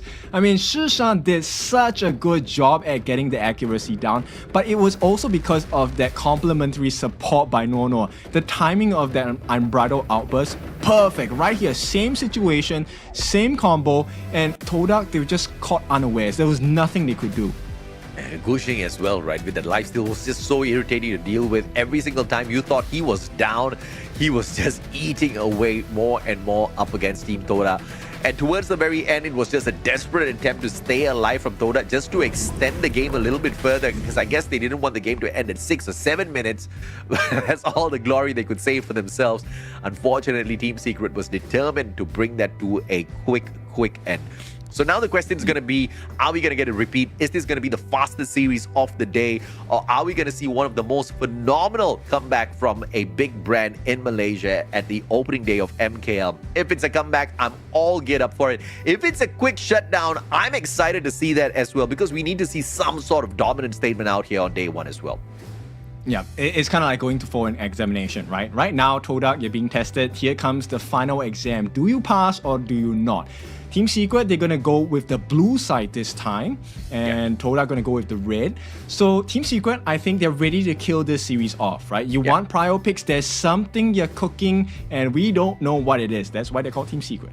I mean, that's exactly what it's all about, right? Keep that secret away from your opponents and then pull it off in the most unsuspecting moment. And quite honestly, the previous game, they didn't even need those tricks up their sleeves. They still managed to smash Todak up against their own crystal and then rip that one away. So let's see exactly what happens here for game number 2. Global bans wise, these characters will not be able to be brought into this next matchup. I really like that. We get to see a little bit of a differential way how they approach this matchup, and I want to see if Todak can actually use the information they got from this first game and maybe play this a little bit safer as well, right? I think they teased Team Secret a little bit too much with that early invade, and Secret's like, okay bro, if you really want to play the game that way, let us show you exactly what we've got as well. So maybe a little bit of a passive gameplay from Todak this time around.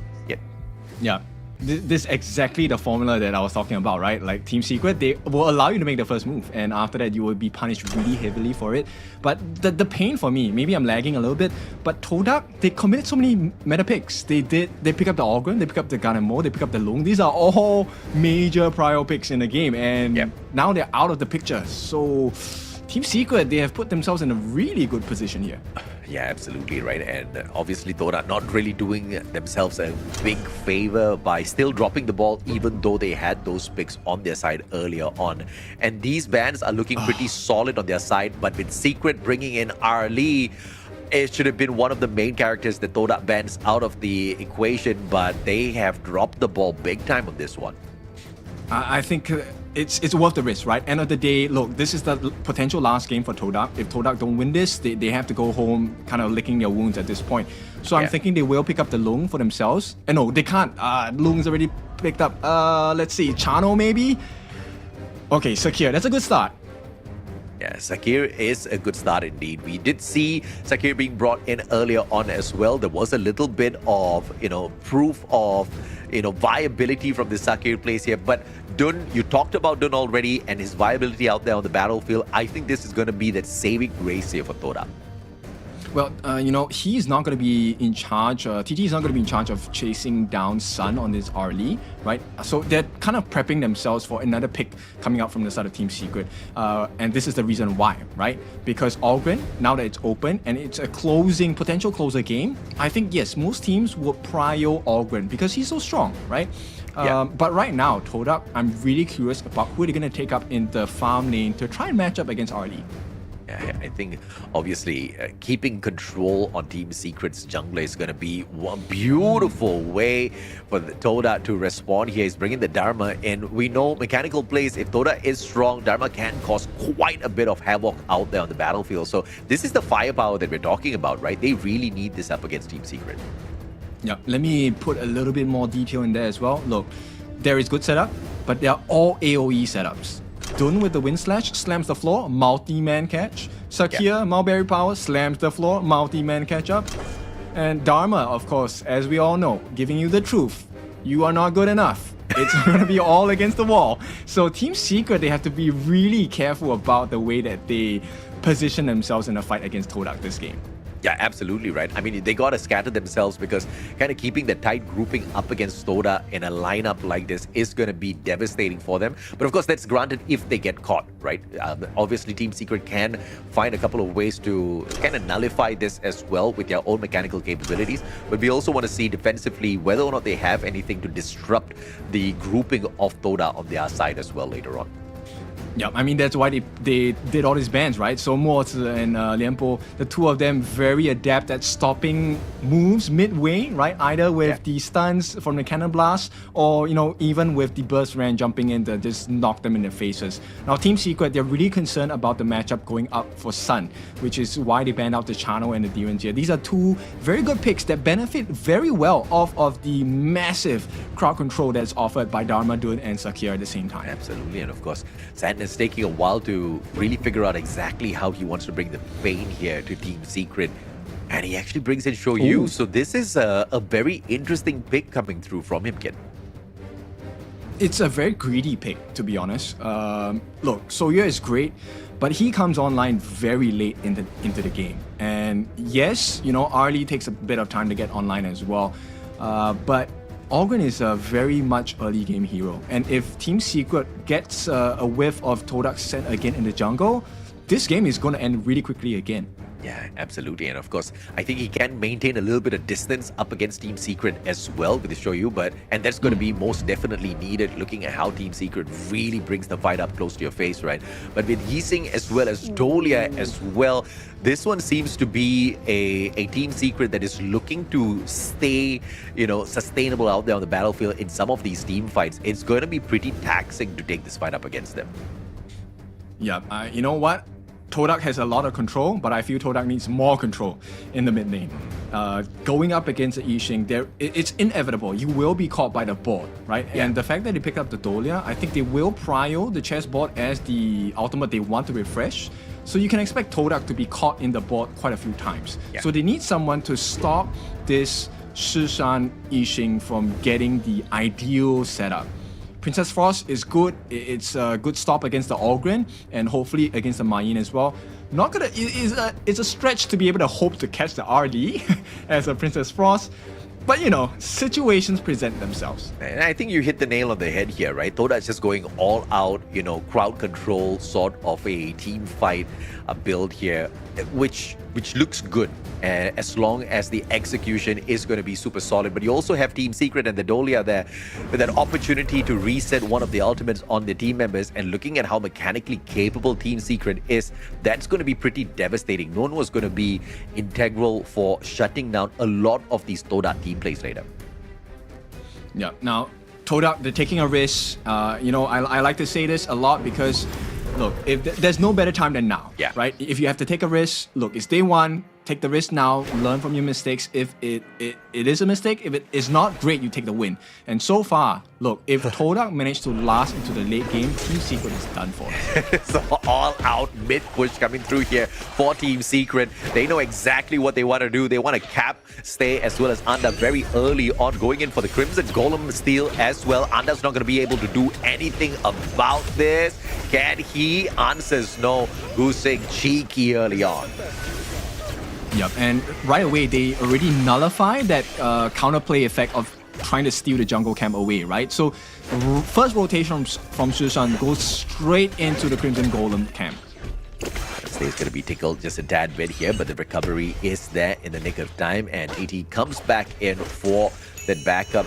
Just making sure this mid lane does not get overrun by Team Secret players. Down at the bot lane instead is going to be the player on the side of Team Todak with an opportunity to push on up forth, but he's going to try to avoid the encounter with Shisan as much as possible.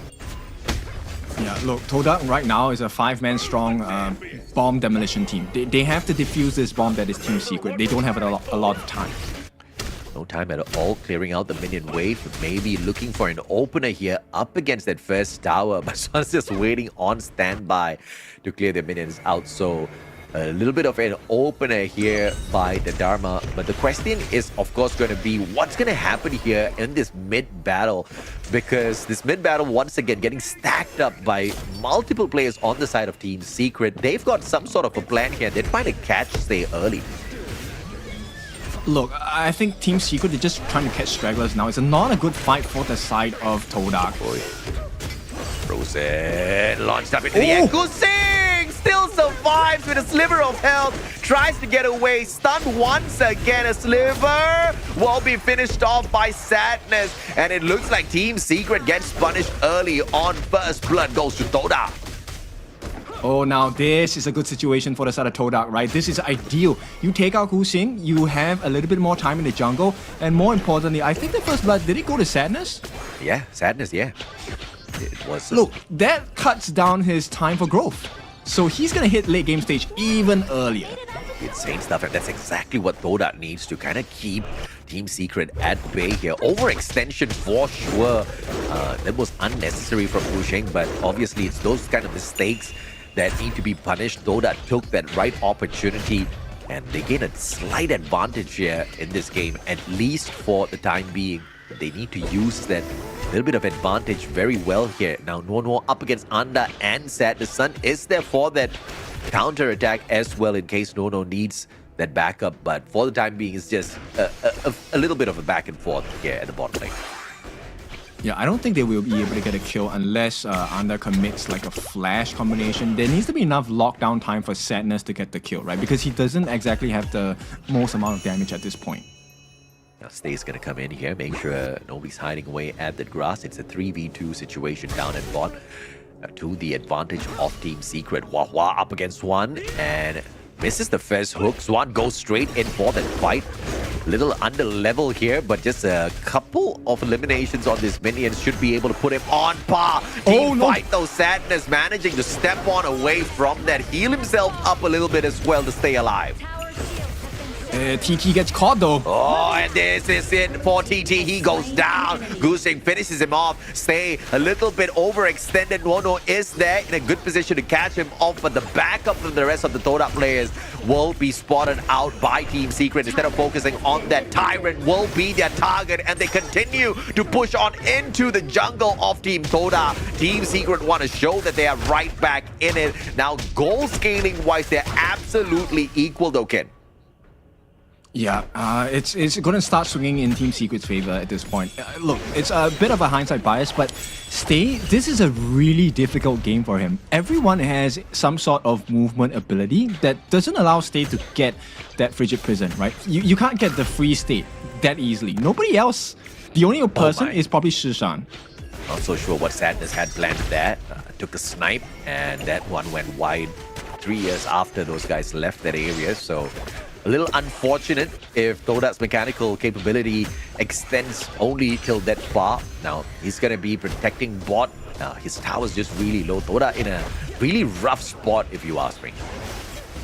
Yeah, the recovery is pretty straightforward for the side of Team Secret. Yeah. It's not easy, but it's very clear how they can come back into the game, right? Yeah. So Team Secret, as long as they keep themselves passive at this point, don't go and overcommit into big fights, it should be okay for Team Secret in terms of recovery. Right now, they're buying a lot of time and space for Sun, right? Because there's no options that Todak can find. The only big opportunity maybe is if Stay makes a stupendous rotation and catches someone out of position on the side of Team Secret, which namely has to be Sun, right? Yeah. But it's not working out. It's not working out at all. Todak stacking 3 players down mid. They've got a minion wave to play around with as well. Shisan, the only player there. It's a 3v1, but Gushing shows up just in time to make sure they send Todak running once again. This is just very smart repositioning coming through from Team Secret, and now once again they've got an opportunity to tickle that Azure Golem as well.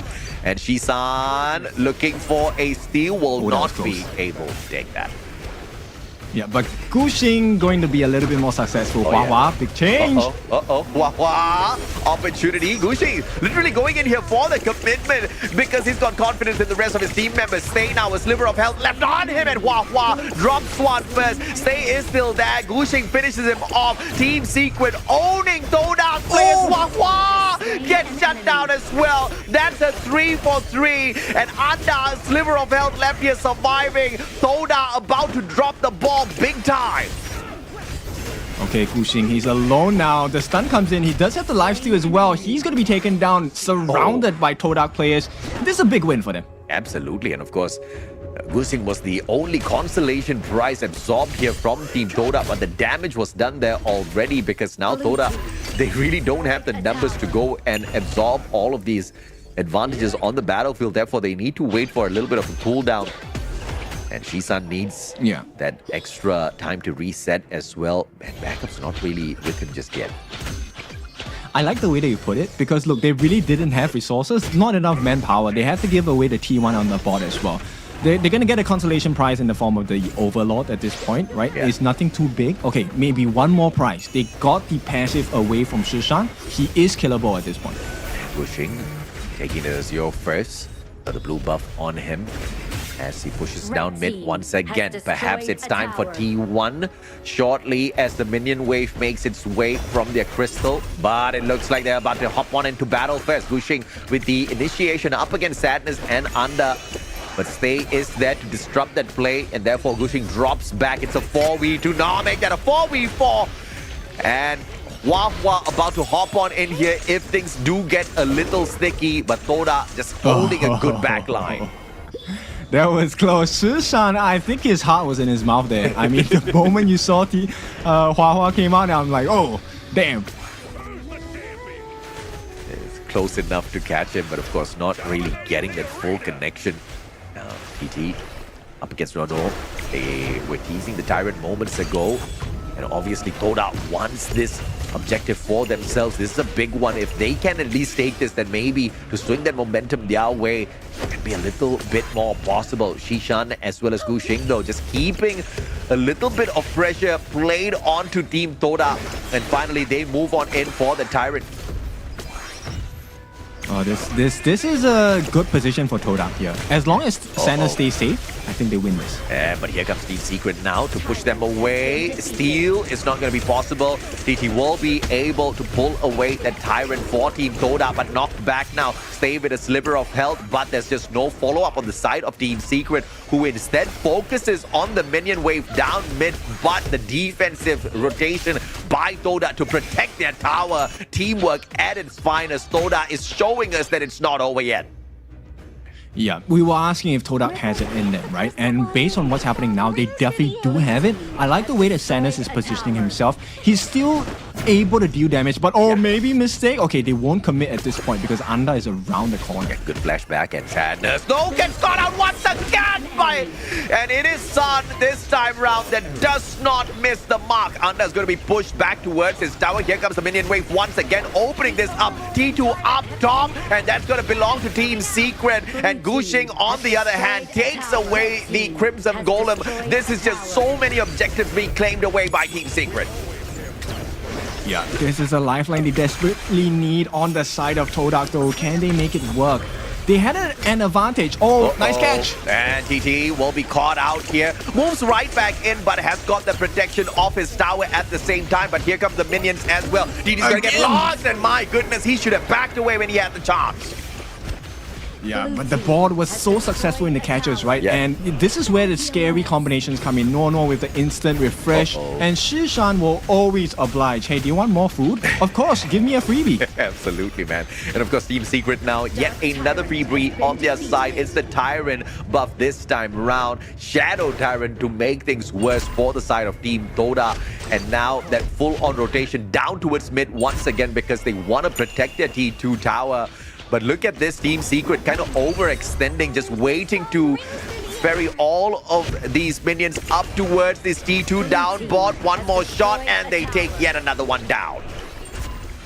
Yeah, it's about the defensive capabilities, right? So far, Sanders has been unable to handle Sun, and it's not his fault. It's just the kid of RD that is so mobile that, look, once Sun catches you in his sights, there's no getting out.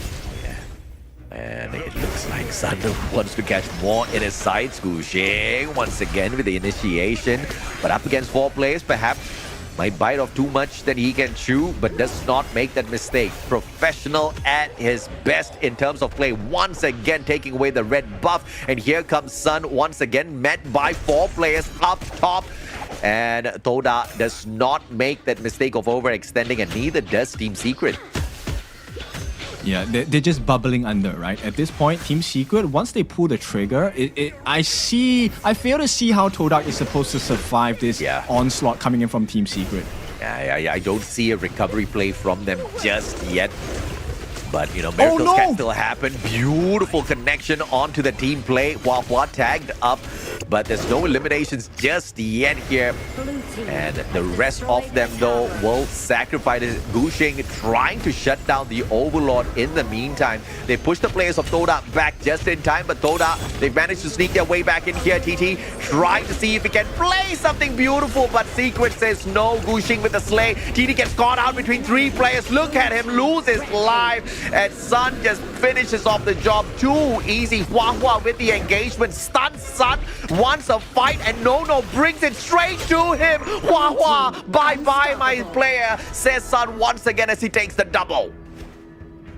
Change his name, man. He should be Call Me Daddy. Amen. Because he's such a boss, dude. He went in. It's not a fair 1v1 in a sense because, you know, he got saved by Nono. But still, you have to get rid of Sun because you need to get rid of the damage. And Team Secret, they have played this to the T. I mean, 30 minutes in, The blessing here for Todak is it's not as fast as the previous game. Yet again, another team initiation, and that freeze will take the Vanguard out, but it's the T3 tower down here at mid, gets smashed once again. Sun finds another mark. Hua down and out for the count. And Team Secret just snowballing this team of Todak now in terms of resources, and there's just no way Todak can make anything happen if they continue in this pace.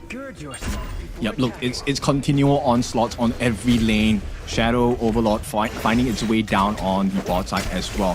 And once Shushan gets another bot onto the lineup of Todak, you can expect this is going to be the guaranteed killing blow. Here we go. Absolutely. Here comes Sun once again, just clearing out the minion wave first and pushing on up. He wants to get the connection on to stay, but the tower is still up. That gives them that backup. Gushing, beautiful, and launches TT up into the air. He gets himself launched. Start Gushing, overextended perhaps. Yes, he will get punished for that. 41 seconds on the cooldown, but the rest of his team members are still there. Look at Team Secret toast the players of Todak, exposing their crystal now. Sun going in for the finisher, and it's all over on a 2-0 scoreline. Team Secret shows them who's boss.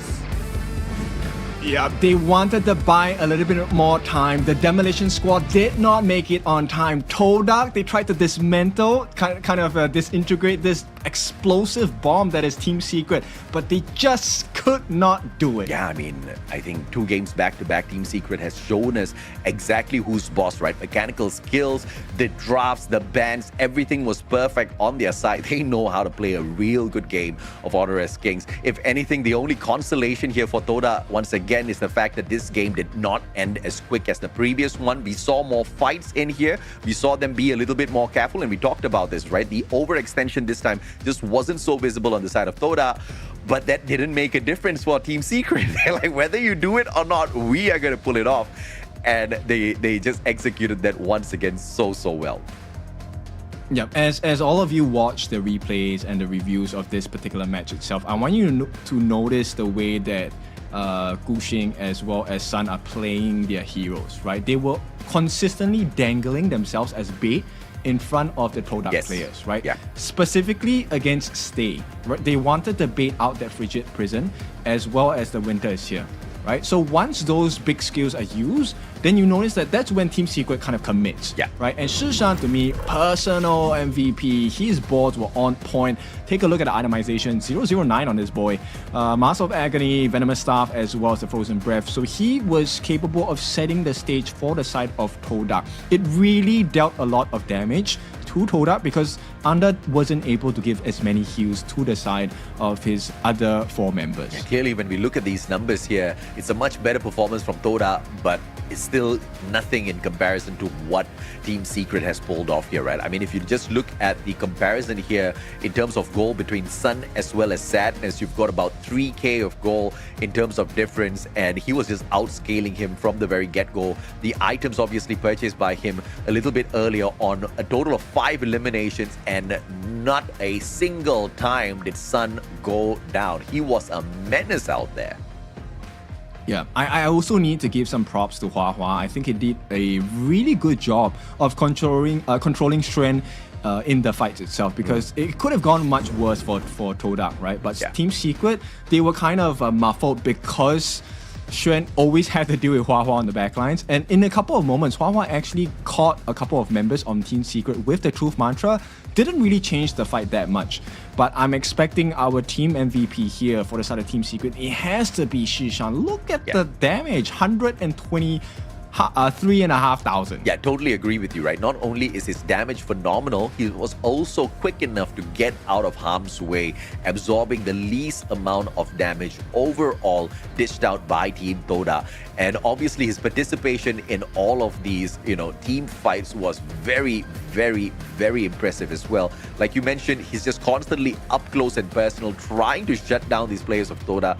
And most of the time, he was just making great headway. If he wasn't finishing it off, the rest of his team members were there to get the job done. Phenomenal in terms of team play, phenomenal in terms of individual plays by Shisan as well. Yeah, he must be a Santa Claus at home, right? Because he kept the boxing them up and giving them as presents to the rest of the team. Yeah. And look at that big gold explosion over that 10-minute mark. The moment the Shadow versions came out, oh my goodness, it was just Team Secret all the way. Absolutely, and of course, so different in comparison to this first game. Todak this time managing to actually pull away a couple of big objectives on the board with the Tyrant as well as the Overlord, but that really didn't swing much in their way.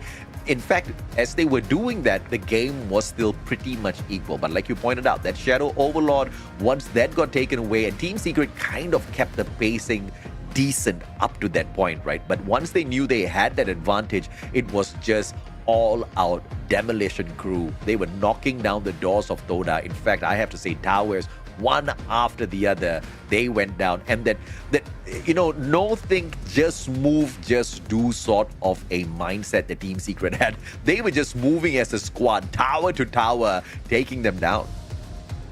Yeah, it's really the consistency on Team Secret, right? So it was the culmination of the team's efforts, but of course we do have a superstar on the team. Let's take a look at the MVP. Boy, oh boy, it has to be this guy. TS Shishan, one of the youngest players in the league as well. 009. This is the exact KDA and stats you want. Least damage taken in the team. He was the highest in the team in terms of damage delivery. Yeah, highest in terms of damage delivery, lowest in terms of damage taken. KDA, the assists were phenomenal. Once again, he was not finishing those players off, but his contribution was phenomenal, right? I think that is very clearly described through the damage output that this guy had. And, truly integral for the easy win once again over Team Todak. This was no matchup whatsoever. It wasn't on the same level. Team Secret really put themselves in a position where they are one of the dominators right now, and they're making that known very well. Yeah. Now, if you didn't notice, right, actually, when you watch the James Bond movie, he is in the movies as well. He's the next agent, 009. Please But in any case, let's take a look at the game highlights here. It was a decent start on the side of Todak, actually. I think they performed much better this game. Yeah. But just unfortunately, once the box came in, when the chessboard was laid down, they just literally became presents for the members on the side of Team Secret. Yeah, I think they just got a little bit too confident once they managed to take the Slay onto Gushing. They were like, okay, all right, now we have a steady chance. But even after losing Gushing, Team Secret just went ape on them, right? They just continued to attack. They continued to take away lives. They really knew their composition on the battlefield, and they understood their opponent so well to know that Gushing or no Gushing, you are still squishy when you take on a team fight up against us. And the numbers game that they played up against Todak was just way too good, undeniably good. Yeah, so with that, we're going to conclude the day, and this is the final standings after all the action in day number 1. BSC, of course, winning themselves their match win-loss.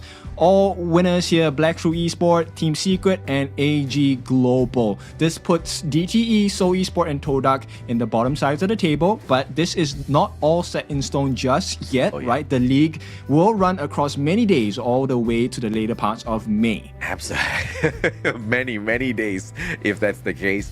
And obviously, ladies and gentlemen, boys and girls, it has been an absolute pleasure bringing you guys this broadcast because it was just fun end to end, right? We saw the best from AG Global in that reverse sweep up against DTE, shutting them down after DTE took a very convincing initial game up against them. And of course, 2 games back-to-back by AG. Team Secret had an easy 2-0, just like Black Shrew Esports. But the schedule for tomorrow, let's see what you guys can expect. Oh, this is going to be a big one. 0-2 against DTE. They will meet again through the qualifiers, and this time they're going to meet on the pro stage. Tomorrow after that, Team Secret against AG Global, one that you cannot miss. And of course, after that, you're going to have Seoul Esports taking their mentor against Todak. And this is the rematch we've been waiting for, Nova against BSE.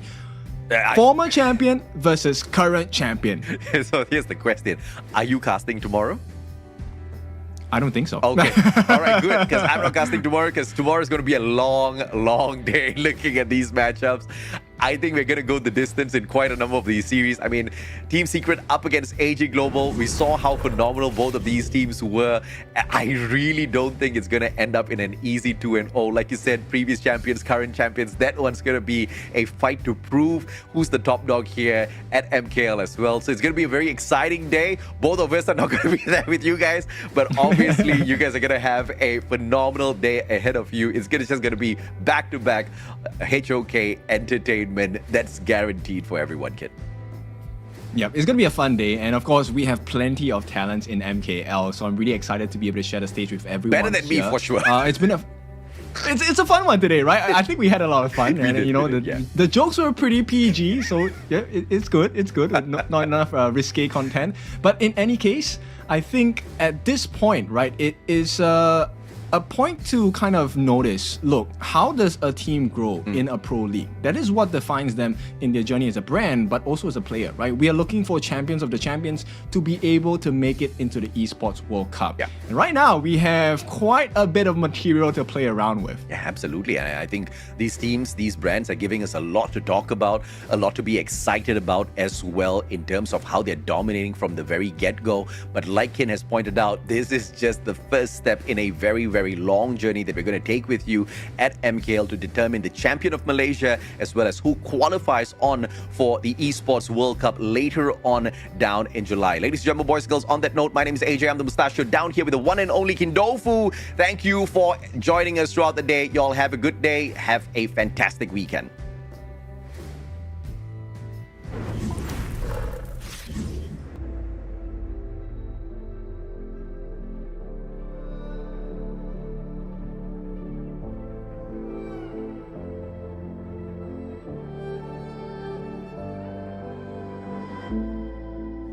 Strangers to the fallout, it's what got us here.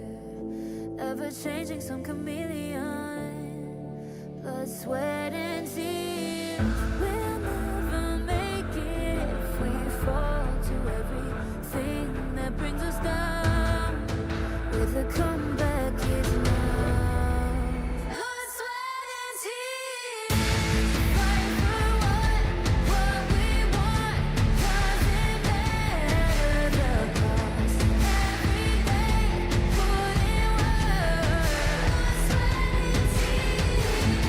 Nothing comes overnight. Strength in numbers start to line. We don't bow to fear. Blood, sweat, and tears.